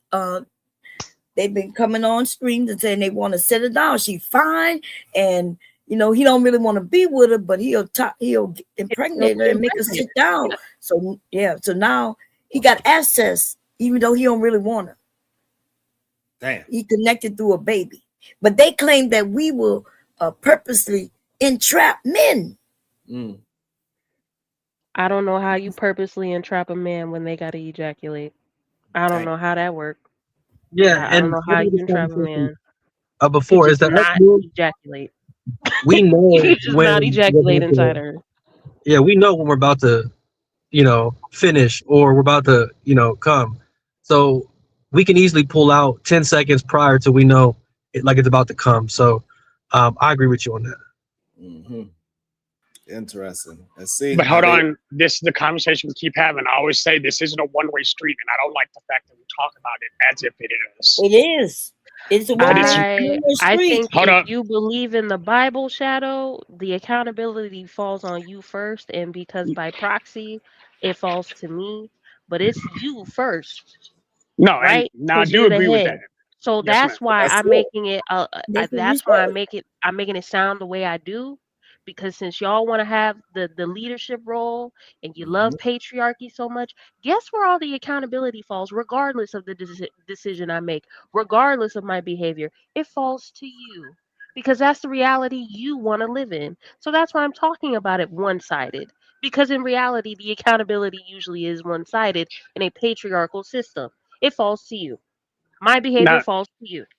And here's it's that. so anyway, even if no matter what you do, see, I taught my sons, you don't want to have children, don't give out the seed, right? Don't do it. You could cover it up with a a condom, or y'all, that pull-out method don't work all the time because my kids are pull-out babies. But anyway, Shit, what that's I'm a lie. saying, That's a lie, dog. They ain't pull nothing out. they ain't pull out quick enough. I'm done with Bob. He meant to do that, huh, Sharon? Huh? He meant to do it. Okay, Bob, go ahead. Yeah, But I I didn't believe have the sex truth. with a woman either. Thank You ain't never David. had sex with a Look, woman, remember? Anyway, I can't so pull what out I'm a parking saying, spot, Let Bob so finish his thought. Hold on, y'all. Let Bob finish his thought. Go ahead, Bob. yeah. So what I'm saying, I told them they can cover up, wrap it up, right? And then they'll have no reason to blame nobody except themselves. But if you uncover, baby, it's on you because she can't get pregnant without you. That's it. That's it. And that's why we gotta focus on the focus. We cannot say, hey, we gotta make it equal. No, it ain't time to equal nothing out yet. Now until men get the proper therapy that they need, and then we could talk about the other half. But until men get their ish together, and we stop having 70-year-old men figuring out what love is and how to treat a woman right, we cannot be talking about the woman because clearly that woman was doing all the right things, dealing with. We cannot keep trying to make it like it's an equal thing, especially when men are coming out at 70 years old and saying all the wrong things that he was doing, and he didn't learn it until 7. So we can't keep saying, but the women's as well. Bro, he literally said he you didn't learn can't- how to be You monogamous can't until the keep day bringing before. up how it's a collaborative effort when you Right, want it it's to not. be a hierarchy. Like, how the fuck? What? It's Right. you. So, It's wait, your hold on. fault. No, there's a double side to that coin. If No, I, it's as a not. man, Hold on. hold on. Shadow, but the problem is we can't keep saying that is double-sided to the conversation because he is self-admitting that at 70 he figured things out. Other men as well, they didn't figure it out until after they did until their woman was going to leave them. Then they realized how much they love their woman. Until He's this probably not a happened. good example. So that's why we can't keep trying to add women into it when we are talking about men need to change their part. Men need to get mature sooner, quicker, faster. We cannot keep trying to add women and try to put some kind of, just because we have women that are bad examples in the world, to try to put them into the conversation where we know majority of men are not doing the right things. Okay, but here's the thing. Also, we need to stop as adults promoting to people, especially kids, teenagers who are going through the hormonal thing. Like, here's the lesson. Once my first boy turns 12, I'm gonna tell him the same lesson I'm gonna give everybody else in that line. Hey, do not have sex with somebody you're not trying to marry. End of story. Because But that will prevent a whole lot of problems. Why'd you start the beginning of that statement gender neutral? Adults. Men need to teach that. No, because get this, so actually I would have agreed with that if I actually, but most men aren't being raised by men. And whose fault is that? Like, wait, hold on. So now we're jumping Your conversations. hierarchy. That's Whose fault is hold on. that? That's a whole nother conversation. But That's I'm not. saying It's not. You could just take accountability. no. To be honest, by even stating that it's clear. Unless you like a collaborative lifestyle, which if you do, you do. But you gotta. But hold on, you gotta I pick live one. a collaborative lifestyle. But I Okay, live so a why do you collaborative talk about the lifestyle. hierarchy Wait, then? based on, because even when I'm the leader, I'm still making decisions that if I'm not sure what to do, who's the first person I'm supposed to go to? My wife. The weaker vessel, the one No, that's below wait a minute. you. You called it weaker. That's weaker what you're vessel? putting on it, not what I'm putting on it. That's how it's help me weaker vessel. A lot of men call us the weaker vessels. So, yeah, that's not a me ideology. That's a male ideology. I mean, I'm telling you specifically, I understand what there is a specific role for men and women throughout Yeah. life as a whole. And again, and understanding Besides what having that role children, is. besides having children, what is these different roles that just for women and just for men? Women are specifically generally wiser than men. Like they mature fast. Yeah, I say that wholeheartedly. And I mean that shit. Women are wiser than men, but Are men wiser. make all the decisions. That's crazy work. Because What? Hold up, They wait a are the minute. leaders. Because hold What on, the so fuck? okay, So hold up. so hold on. Before we move forward, and we talking about wiseness, who should be the leader in situations? The wise person or the person that takes longer to be wise? I don't like that question, so don't even give me that. Because you got to that's answer. that's a really You got to answer truthfully. that question. No, because that question is presented in a bad way, and I don't like the way it's presented. And It's not presented. It's presented oh, it in a absolutely very, is. It's presented in a very fruitful way, right? So, who should be the leader? The more wise individual, or not? The person who's going to actually get it done is going to be my answer to that. Yeah, And but sometimes you can be but so. that person's Sometimes not, you can that be so person's not wise that you injected don't into pull the the trigger. conversation yet. It's okay to just answer. Should the more wise person be the leader? Sean, you're not going to get me like that on. Right, because I believe because what you're asking hold on. doesn't relate to what I'm saying. Hold on. This is the problem that we be having as men. Is that we can't answer things truthfully sometimes. Bro. And just say, hey, you know what? With that question, the wiser person should be the leader. And then you can expound on whatever else that you want to say, move it forward in the same goalpost, whatever the case is. But when men are not able to just simply say, hey, the wiser person should be the leader, it creates a problem. Here's why I can't say that. You can't say the wiser person can be the leader because you can be so wise while overthinking it that you never take the action to actually implement what's going on. That will go So against. if- Hold on. I'm glad that you said that. Hold on, but that will go against the person being wise. The wise person the wise person implements the knowledge and experience that they have into their real life. They don't philosophize. They're not philosophizers, as Corey Holcomb would say. The wise person actually implement the knowledge that they learn. No, Diva put it in a really good way 2 or 3 days ago, and I can't for the life of me remember it. Okay, we can ask her. She said, PhD, but what do wise mean? I guess is what he's asking. No, that's not what I'm. See, that's not even what I'm asking. Diva, do you remember you made a comment? You were like, "There's knowledge, there's wisdom, and then there's something else." I don't remember what you said, but you said one is having the actual acclaimed knowledge of it. 2, how you apply the knowledge, and then there's 3, which is wisdom. Applied knowledge is wisdom, and then actually active or using that knowledge in an active way is something else. I don't remember how you explained it, but it would fit this conversation. Well, the definition of wise is having or showing experience, knowledge, and good judgment. Perfect. Good And judgment. so therefore,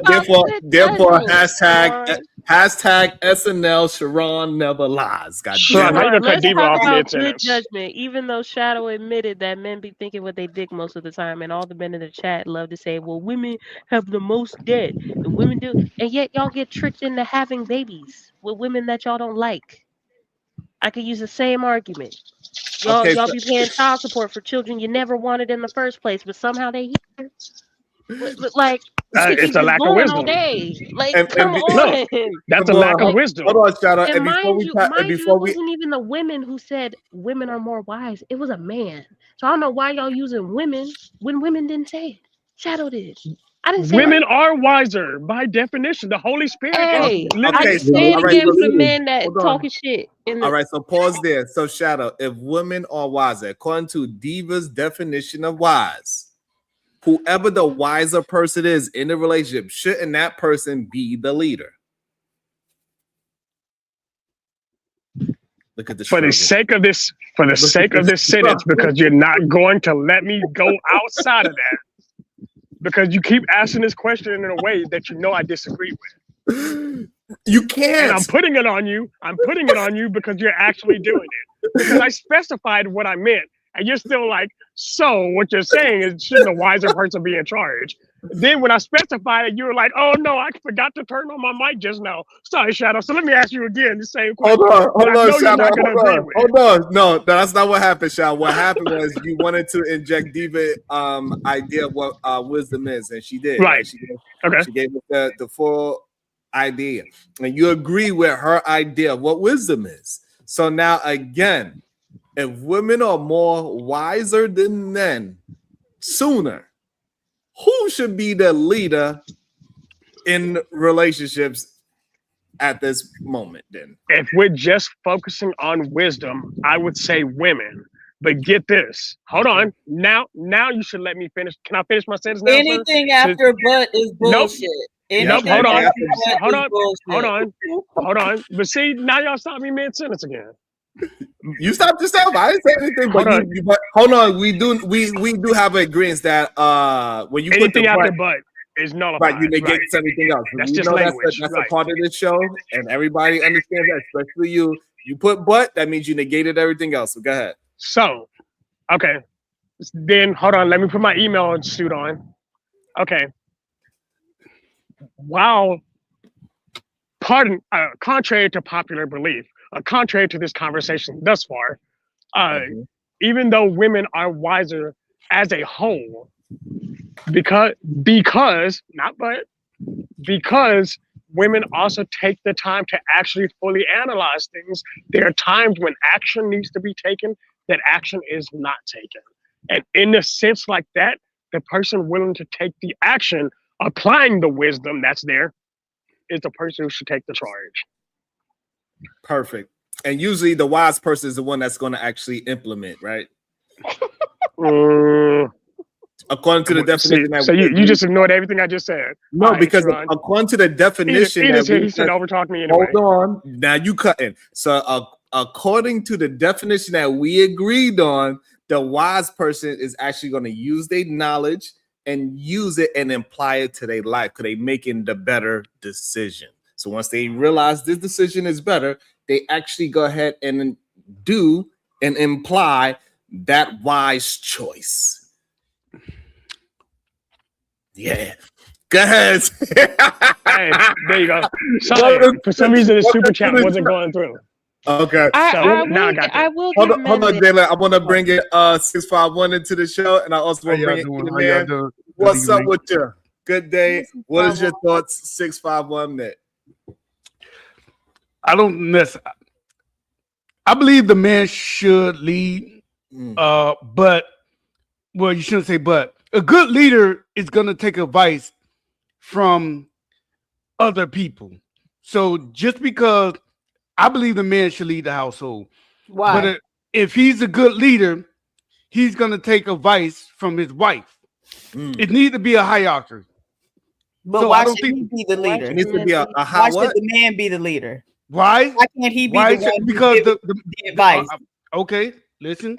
I believe the man is gonna. He's typically the breadwinner. He has to protect the family. All of that. But when you leading, so hold on. Okay, go ahead. So with regard to breadwinner, increasingly that is not the case. I think the statistics show on average, black men earn about $3,000 more a year than black women. So even before taxes, that's a couple $100 a month. And so you think on the basis of a couple $100 a month,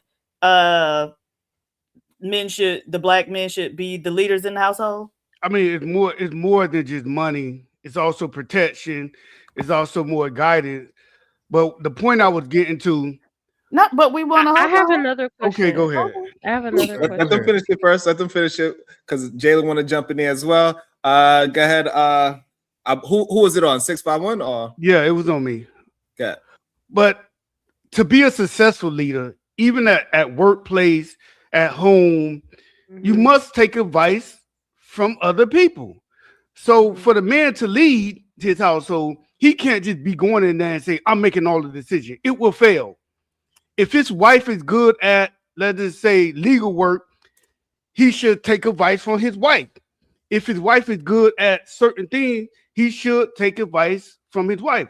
But I still think it should be some type of leadership to be a successful household, at the workplace, anywhere in life. That's all I'm saying. Okay, so let me ask you, based on what you said, okay, because one of the reasons you cited was men are typically the breadwinners. Okay, so for a woman like me who out earns the vast majority of men, so let's say I get with I the was just man, about to ask that. right, Grapevine. and I out earn him, should I then be the leader because I'm the breadwinner? I also said it's more so not just money. It's also That's I'm what gonna I'm protect.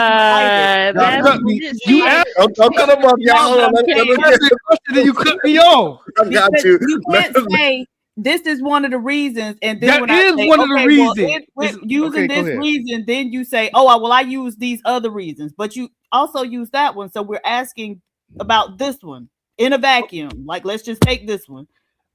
PhD, you a Mhm. professional. Mhm. It takes more than one characteristic to be a good leader. True or false? Jesus. Yes. Okay, so to be a leader is not just finances. It's broad. Okay. It's broad. Oh, That's now all it's I'm broad. saying. So the That's all fact I'm that saying. so let me generally speaking, black women are more educated than black men. So why wouldn't we use that as the basis for determining who should be That's a fine. leader? That's fine. My ex was smarter. She was smarter than me in a lot of things. I would ask her for, hey, is this a good idea? Is this a good idea? That don't sound She already know. I was in control of everything, but I would ask her for advice to be successful. I just didn't go in there and say, this is this. I know everything. As a leader, as the head of, Did you Go ahead. ask her, do you think it's a good idea for us to stay together? Okay. So that's all I'm saying. 651. Yes, ma'am. And I think I'm PhD just would playing with probably you, my agree. brother. Don't you think it would take somebody with some strong positive characteristics to be able to make what PhD and I make? I mean, typically women that mates a lot are typically strong-minded females. So, you know, it's hard. Strong-minded, even men, strong-minded. Yeah, if you make money, intelligent, yeah, disciplined, good work ethic. I mean, make- willing to take a risk if need be, because it's very risky to I make this agree. type of jump. At least my experience, very risky. You take a lot of risks to get that reward. A lot I of agree. long nights, long hard hours. I Okay, agree. I can attest to. All right. So when it comes to the characteristics of a person that makes that type of money, why do y'all keep saying that just being the one that makes the most money don't come with those characteristics? It's just you make money. I mean, that's a good question. It Typically, I believe that, well, it should be, I believe, for anything to have a good foundation, even at the workplace, you have to have some type of leadership. You know, so if I'm running my household, I want to be the leader, but it comes with that. I'm going to be the first one to protect my family. I'm going to be the first one to do all of that. That takes a leader. Even if she make I more got a than question. I got a question ahead. for you, 651 Met, and I'm just gonna say, hey, Diva, you can lead me anywhere you want to, Diva. So, but I also want to say, hey, so should the security guard of the building be the one that is the leader of that building? He have a supervisor. All security have a supervisor that they have to go to. So again, because the security guard, he's the one that protects the building, right? But usually the person that got the brains, the money, and the power, and all these other decision-making skills is usually the owner of the building or the CEO of this said company of the building, right? And all the security guard do is protect the building. And what you are describing in reality is the protector of the house. So since when, if we have the CEO is following the security guard, the head of security? Sharon, the workplace and the household are two different things. So you're comparing a household leadership to a workplace. That's different correlations. Okay, let me tell you how it correlates, right? Because you're Go saying ahead. that you should lead the house because you are the security of the house. It's more to it than that. Right. And the woman is more to it than her as well, right? Because just because you are the physically strong one doesn't mean that she ain't the one that got you out of a dangerous neighborhood. It doesn't mean that she is not the breadwinner. It doesn't mean that she's not the wise one to make the proper decisions to get herself in a in a way where y'all are in a productive lifestyle and all these other decisions that comes with these multiple things that leadership does. So she could have, out of the 10 characteristics of leadership, she got 8 out of them, and you got the other 2: protection and whatever else you want to add. Standing up. Dang. Standing up. Yeah, I see what you're saying. I've been in a Okay, that's how I situation. correlate. I've been in a situation where the women one of the women I was dealing with, she had more characteristics of leadership. She had more of it, but I still led. You know what I'm saying? And that's why is that and it's still functional. Now would you be saying that, right? And this one is really not a shot. Would you say that that's the reason why the relationship possibly fell, because you continue to wanted to be the leader of the relationship? No, she started knocking over my shit at the house. So no, that's why it didn't work. She got getting physical. That's why it didn't work. That's that one. All right, but I didn't want. Yeah, because you wouldn't listen. Then she busted him up and said,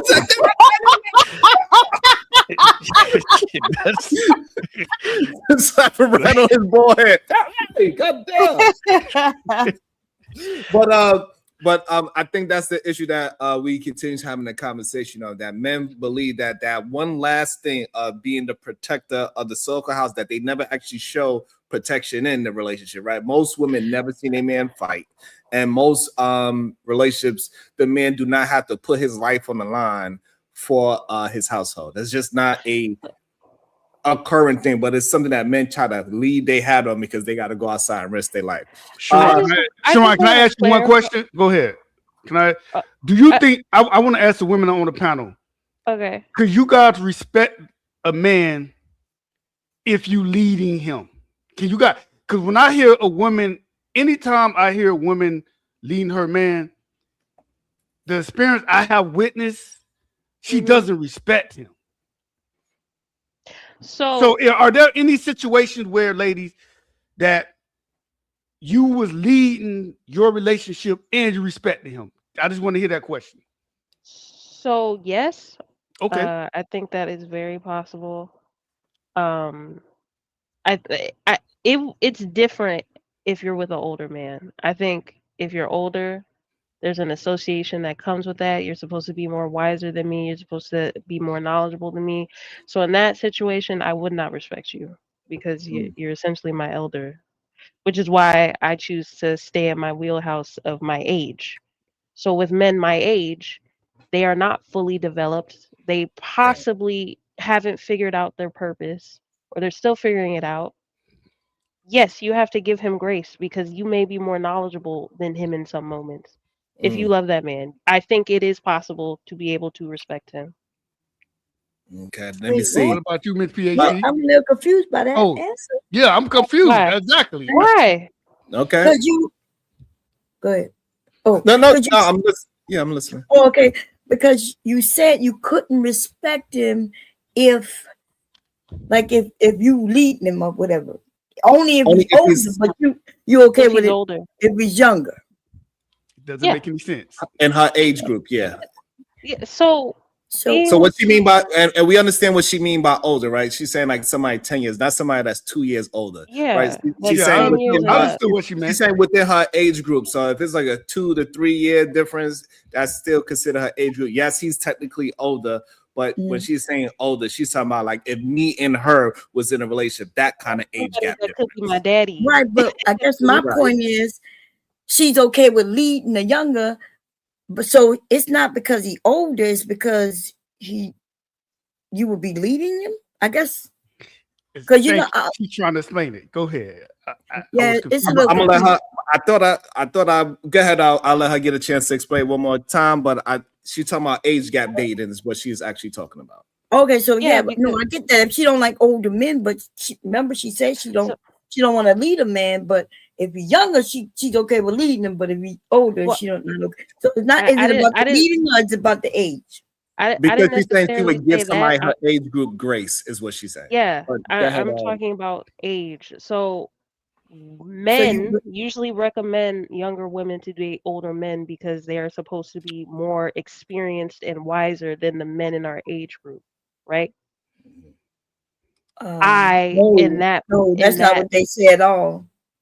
So what? Yeah, men do not say date older men because they're. No, you're missing what she said. Date younger women. No, I know. She's the woman. It is a man, right? The older man. So she's the younger woman. Men are Right. usually typically older than the woman. No, I know, but the men who's older, they want to date younger women, not because of what she said they say, it's because they just want younger women. Yeah. Okay, so now what age gap are you? We talking about age gap dating, right? Yeah, based on what she just said, yes. Okay, so that's what she's saying. If we are going by that criteria, that if she has to age gap date that older man, she cannot respect leading that older man because he's supposed to be the wiser person. He's supposed to be the more intelligent person. He's supposed to be the more experienced. If she has all those things above him in the age gap dating, she I can't might respect. as well date somebody my age. Right. Wow. Never So mind. you I'm rather- like, You rather if you're date- not interested in dating an older man, it would be because you not wanting an older man. Why you think because he older, he wiser? These old men be dumb as hell. I agree, Bomb Cherry. I didn't say I didn't agree with that. I'm saying what it's supposed to be. But in reality, if you're not that, then why am I with you? If there's supposed to be all these benefits dating an older man per what the men say. Per what, Typically, okay. older All men they are say is more. that he got older man more money, but it don't mean he wiser. Yeah, that's true. I agree, mean, but the men be trying to sell a false package. So but do we agree most older men are typically more wiser than the younger man? That's the fact. No, clearly No, not. I don't. No, that's not true. No. And the That's reason not why, true at all. hold on, 6 Wait, Pablo, time out. and the reason why we know that because we got this man Clifton that is 70 years old saying he just now learned How to love. how to love. Wait, y'all take one situation. So you took the younger me. I'm 45. The 20-year-old me is more mature than me. It seems so. No, Yes, the there are 20-year-old Tim is not mature than Tim now. All right, so Yeah, now yeah. let me ask you a question. The 45-year-old you, are you in a relationship, or the 20-year-old you was in a relationship? I was in relationships at 25. I don't know. I don't know. what Right. was So going the on. 45-year-old you was not in a relationship, correct? No. All right. But what I got to do? What? That's all I'm saying. Since hold on. Let me stop bothering my brother. Hold on. Hey, I want to read some of these super chats as well. PH Diva, would you respect me if you had to lead me through the relationship, PH Diva? I want to know. Shadow the Titan lost $5. Okay.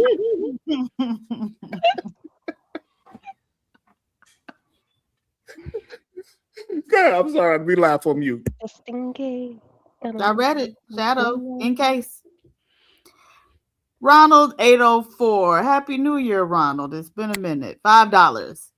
Ladies, if you ever got pregnant by the Holy Spirit, you might be eligible for compensation. The angel Gabriel called Mary a woman in Luke 1st chapter 28th verse. Ooh. Not the Bible files. Hey, Diva, so can you respect a man that you are leading in the relationship? Is that something that you can do? Yes. Okay. There you go. So that's 2. So now Wait, we got you said yes? Yes. She said she could respect the man. I thought she didn't say that. Y'all haven't understand, ladies. You gonna be leading in your relationship. Y'all better stop looking for leaders. You gonna have to tell him all kinds of shit that you gonna think he should know, but these men don't be knowing. He might, even if he make more money than you, which that could be, but you still gonna have to teach him.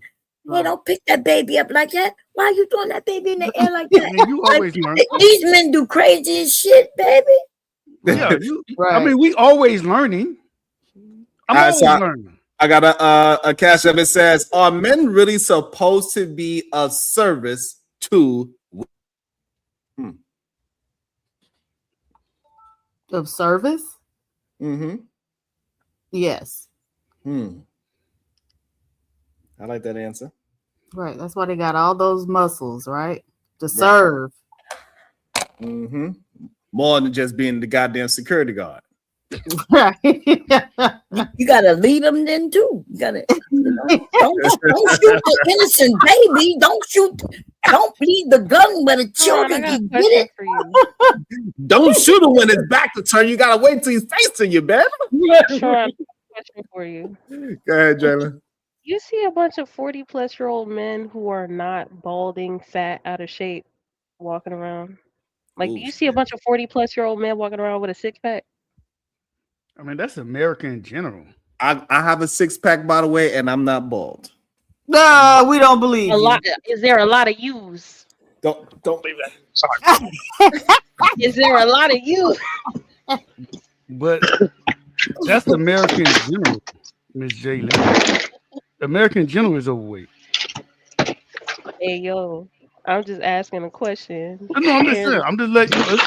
It's like it's out. The people who I work with always say the older ladies look better than the younger women. You know, the younger women now in my workplace, they in shape, they come in shape, and the younger women they coming in out of. I think that's just more of a American thing in general, obesity. But I would say that the older women are now taking care of themselves than the older men. I do agree with that.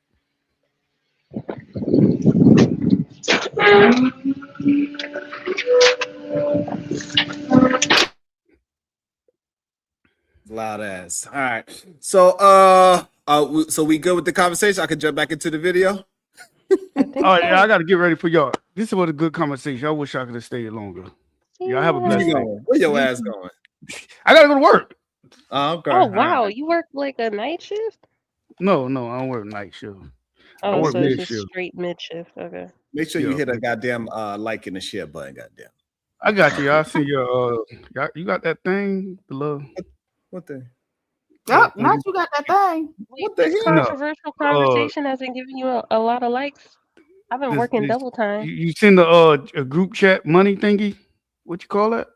When you hit the dollar Super sign chat? thing. Super Yeah, chat. super chat. Yeah, Cash App? super chats, yeah. Yo, let me. I You got got I this got- new. I'm on the live stream. Let me go to the regular support channel. Yeah, I got Sean, I've also got one more F-bomb. Oh, here you and I go. got I one got bullet that you never let me use because you kept stopping me from using it. Yeah, I'm holding you responsible, sir. That's right, because I want you to be responsible as well. I want you to hold on to it. Make sure you use it properly. I'm being wise. Use it only on my proper target. Who you trying to use it on? I'm not using it on nobody today. This is a great conversation. I'm about to say, yeah, this is a good conversation. Yeah, I was about to say. No. Yeah, Look, I'm Jalen challenged me trolling today. double time over here. I'm about to I'm say, trying to Willie's get not here. Sharon likes. Hey, Jalen, I'm gonna give you your props. You kept your head and we fought it, and we agreed to disagree, and even kind of I conceded in places. So I actually appreciate that. All right. Let's see. Let's get back into what these men are saying. Let's see what they talking about being here to trust black women. We cannot trust black women. Why? Unless every man that I know, and I'm still struggling with being monogamous in the streets because I'm well known. Wow. What? Is we got to start You said it. Yo, ain't no way you said Yo! it. Is he a baby daddy, Sharon? Do y'all know if he a baby daddy? He is. I'm sure he is. Oh my God. His actually, hey Jayla, his son is dating Barack Obama's daughter. So yeah.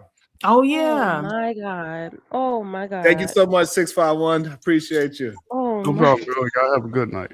Yo, that was a wild statement. He's still struggling. You know. Yo, that was such a wild statement. For Like, all the I'm things not that he even was trying to be saying, morbid, but you about to die soon. Like, you don't think you should settle down now? Like, Okay, so now let's ask Shadow. Okay. This man's 70 years old. Should he be the leader of his home? Should he be leading the household, or should his more I wise plead the fifth. wife be leading? I plead the fifth. Is the Oh, younger now you you plead the smarter, fifth. dumber than the older him? I mean, yeah. Yeah, Obviously. that's but right. look, in regards to Diva, because she didn't get a gotcha moment, nah, I plead the fifth. damn. Somebody at 70 who said, I learned how to be monogamous today, in a conversation where he's praising the fact that he learned how to love, can't teach me anything. Yeah. I'm still learning how to It's happened in the same episode, though, right? That's the craziest part about it. He learns how to love, and then he said, "I'm still struggling because of how famous I am, and I could just take advantage of whatever situations comes his way." Woo! He just said take advantage, but I see what you're doing, sir. Welcome to the show, the VP. Vice P. I'm the only P up here, baby.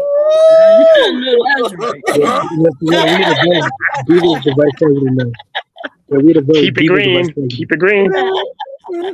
What's up, Eda, man? think Good that day, man. How you doing? What's your thoughts? I think this leadership. Well, you asked. I had like 4 questions for you, right? Before you introduced me, but you answered all my questions in my introduction, right? So I had like 4 questions. You answered that. That was the first part. The second thing is, I think we it's a misunderstanding between wisdom and smart. I know a lot of smart people who ain't got no wisdom. And I know some people who got wisdom who's not the smartest in the room. And I know some people might not understand that, right? And I actually agree with PhD, right? I agree that what PhD is saying is based on what she should strive to, what her spiritual belief is, the smartest person should be the leader. I'm not knocking that, right? Because what we need to start understanding, what believers do and non-believers do are not the same thing. I think sometimes we try to mix those two things together. But if you have 2 people who don't believe in God, or even if they believe in God, they don't subscribe to the Bible. Let me say that. They should run their house the way that they see fit. But if you're going to subscribe to the Bible, the reason that the man should leave is because the Bible says so. But that give you that caveat. If you say, I don't subscribe to the Bible, you don't have to follow those rules.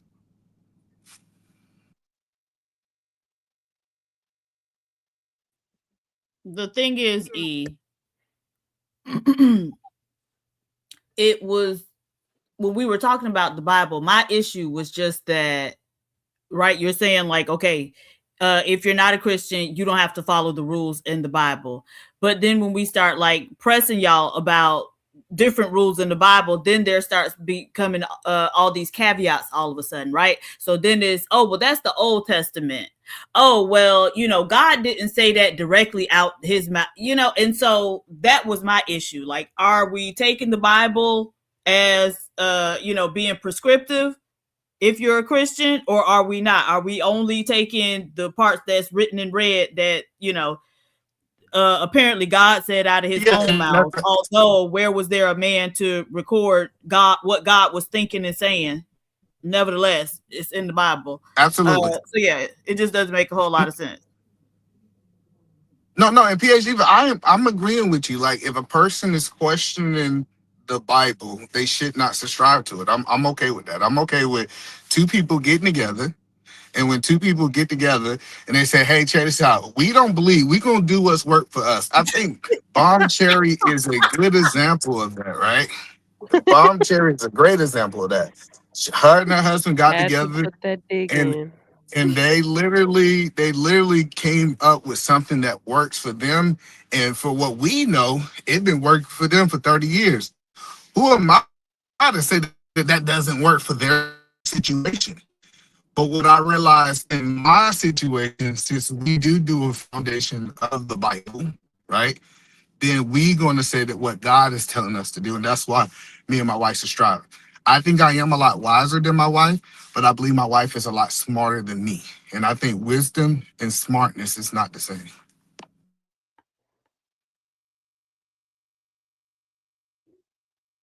Yay. Amen. I believe therapy, or at least reading and going into ourselves, holding ourselves accountable, and say, yeah, I fucked up. Because the first thing, what am I calling my buddy? I said, man, she had my phone for you a fucking month. He said, nigga, just don't say you did it. We gotta meet people where they are. Sometimes I think He turned into Shaggy? He pulling young man games. It wasn't me. Yo. He's the elder too. He's supposed to be 70? teaching them, right? Right, 70 years old. He learning this from Nick at 70? I told these men I'll be a better daddy. Than most. Yo. But I do just because you got grades and you old, You're breaking up. So fools. Yeah. Yeah. Oh, you can't hear me? Did I say the N word, y'all? Was that the N word? Which N word?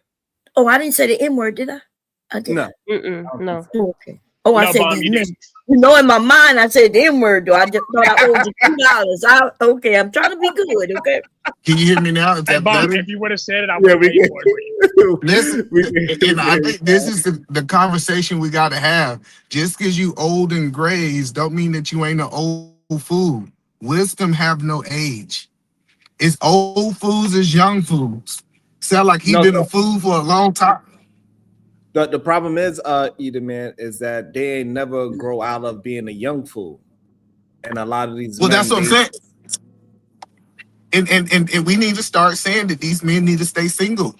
Listen, that is manipulation. So the issue, looking at the text message, Sharon. Oh, go ahead. So the issue with that, Eda, man, even though majority of men don't have a problem with staying single because they still going to get boxed, they still going to manipulate women, they still going to do all the things that they want to do. That gives them less responsibility, and they're going to turn 70 and say, "Hey, now I'm ready to love." So them staying single is not helping. We need a mentality to change. Yeah, but I get that, but it's almost like trying to force something. It's like move an enforceable object, right? An unmovable object. Like it's gonna be fools in our society. Like it's no way for us to get away from it. I wish that we can kind of weed them all out, get rid of them. I'm agreeing with that, but I know that to the end of time, fools are gonna be here. So what we need to do as men, in my opinion, is call these fools out. And I'm saying that man should not be married to a woman. I think we will be sentencing that woman to a prison sentence, and she have to be led by him. And that's the only point. That's fine. The issue is that we got to get men to grow up sooner. We cannot allow men to grow up at 70, and that's what the conversation is about: is getting men to understand where they at 25. If they could understand that they need to grow up younger, then maybe we could have more responsible men than foolish men that wait until they 70. But he haven't grown up at 70. Listen, I'm still hearing the words that's coming out of his mouth, and it still sounds childish. So that's the point that I'm trying to help you understand. Is like it's almost like he figured it out at 70. It's some men on this earth, Sharon, that is literally gonna be fools forever. Right, but the issue is that he also pushes other men to be fools. That's why your channel is so important. The fools are gonna try to make more fools. You're gonna try to make more upstanding men. And so it's this battle that's going back and forward. And what I am saying is that we can't stop the fools. But what we can do is try to influence more of the young people to go away from foolish ways with this channel. I think we are in agreement, Seth. So I think we are in agreement right now. I believe so. Anybody else want to jump in before I go back to the video? All right. You're saying reading. Reading is not the only important thing because a lot of people I didn't say I'm reading. saying I said- people can read and not really. Everybody's taking I'm every saying- fucking thing I no, said. no. Hold on, bro. Nobody's I'm taking not saying that. Stop Listen. taking the shit that I'm saying out of context, bro. I'm explaining a concept. You talking about reading. I'm saying reading is a myriad of shit you got. Right, that's not what I'm even going to. People can read and don't understand what they're reading. You just said that your woman, your black queen, she's a queen to you. And essentially you kind of alluded to the reason that she was a black queen to you was because she was gentle to you and was able to make you feel like, oh, I can open up and feel safe. That's not what I said. That's not what you said. No, I said what I was trying to say. She's held me accountable. Held you and accountable. Forced me, man. You didn't not what you said in a soft way that made you able to do it. I'm sorry. Because I'm about to walk the fuck out of here. We right here with you, okay? But I'm saying, in order for us to trust, if this is about fucking trusting black women, then you gotta be able to let your woman hold you accountable when you do patriarchal shit. You agree, right? And when you come from the streets, that's almost impossible. Because we grew up, like you said, fuck that bitch. It's just so complicated. And in order for you to grow, even at 50, and I agree with you, you have to take yourself accountable. But when y'all bring me in this motherfucker, I'm living this. The main theme is trusting black women, but how do we get ourselves as men fixed to be able to love them the way they need to be loved? Well, that's the beauty of this conversation because we won't get to that. That's the beauty of this exercise that has been created here and that will continue on because it can't be figured out in this round table. But we talking about part two. We are taking the steps. I got you. This is one. We are right now, currently, right now, everybody in this room, harmoniously trying to lay this one brick to create.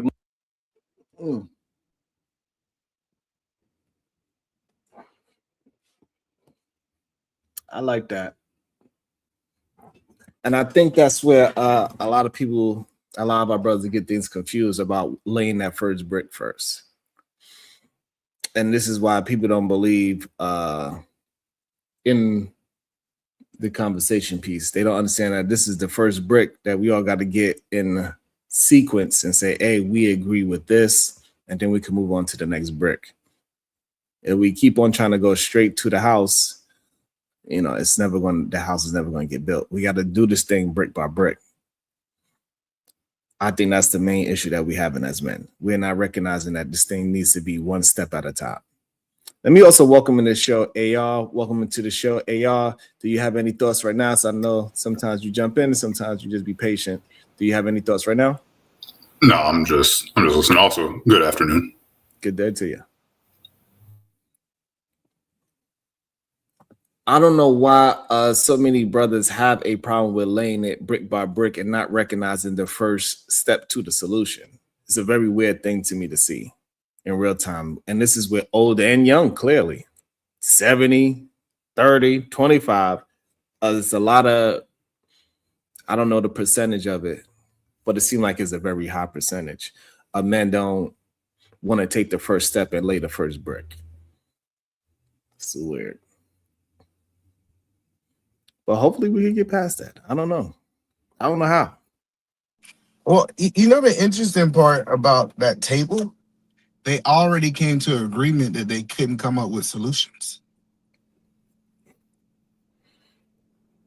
Did you get that, or is that just something I saw? I think that's something you saw. Okay, I thought he said, hey, we already know that we're not going to have a solution. That's why it's going to be a part 2. Maybe I heard it wrong. I could have heard it wrong. So I think laying it, having a brick is the same thing that we have the issue over here, right? When we have the solution, that they don't want to agree to that solution. They want to pick apart that solution As I say, okay, that is one solution, and let's agree to that so we can move forward. I think that's the issue that men have. They could never get past that first brick. Hey, the first brick is that you need to be mature at 25, not at 45. It's the first brick. They don't want to agree to that because they want to still be single out there having the idea ignorance and be out there and just putting a peen inside of any and everything that's moving. And they think that is better when we see time and time again is not beneficial to the man or the woman. So what do you think he meant by he said forcefully but softly?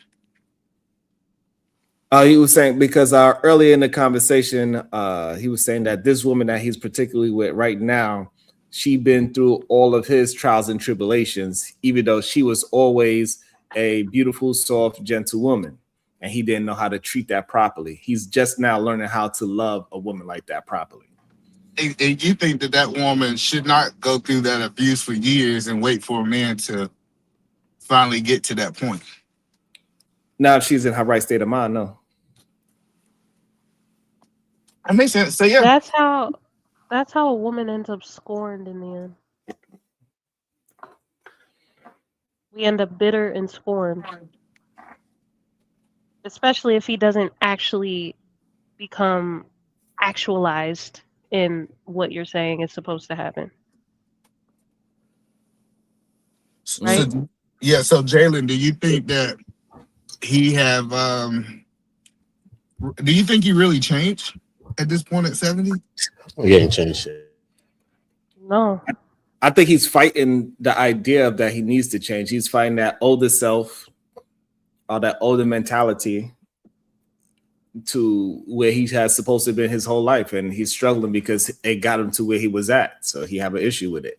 I think the problem is a lot of fathers, I don't know the percentage, it seems like your fathers though, they think like Clifton. They think like Clifton Powell. And they pass that on to the next generation. And that's why we are in the state that we are now. So I understand that we want to have the father-son talk, but if the fathers have the same mentality of Clifton, then we in trouble. Yeah, Clifton, yeah, man. And he's still blowing up still when he's having this conversation. And if he's gotten to this place of this is a form of peace that he's saying he got into, he can't even explain that in a way. And even when he's getting whatever, there's not even pushback. Some people probably just stating their own opinions on things, and he can't even be patient enough with that. So how can we really believe that he's really changed and he got the patience now that he's going to need to talk with a woman, right? And he's just having a conversation with some men right here, and he can't, and it ain't even that type of vibe. You know what I'm saying? It really ain't that. You know what I'm saying? And he can't even do that there. So I And so now that's why I was asking Cuzzo to be honest with his assessments, right? But he didn't want to. He didn't want to admit that the brothers that hit the link, a lot of them talk and they react and respond exactly like that brother. You know what I'm saying? And we got to be honest with these brothers and say, you know what? When we listen to him and we listen to you, y'all both pretty much saying the same thing. in a nutshell, I concur. I concur with that. You know what I mean? Because at the same time, like full circle, he'll come here, but then he'll be with Big J over there talking. And he's going to say, you know what I'm saying, yo, but if Jerron and them get that money, they going to switch and they going to say this and they going to say that. But at the same time, he'll be over there giving the credit. So I'll give him that credit that he'll be over there giving the credit. But at the same time, out the next side of your face, you want to take away the credit. So it seems like he believes in this thing more than he wants to let on, full circle. But he got 1 foot in and 1 foot out the door. You know what I'm saying? It just seems more of that. In my perspective, you know, honestly speaking. Well, you know, clearly Brownsville Uda got a little bit more context than I have, but that is that's tough, and we just need we got to get men to stop being double-minded. At the end of the day, we cannot keep switching sides for the sake of because I like my homeboy over there. Like if Savage is stupid, then we need to say that. You know what I'm saying? If either man is stupid, then I need to just say that. Sharon, can I speak? Absolutely. I'm sorry, sir. Okay, this is for Uda. When you heard me, and this is just recently, I spoke to Brownsville earlier, and we addressed each other. The whole 1 foot in and 1 foot out. Now you, just like yourself, Uda, you go to different panels and different channels, to each their own. Much respect. When I made that comment about Sharon, no hate, not pocket watching, I meant I've witnessed men start off small, and once they get to a certain plateau, they change. So it wasn't saying anything against Sharon. Big ups to Sharon's channel and everything, but I'm saying you got that misconstrued because it was no hate. It was basically saying that the ones that I've witnessed, they change after they hit a certain plateau. Now, I'm So not saying please, in like, a form of, I'm not you know, saying in a form of, mhm. I'm not really coming at you like that, but I'm just saying though, because Right. even in the same way, you could still, you be talking with Big J when you with MOT and y'all be having these conversations. You may agree with them on the majorities or whatever, but at the time, you may be one of the only ones to say or something that could lean towards this side. So I will give you that. But at the same time, it seems like you agree more with some of the things that are said here. You know what I'm saying? That's what I'm saying. It just seems like you agree more. Right. And for one, and that's another example, I was going to add on to it. Actually, I wasn't taken away from it because Brownsville or yourself, and I might be wrong, correct me, that when you listen to me and you listen to this Mr. the actor, it's no different. What I see in him, he's angry, Uda. You can see it. You can hear it. And I don't want to portray that. Difference in age, totally different. Like I've worked with celebrities. I've been around them. I've done the whole Hollywood thing, the good and the bad. I know how to handle myself, bachelor at the time or in a relationship.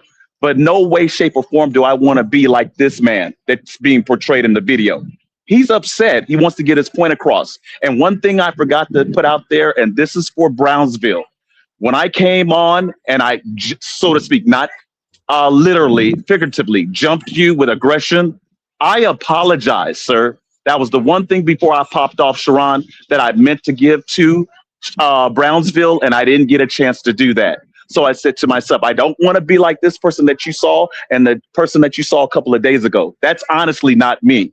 But I do apologize for the aggression that I gave you, Brownsville, or I went and took and put in your direction. I take that back because that was not meant and that was not me. I'll land. But look, I just want to say one little half a plane at the same time. Look, you can have, because we could all have, as men and women, we can have disagreements for anything. To me, it's more about what can I do or what can we do to add to whatever solution. You got to get with people that kind of, the ideologies kind of alike and we kind of align. And from there, we could kind of build on things to shape what we deem is perfect. You know what I'm saying? I think like that, right? But at the same time, you could probably say this, right? But don't you think that a person like Big J needs to be ministered to? The man can't even talk sometimes. I went over there and just fluffed him up a little bit, had some fun with him. But I'm just saying, you know what I'm saying? Just to have some fun with him. But at the end of the day, I don't mean nothing by Big J. I mean, shout out to him. But I'm just saying, though, don't you think that brothers articulate in their way, in themselves in a healthy way? You know what I'm saying? Especially a person like Big J, because he has information, right? And maybe some of his information may fall on a deaf ear because of sometimes how he may articulate it. Because I've listened to Big J for like 6-7 years. I've known Big J. So, but I'm just saying, sometimes the message may get missed or, you know what I mean, overlap by the way sometimes how we package it. You know what I'm saying? I agree, but did you hear the whole conversation throughout the night, even if you had things to do? Did you listen to the entire? Okay, right. No, but my point is, I proposed. I said, look, why don't you and MOT debate Sharon and Brownsville, not Big J, because he can't control his emotions. He cursed me out and said that whatever, but I was just being truthful. I'm not cursing him out, just trying to make a joke when I'm saying this. I was just being right. But I'm getting back to your point as far as like this Powell, not character, this actor Powell. He was mentioning to us. You saw who was on the panel. It was Queen Sunkiss. It was Rude, myself. And there was someone else, a silent. You saw him. You saw all of them. He was basically, shout out to them all. He was mentioning that he was dating or had dated 2 women off of YouTube. Now, I might be wrong. He'll correct me later on, and he has that choice to do so. I'm not above approach. He was looking for advice. He wanted to know as far as, as far as being used, spending money, making the right choice. Now, in your mind, you might think like, well, he should come this way, send him his way, or give him that advice. I'm not a doctor. I'm not a therapist. I'm nothing like that. He was just basically looking in, for conversation to fellow panelists of what he should do. from the men and the women. All of us contributed to that conversation. So I can't come at who was it, Big J, Triple X, and just give him the gauntlet when it's like, you know what, maybe he's just learning. We have to have some grace, Uda. You know how we can come here and talk and know. You get what I'm, yeah, right. But do you agree? So do you agree when you say I should do this, I should do that? I could do that, but at the end of the day, he as MOT, and look at MOT is a married man. Who would I be? I would be the one to go to MOT and those ones that was mentioned earlier that are married. I'm not going to go to another single man for advice. Let's say if I am looking for that in my life, in my future, I know who to go to. Now, could he come to us? Yes, because he's not married. Dude and I aren't married. Queen Sunkiss is married. So she gave her input, but I'm thinking everybody had a choice to put their tidbit in it. And it was nothing wrong with that. It wasn't wrong, nothing wrong, Uda. I'm just saying. Okay, can we get back? Can we get back to the topic? Well, no, I would like to go back to the video that we were watching. MOT is an idiot, and so y'all talking about idiots. Big J is an idiot, and everybody who hang over there with him, agreeing with him, are idiots. I didn't say the F word or the N word, right? I kept the N word out, right? I think so. Okay, good. Okay, because you know, in my brain, I was thinking them. But Bob Cherry, listen, I had a situation this weekend, right? And they said you and Sharon is doing this, that, and that. Right. I'm not defending this. So what? What are y'all gonna do about what we doing? Like at this point, we just gotta stand on something. Me and Sharon gonna do it. We gonna do everything that you accuse us of doing. Let's say we gonna do it. What are you gonna do about it? And the answer all the time is they ain't gonna do nothing. Sometimes we try to literally justify why we do stuff, and I just tell them, hey, me and Sharon gonna do what we do. They jealous of Sharon and you. They're jealous of Brownsville. Do what we do. So, yes. Listen, it's almost like me and Sharon show up to the park, we jump you. If you don't like it, bring your cousins. Like at this point, it's one of those things that people keep saying, like, hey, y'all do this and y'all do that. Well, we gonna keep doing it. What are you gonna do with your people to stop us from doing what we gonna do? And the answer is they ain't gonna do nothing. Hopefully use their words and not do nothing nefarious. How about I say that part? You know what I'm saying? Let's just use your words and don't do nothing. I just say, what solutions do anyone else have? So it's just about everybody going to have their own form of solutions to some sort of a problem or some sort of an issue. So if you don't have a solution or you don't have something towards some kind of issue, then we ain't got nothing that we doing with our time. Besides that, but hold on, Uda. But is the problem that women are over here listening? What's the problem that they have? I don't know what's wrong with that. First of all, hey, let me throw this out there. Men and women to be together is weird because we need to all be together so we can protect our goddamn kids. That's first of all. But what the hell are we talking about? It don't even make sense in life, man. Any real conversation, anything in life will take men and women too. Yes, women can have their space and have their time to have their conversation. Yes, men can have the time to have their conversations as well. We can do all of that, but it's not a problem if we want to have the conversation together as well. It doesn't matter. I will say this, that I agree. Who mentioned that? Was it Brownsville or Sharon? As far as the dating with intentions, you said solutions, right, Uda? I'm with that. You guys have broke out with the whole start at a young age. I believe in that as well. So I'm not against that. Like when you mentioned like one foot is in one end, one foot is in the other. I'm my own person. So I didn't, if you notice, jump up and gave any of you pushback, including Brownsville, to a certain extent, where it went. But I was with the part of like, you know what? I love that. Date with intentions. Don't just jump from one to another. Now, I'm not out there like that. I can speak to myself because I'm at my age. So I don't even move like that. And then 2026 is dangerous anyway.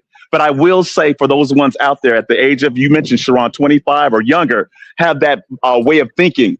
Date with intentions and just be safe. So I'm not against that. I'm not jealous. I'm not attacking. I'm not doing none of that. And how I move to wherever I go is how I move. You know what I mean? Freedom. You know what I mean? I can't knock that. I just listen free to will, as they say, and I just see what people's minds lie. For me, I just look at people's minds. You know what I'm saying? That's what I look at. So I don't have to judge people or nothing. I just see minds. Right. When you come here, you're still able to come up here and you want to have the conversation, right? You come here and you talking, right? And you're not coming in screaming and shit like that. You know what I'm saying? So it's like you want to have the conversation. So I listen to you even speak on other side. You know what I'm saying? And even give a credit to this side too there. And you probably be the only person to do it still.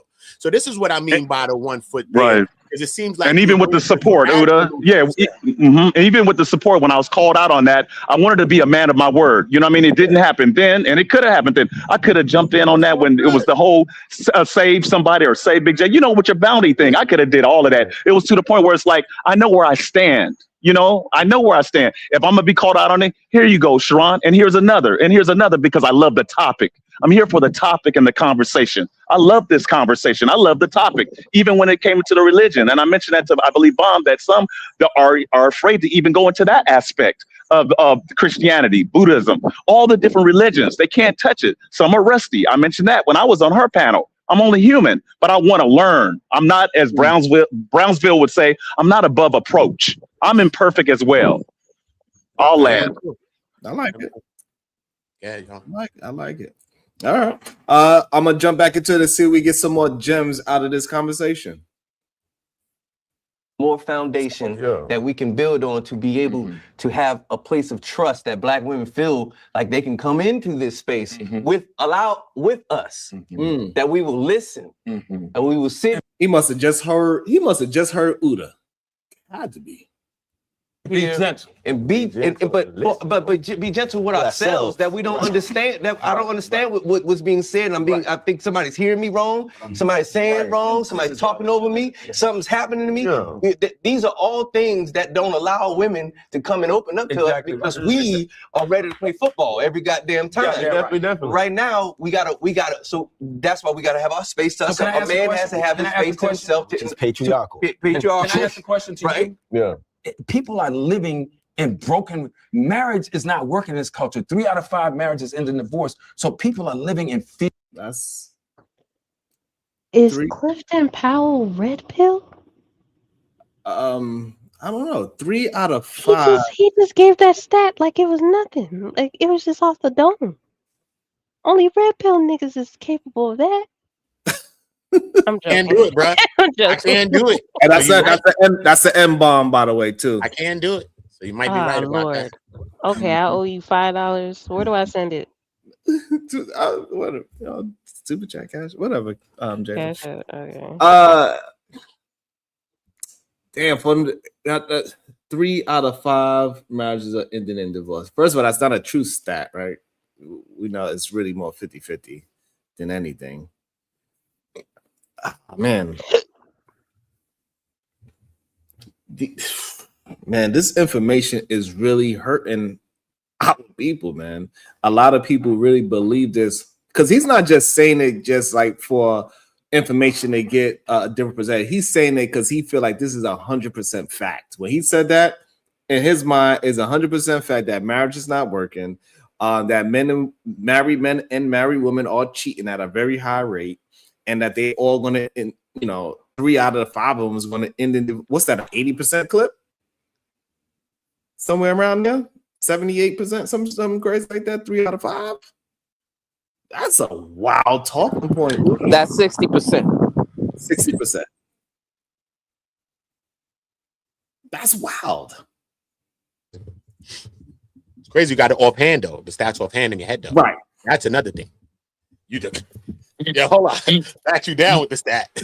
I said, and one thing we don't talk about is that the divorce rate has actually went down. Absolutely. The 50% is a old stat. If you actually look up new numbers, the divorce rate, because the awareness is less people are getting married, and that's a good thing. I know that sounds bad, but if you know that y'all can't figure it out, you can't work with them, maybe y'all shouldn't get married, right? I'm at that point. But the stats I looked at, I think it's like 34 to 42% is the new. So that means that at least 8% are staying more married than ever before. So that means we're moving into the right direction. Damn. It's an interesting point of view. I like it. Here inside of their own homes. Yes. So the question I'm asking is for guys who straight from the hood. Is it possible for those guys to sit in here with us and hear us? Yes. And being from the streets, I spent 2 years of my life locked up fighting 2 life sentences. It took a woman and God damn, fighting 2 life sentences? It took, wait, Is And he he about said to it say took it a took a woman. woman to change him? Oh, let's see. Standing by him. Standing God. by him. That's what he gonna say. Let's Let bet me some money see. on what he gonna say. It took a woman to what? God. Go ahead. What you said? Let's bet money. We could get a little poll going on. What do you think he gonna say? It took a woman to what? What we think he gonna say? I think Bring him back to life. standing. God Okay. damn, bring him Man, back that's to big. life. That's a real one. Bring him That's a back real to one. life twice because he was serving Damn. 2 life sentences. 2 life said that he was. Oh I my can't God. trump that, E. I can't trump that one. Ooh, man. Let's see. Tattoos on his face. Hey, Diva, the list don't list. Being from the streets, I spent 2 years of my life locked up fighting 2 life sentences. It took a woman, and going back to what you were saying as well about how we as men got to stop relying on women. Women are naturally nurturers and providers. It took a woman to show me love to say, this ain't how you do this. My God. And Oh my God. It took a Jalen, leave woman. him alone, Jalen. I can't let you abuse this man. I can't let you I'm not abuse this man abusing him. in front of me.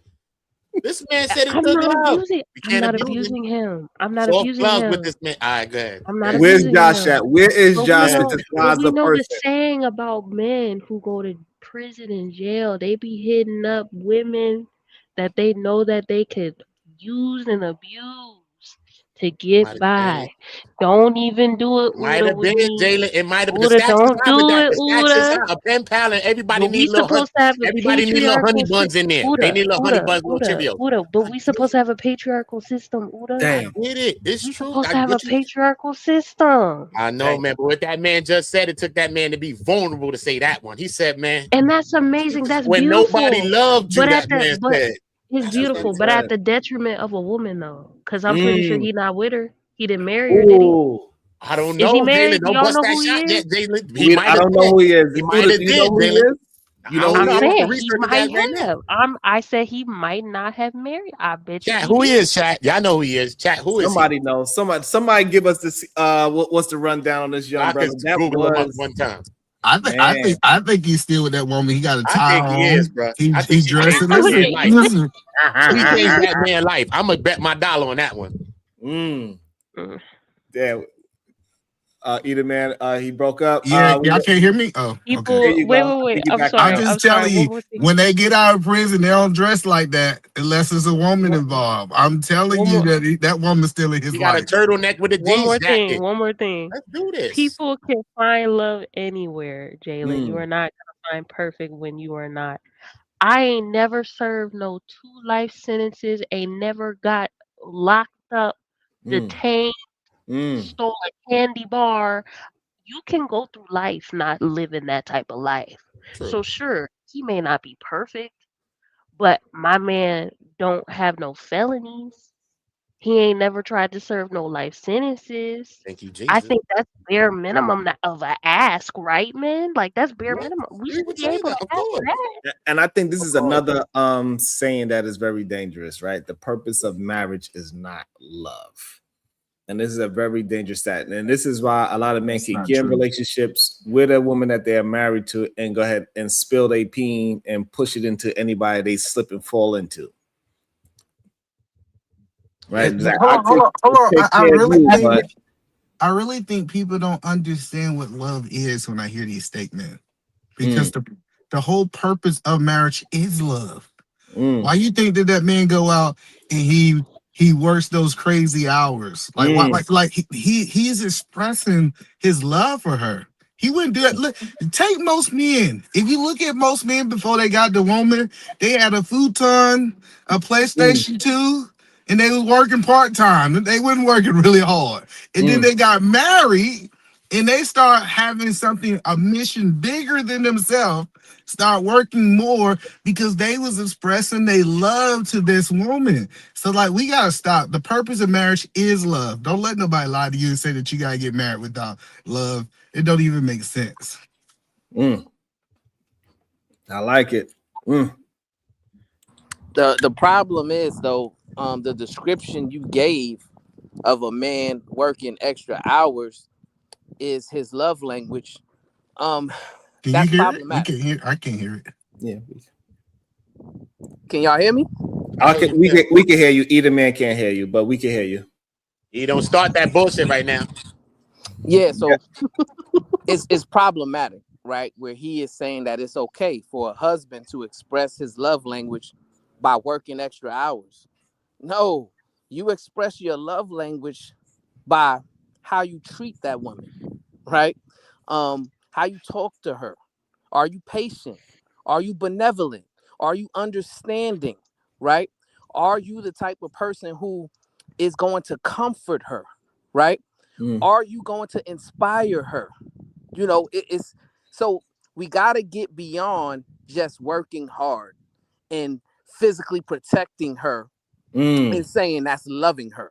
No, we gotta, yeah, baby, we gotta get off of these surface level conversations and really start talking about what makes a marriage actually stand the test of time.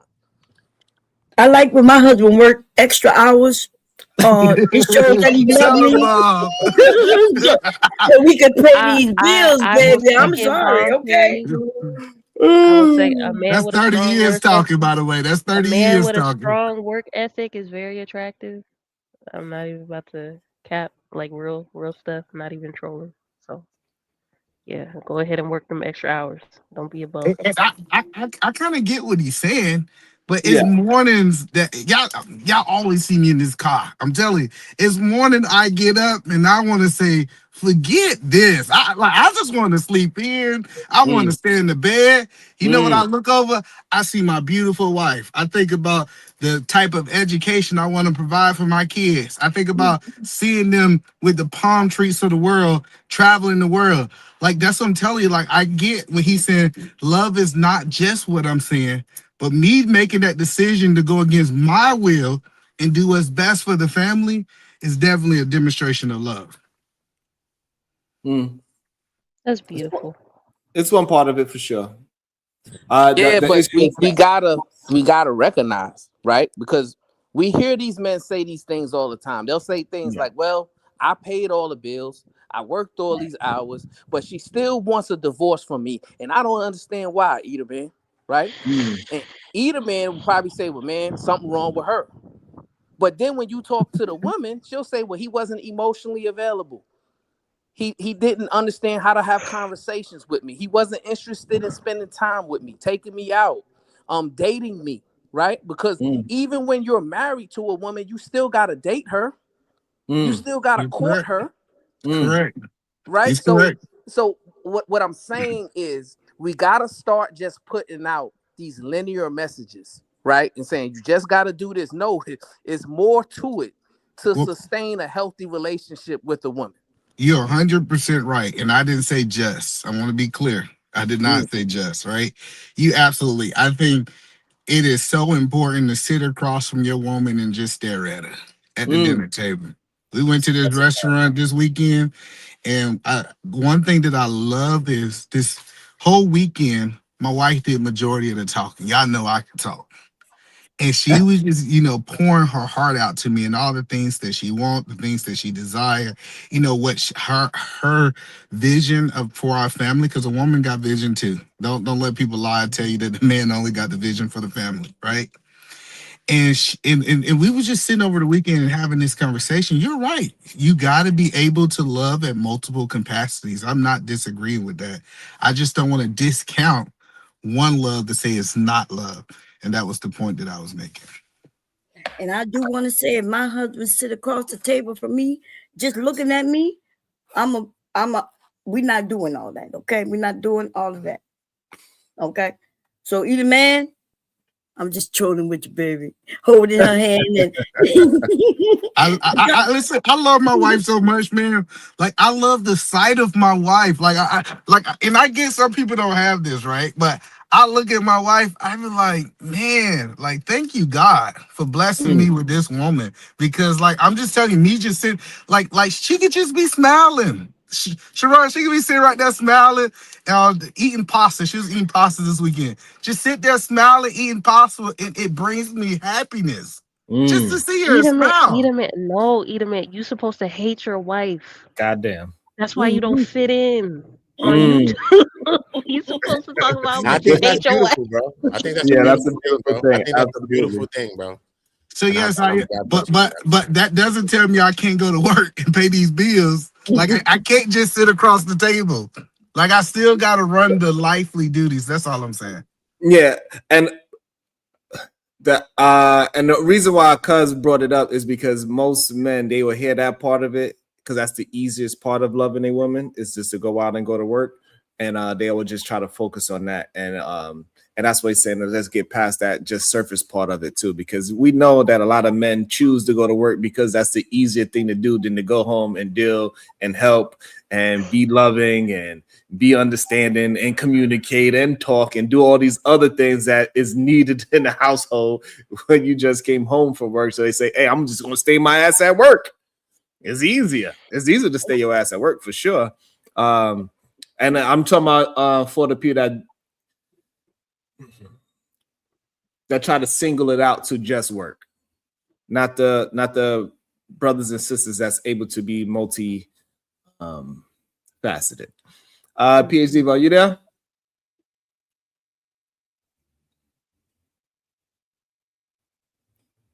I'm scared to say anything. Me too. I think it's for Mac. I think I'm pronouncing that right. With the Canadian $5. It says the purpose of marriage is commitment, not love. When people marry only for love, that feeling can fade under life pressure and often leads to divorce. So that's not true, love, right? That's not love. Commitment is actually a tenet of love, right? Because all commitment is that you're dedicated to the cause of being married, right? That's a part of love, right? So you can't have love without commitment. That's number one, right? And love is not a feeling. I need people to stop saying that. Love is an action, right? You show love, right? You spread love, right? It's something that you do. It's not something that you feel, right? Anybody could say, I love you, but in a moment of need, when you need that person, that's when they're going to show you how much they love you. I agree 100%. True. I like it. Let me get back to it. My first mindset being from the street, bitch, who you talking to? That's what I was thinking. But I had to understand it's two parts to that. You either want to be a better person or you can accept what you think is right. And so once she educated me on certain things and said, no, baby, we don't do it like this. You need to go to therapy. You need to do it. It was a lot of things that I felt like I should have been compatible about, but I wasn't because I know I talk to God and say, I need answers. My answers ain't always going to come through a man. For sure. I was taught to believe. Goddamn, you heard that? That was a bar. That was a bar. That it did because a man should raise a man. But a woman is nurturing and caring. And if she cares about herself, she cares about her counterpart. So it's up to us to listen, to accept. We don't have to agree. 90% of the time, I don't agree. The fact that you can say, I accept, I receive what you're saying. You don't interrupt. You don't defend yourself. These are all. I got a question. Is that hard for you as a street guy? It's hard right now. I get you. I get it. But I'm just making sure everybody get heard. All right. No, it's not. It is hard. It's hard because as a man, I know what I want to do, but I also know I'm trying to break a system that God is helping me break because I have to unlearn what I thought was right. Ooh, that was heavy. That was good. But here go Clifton Powell at. Yo, hold up. I'm trying. Hold up, bro. That woman did a good job. Hold up. Like, wow. Let him land his little plane. Yo, bro. That woman led him to the promised land. Not the promised land. You let him, bro. Milk and honey. Bro, who is so disrespectful? Go call his plane little. Let him land. Y'all ain't Be it the Clifton. It's a little plane.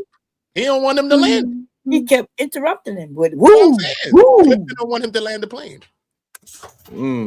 He making some points. As a young brother. He making some good points as a young brother. As a young, supposed to be the one saying these types of things and not even As a street guy, don't you find this challenging? Yo, bro, I thought you figured this out and you found love already. Relax, bro. As a street guy, look what he want to ask him. Come on, bro. We got bigger questions to ask, bro. Yeah, that was good. That was No, powerful, and it Clifton wants shows the the old people that people do to the work. focus on the street dudes. Right, that's what he was. Right, instead of focus on the things that he resolved within himself. I think that was another thing that a lot of men, a lot of our brothers, we have to unlearn a lot of things. This goes to like what Uda always brings up. Like we have to unlearn that bad means good, right? So we grew up in an era where not only in our life that the opposite meant something good, like, you know, damn, that's a bad bitch right there. That is technically a good looking woman. But no, you shouldn't be calling her a bad bitch. You should say that's a good looking woman, right? Things of like his friend being a virgin and everybody clowned him for that, where they should have been given praise for that. And so on and so forth. The person that got the 9 to 5, he got clowned to being a square versus like, so there's a lot of things that us as brothers, we have to unlearn because we thought that was the right thing for a very long time, generation after generation. So that was very powerful what that young man just said with that unlearning part. I think that was beautifully said, the unlearning part. It was, like man. It was. That was a good way to put it. Yeah, man. And it's systematic too, man. Systematic.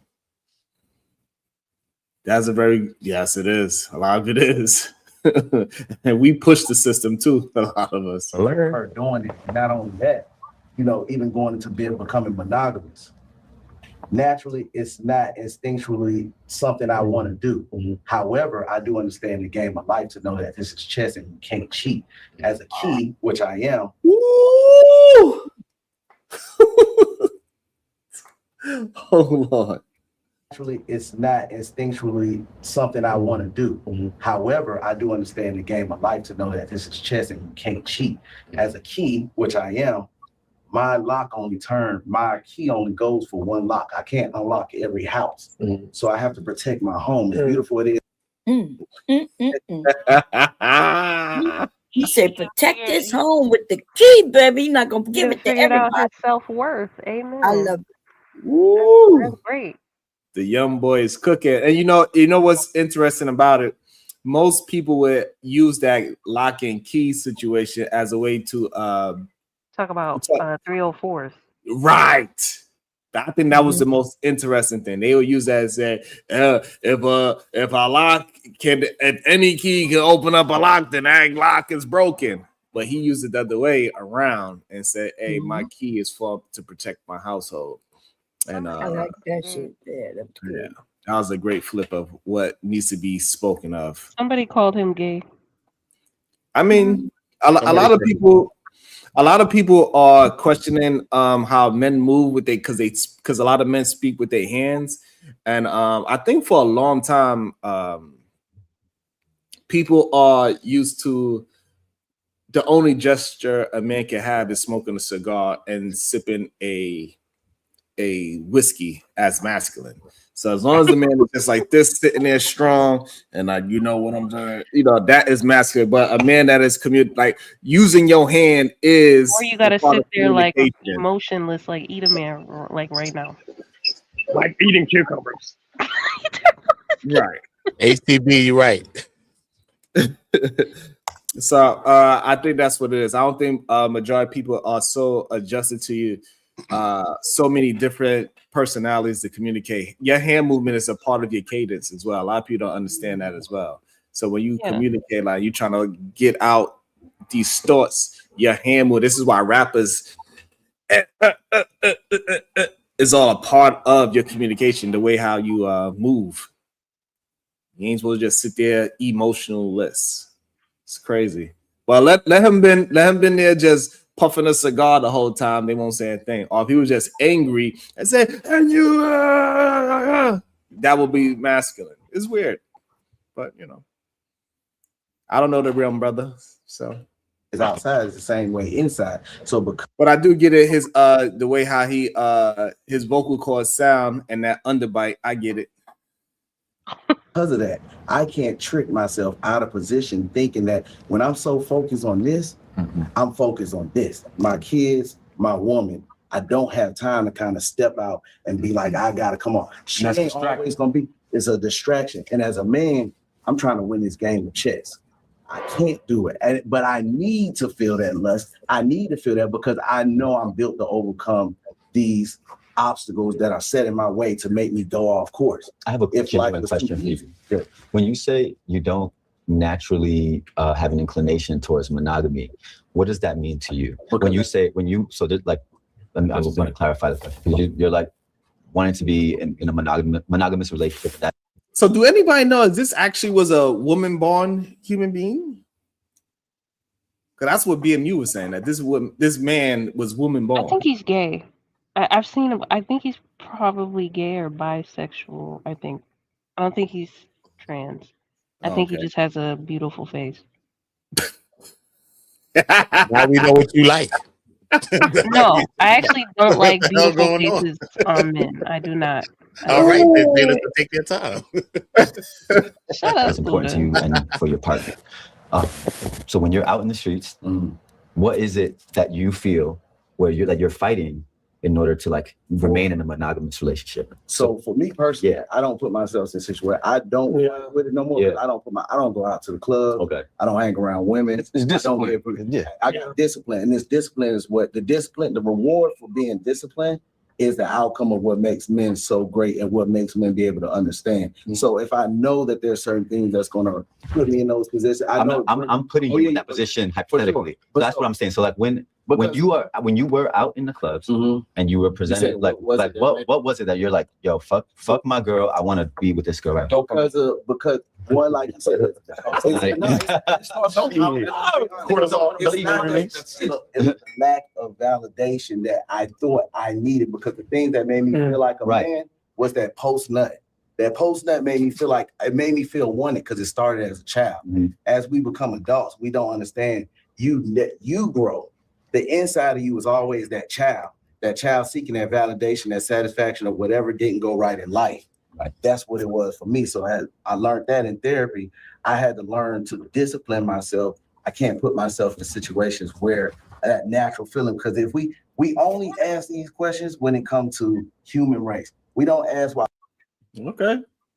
He had to go to therapy. And so I want to know, so the dude that they saying that is a man, do he date women or do he date men? Because if he date men, is he technically straight? I'm confusion. That's a mindset, bro. Your mindset ain't straight.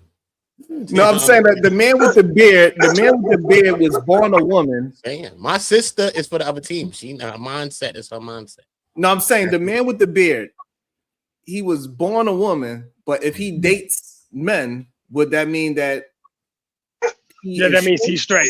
Yeah, he's straight because he's a woman dating a man. Now you would be straight? I don't know, bro. It's very similar to Caitlyn Jenner. He dates women, but we know that he's a she now. Caitlyn Jenner, but he dates women.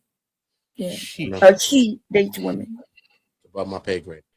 Yeah, I don't know nothing about I believe it alone. I don't know nothing about that. But you know what else? And you know what else it is? Either man, we didn't make it to our financial goals today. Oh man, I think we was cooking up today. What you missing? You voice it. Tell everybody what you're missing. I've been telling them. They know. Okay, I learned something. Where's it? I don't see it. It's okay. Well, let me announce it. Unless you want to end it. What you talk about? Was you trying to meet the goal? You know, be the man or myself, we could get it going. Listen, y'all, how much 28. We got 28 minutes to raise, but we got another amount. What's the amount you want, like Sharon? 17 or was it more than 17? I'm not sure what it was. It's $12 at this moment. $12. Oh, 12. Yeah, come on, hold on. I know he could have known that. Come on. I think he ready to go. We talk about these amazing wives. I think he want to go spend some time with his wife, man. That's what I think. Let's see. $12. I know for a fact that Zero in the chat got $12. So go ahead and send that 20 piece so we can stay here for at least another hour. Just think about it like this. You guys say y'all want this type of conversation. Now we giving it to you. We just need to make sure that we can keep it going. So go ahead and drop that. This is how we like. We like PayPal. We like Zelle. We also like our Cash App. You could be anonymous, or you can tell everybody you send it. We okay, but we need it in the next 7 minutes. So I'm gonna tell you right now, we got 7 minutes to get it. If you want the show, and listen, if you want us to go on by our business today, we can. But I think it's some people that want to continue this show. I don't think anybody's been cussed out so far. No,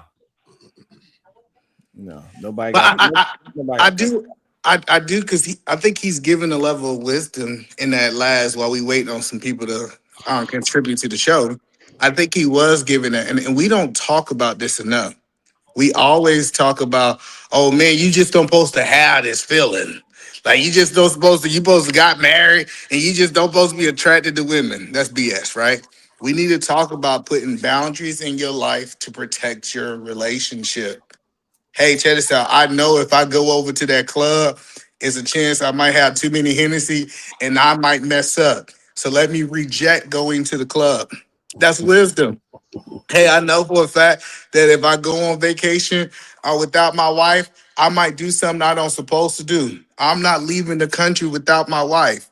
I think men, especially people who was raised in these environments that he's explaining, need to understand how do you put safe boundaries in your life so that you can protect your marriage even in your weakest point. So I think there was a lot of wisdom he was putting out there. But to that point, Eater Man, right?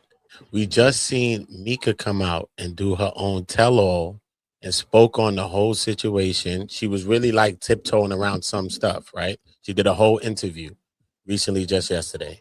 But in this interview, she said towards the end, after dancing around, she said, I feel like he didn't protect me. And after that, I feel like he bolstered the situation. So he elevated the situation more than he did. And this is one of the reasons that she used for why she doesn't want to be around him or why she's not going to go back to his show, is because the way he handled it or handled her, she didn't feel like he really made it to protect her when she was under his covering, like some of the rhetoric that he uses. But that's BS though.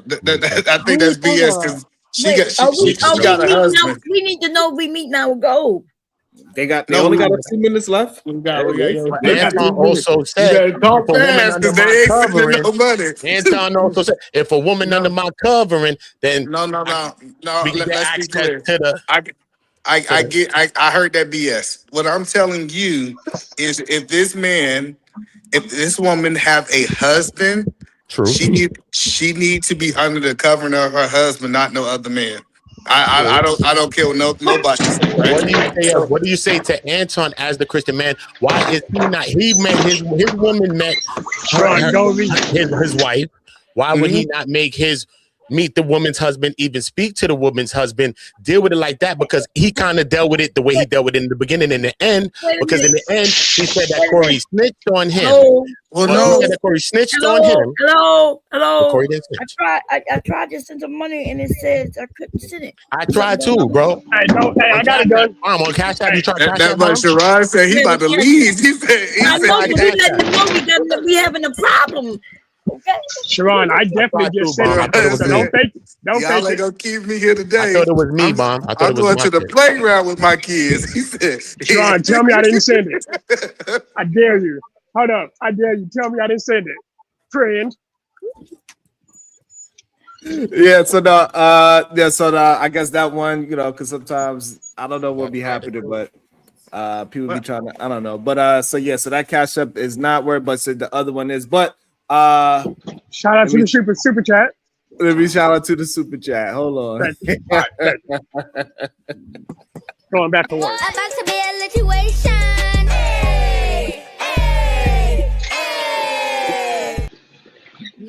Shout out to the super chat. We got it. We made it there, and we're gonna extend the show so we can keep on building on our beautiful solution. Shout out to Shadow. Wow, shout out to the people that attempted to send in cash outs. I really appreciate you as well. It is not what's that? Appreciate it. Thank you so much for attempting to show love. Is that Shadow? Yeah, that's Shadow. Crazy ass. Yes. They got Shadow. They got Shadow vacuuming out the trash cans. No, that's the truck. Yeah, that's the truck. Going. I got you, but no, I want to get back to what Uda said because Uda said some craziness, right? I love Uda. I ain't putting no words in that woman's mouth. That's what this woman Uda, said. hold on, Uda, let me respond. All right, Uda, I'm mute. Uda, is no other man's responsibility to protect my wife. We got to put this out there. If my wife is going somewhere to do business, my wife is doing, like, I truthfully and honestly think this was a failure on her husband. Hold on, let me finish. I'm not saying one word. I just said letting her go. He didn't meet this man. He had no conversation with this man. And then she went and got hurt. Because based on this interview, we know that she was hurt.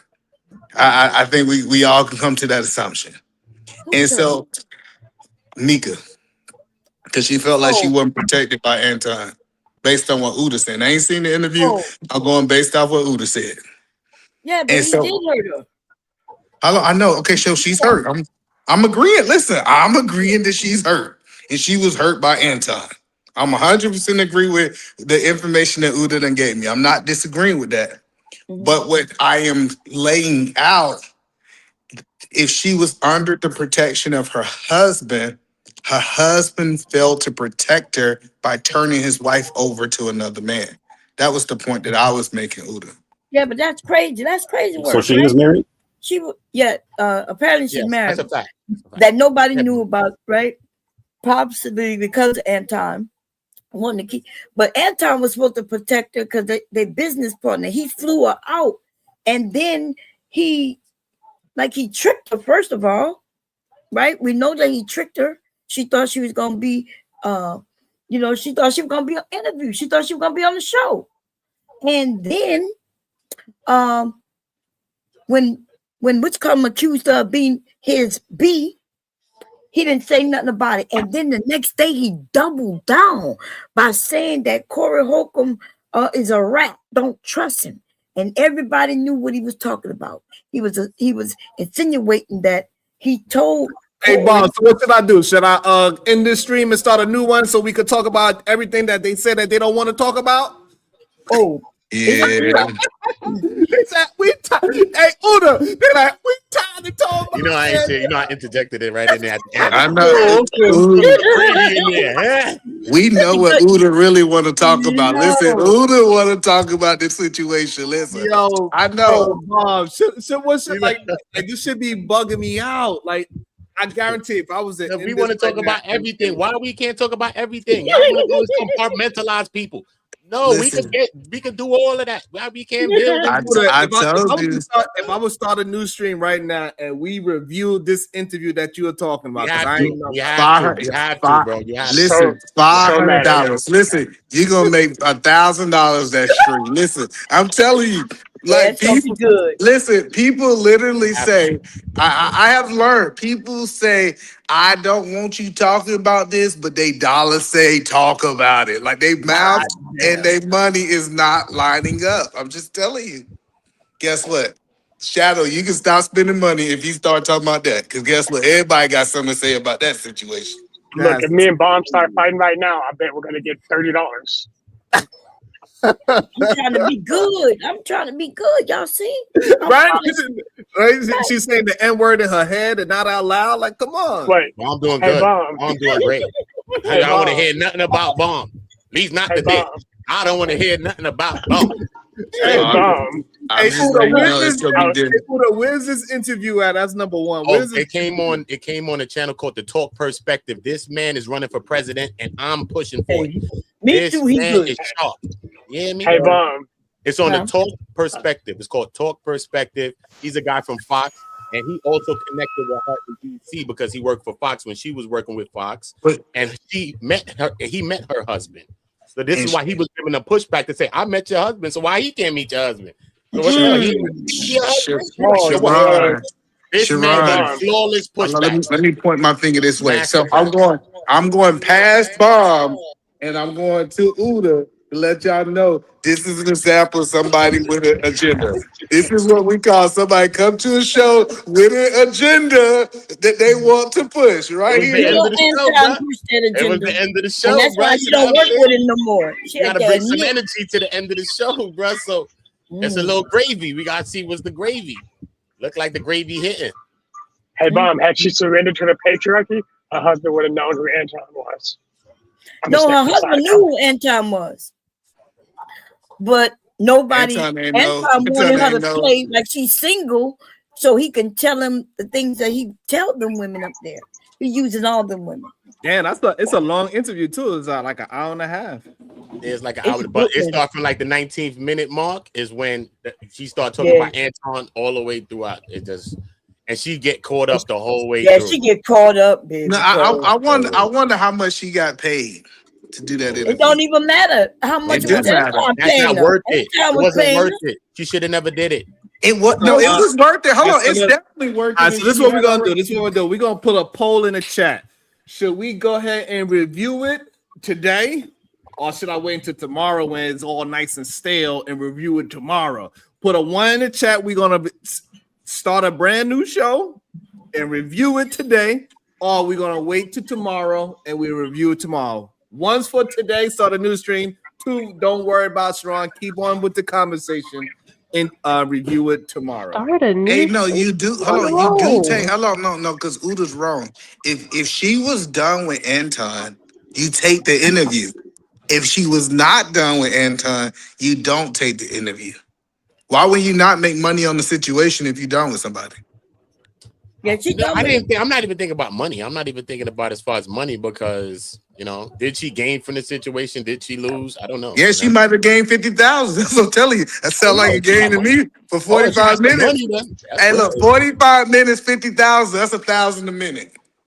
If she got some money like that, then I'm not saying whatever's with So that. but I'm one just is saying for what? Which one for?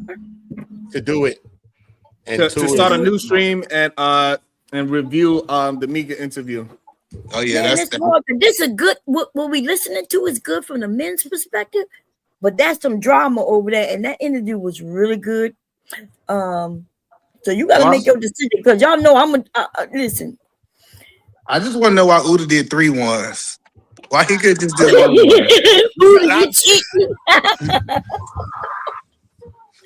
I think he's trying to rig the election. Why there's so many ones? I think he's trying to rig the election. You gotta watch them Democrats. I did. Zero times, I did not. You have to hold on. Zero. I did not. You have to send it to the other Cash App. That's why I had to make 2 because things be. I don't know what be going on with what they be trying to do. I gotta call them up and find out again what's going on with them. So I did not get it for the people that did try to send it for the goal. I appreciate y'all. What that tell you? Sharon, we need voter ID. The We need last voter time ID they on did this that, call. did they give you an excuse or they? You might have to change your account like mine to a business account. Well, I got a Cash App, Sharon. If you ever need somebody, I'll sell you the money. I got you, man. Just give me gonna put mine out there. Go ahead and send me $5 to make sure mine's work. It's all 100. I just want to make sure it works. Hey, Silent. By the way, you came up here silent than a mofo. I forgot you was up there. Hey, how you doing, Bob? I'm doing good. How you doing? All right. So for sure, we got a bunch of ones. I know, but hold on, we gotta get silent tapes 3 before you switch it, though, brother. I want to It was get about like silent 3 tapes. I just got It's about like 3 2s. So y'all go ahead, finish up the conversation. I'm gonna set it up. We got to do what the audience said to do, right? I think this poll was rigged. I think this election was stolen. I think we need to have voter ID now. So Silent, what do you think about these men at this round table having this conversation on what you saw so far, Silent? I mean, I only saw a little bit of it, but I think it's a good thing if they go in the right direction. They sit down and talk about it. I know. So, what do you think they're going in the right direction, or you think they're going in the wrong direction? Do you need the link, Sharon, to the interview? Oh, you got it. You got it. Okay. But then at the same time, if that's maybe I ain't gonna say that. I don't know. Because I'm thinking, why is the other guy there? If he gay, then why he in there like in the conversation? Like, oh. No, I know. I think there's women. About no. I know it's a lot going on in the video, but if we look at the core of the video, like, is this a video you should be sending to your young cousins, brothers, and even maybe your male children, or you think that this is not productive to send to the next generation? You can send it to them, but if they're gonna listen. So you do think that if they did listen to these guys sitting around this table, you think it'd be fruitful for the Black community to listen to them? Yeah. Yes, I do. Interesting. You think they shouldn't have no conversations? Like, no, I think anybody can have conversations, but this is what I heard, and I might have heard it wrong, like, because my mind works in a different way. A lot of people in this video, they said that it's okay to wait until you're old and gray to really make love. And then even in the hood, like I said, I just heard things different from what other people heard. I just wouldn't want a man that I'm mentoring listening to them. Yeah, but only one man said that. The rest of them are giving pushback. They're not agreeing with him. Yeah. I understand. Yeah, I don't know how you missed most of it. No, well, I'm just saying the part that I came up. Even the guy with the tattoo on his face that was 2 times in prison, he is saying some things that can be fruitful, but he also, instead of him establishing himself as a man, he want a woman to help him understand love. But that's love. If you love as a man, you love a woman. She teaches you love in her way. Men can't teach you love. No, I'm not agree with the abusing the woman to learn love, because that's kind of how he said it. He was like, such and such, B, why you talking to me like that? And he was abusing her while she was loving him. That's my issue. Yeah, but I thought he said that was the wrong way. So through his experience, he's teaching the younger people not to do it like they doing it. Right? Isn't that what we learn? We can learn from others without having to go through it. Yeah, I thought he was explaining that he didn't. Because wasn't he saying he was doing it the wrong way? Yeah. That's what I was thinking. That's what I took from it. Yeah, I just won't let no man that I'm mentoring listen to these fools. But that's just me. Maybe listen, and it might be you're judging. I know. Okay, just say I'm judging. Listen. Let me say this. I am okay with who I am as a person. Whatever y'all say that y'all don't like about me, I'm okay with it. I promise you I'm okay with it. But I'm just saying, if I take my nephews, I wouldn't want my nephews listening to that conversation. I would try to be able to do something different with my nephews. That's all I'm saying. Hey, can you give me it may not work. They may need to hear from a different type of person. You know, we all got different personalities. So I think your way will work either, man. Some men will gravitate towards you, and then they're gonna be, some young boys who not. And so that's why I think they got a different type of men up there. Even they talking to hood people in the hood. That's one thing they keep saying. No, they keep saying, what about the dude in the hood? What they talking to the hood dude? No, they talking to all the men. There's different types of men, though. They need to talk to the hood man too. The hood dude. Everybody got their own lens. Everybody's speaking from their own paradigm. So you know what I'm saying? The hood dude is a hood. There may be a couple, 2 of them, or one of them. Maybe the guy that was on the show acting. He got like a little street vibe on the show, but he was speaking. I forget his name, but I don't really see. I don't know if everybody had a hood energy up there. Clifford Powell, him. Clifford had that already, but then what's the next guy? I think he was on like ATL or some shit. Yeah, everybody up there not on no hood thing. They saying they were at one point maybe, and they trying to unlearn those things. And Now, that's most what black I men heard. are on that hood thing, even if they really wasn't raised in the hood. Like my kids, right? Wanted to be rappers or drug dealers, you know, because that's what our community pushes towards men. And what them young men were saying is, hey, I had to unlearn that. I had to unlearn that. Play a little bit more of the video. I think we need at least about 2 more minutes of the video while you getting the other shit ready. I don't know. He might not exit out already. Okay. Let's play a little bit. Lions go around fucking. We don't ask why monkeys go around fucking. The man is always allowed to go around and procreate in other animal kingdoms. But when it comes to us, instead of sitting there saying it's like men or dogs, that's all we know. But nobody gets to the bottom of why do men feel this way that they have to go and do this? And maybe that's just their natural being. But as a man, you still have to learn to discipline yourself, and you can't run with it just because that's how you feel. I might feel like killing somebody. That don't mean I won't go to jail. Right. And it's repercussions. So once you understand how to love yourself and understand karma, karma doesn't always come back in the form of a woman cheating on you because you cheated on her. You may have been able to get a position and make more money, but because you cheated, you tricked yourself out of a position that you just didn't know what to come about. So it's necessary.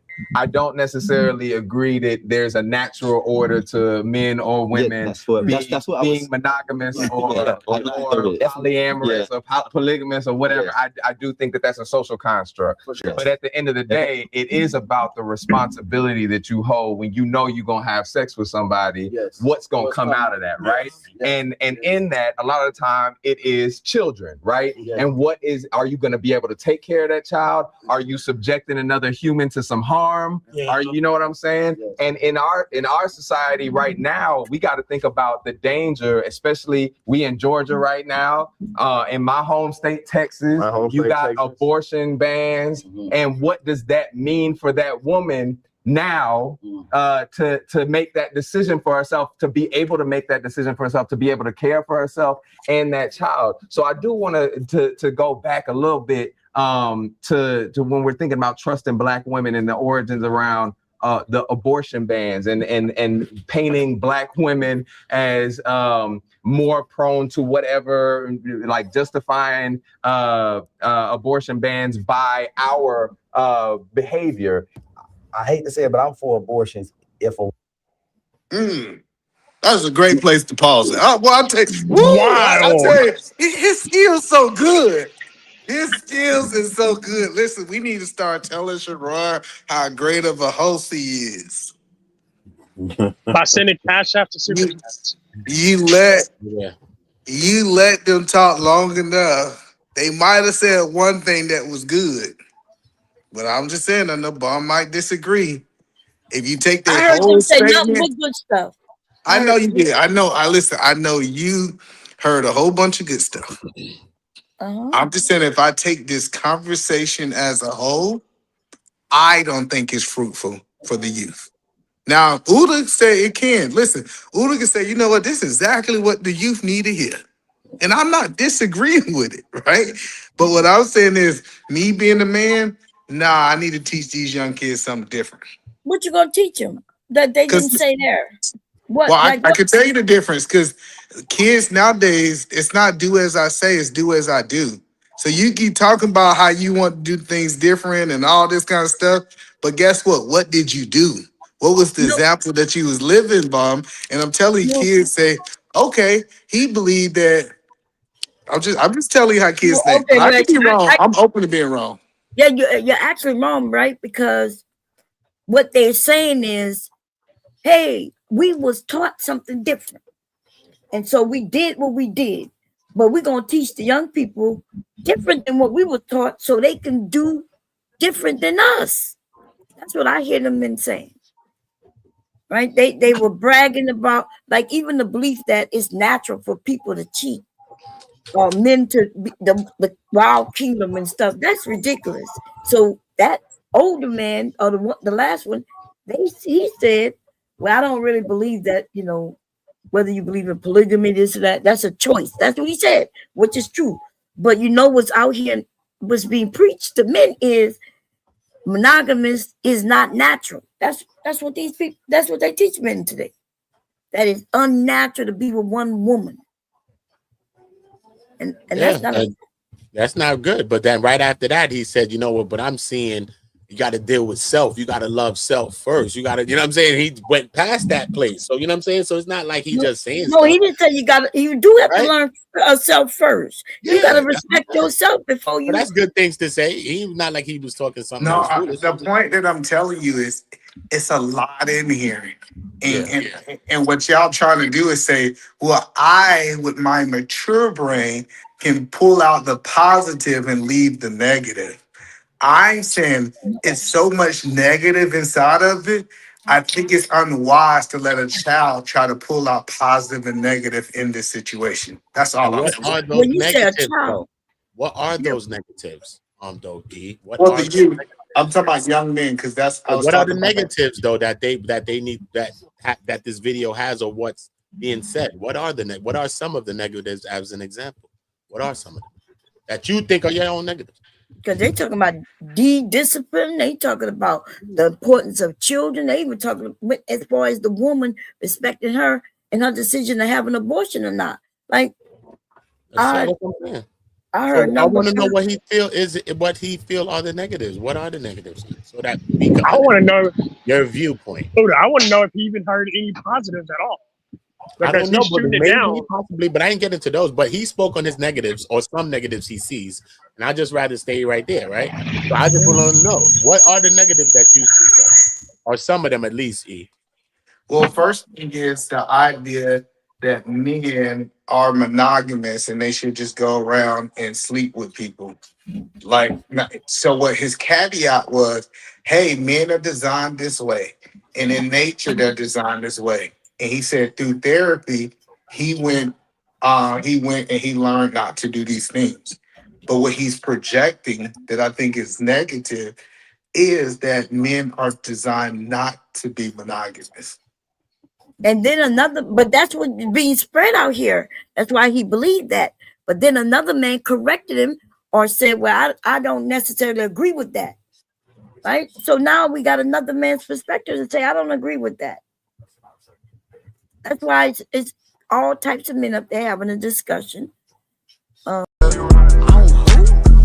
Nothing wrong with being. Let me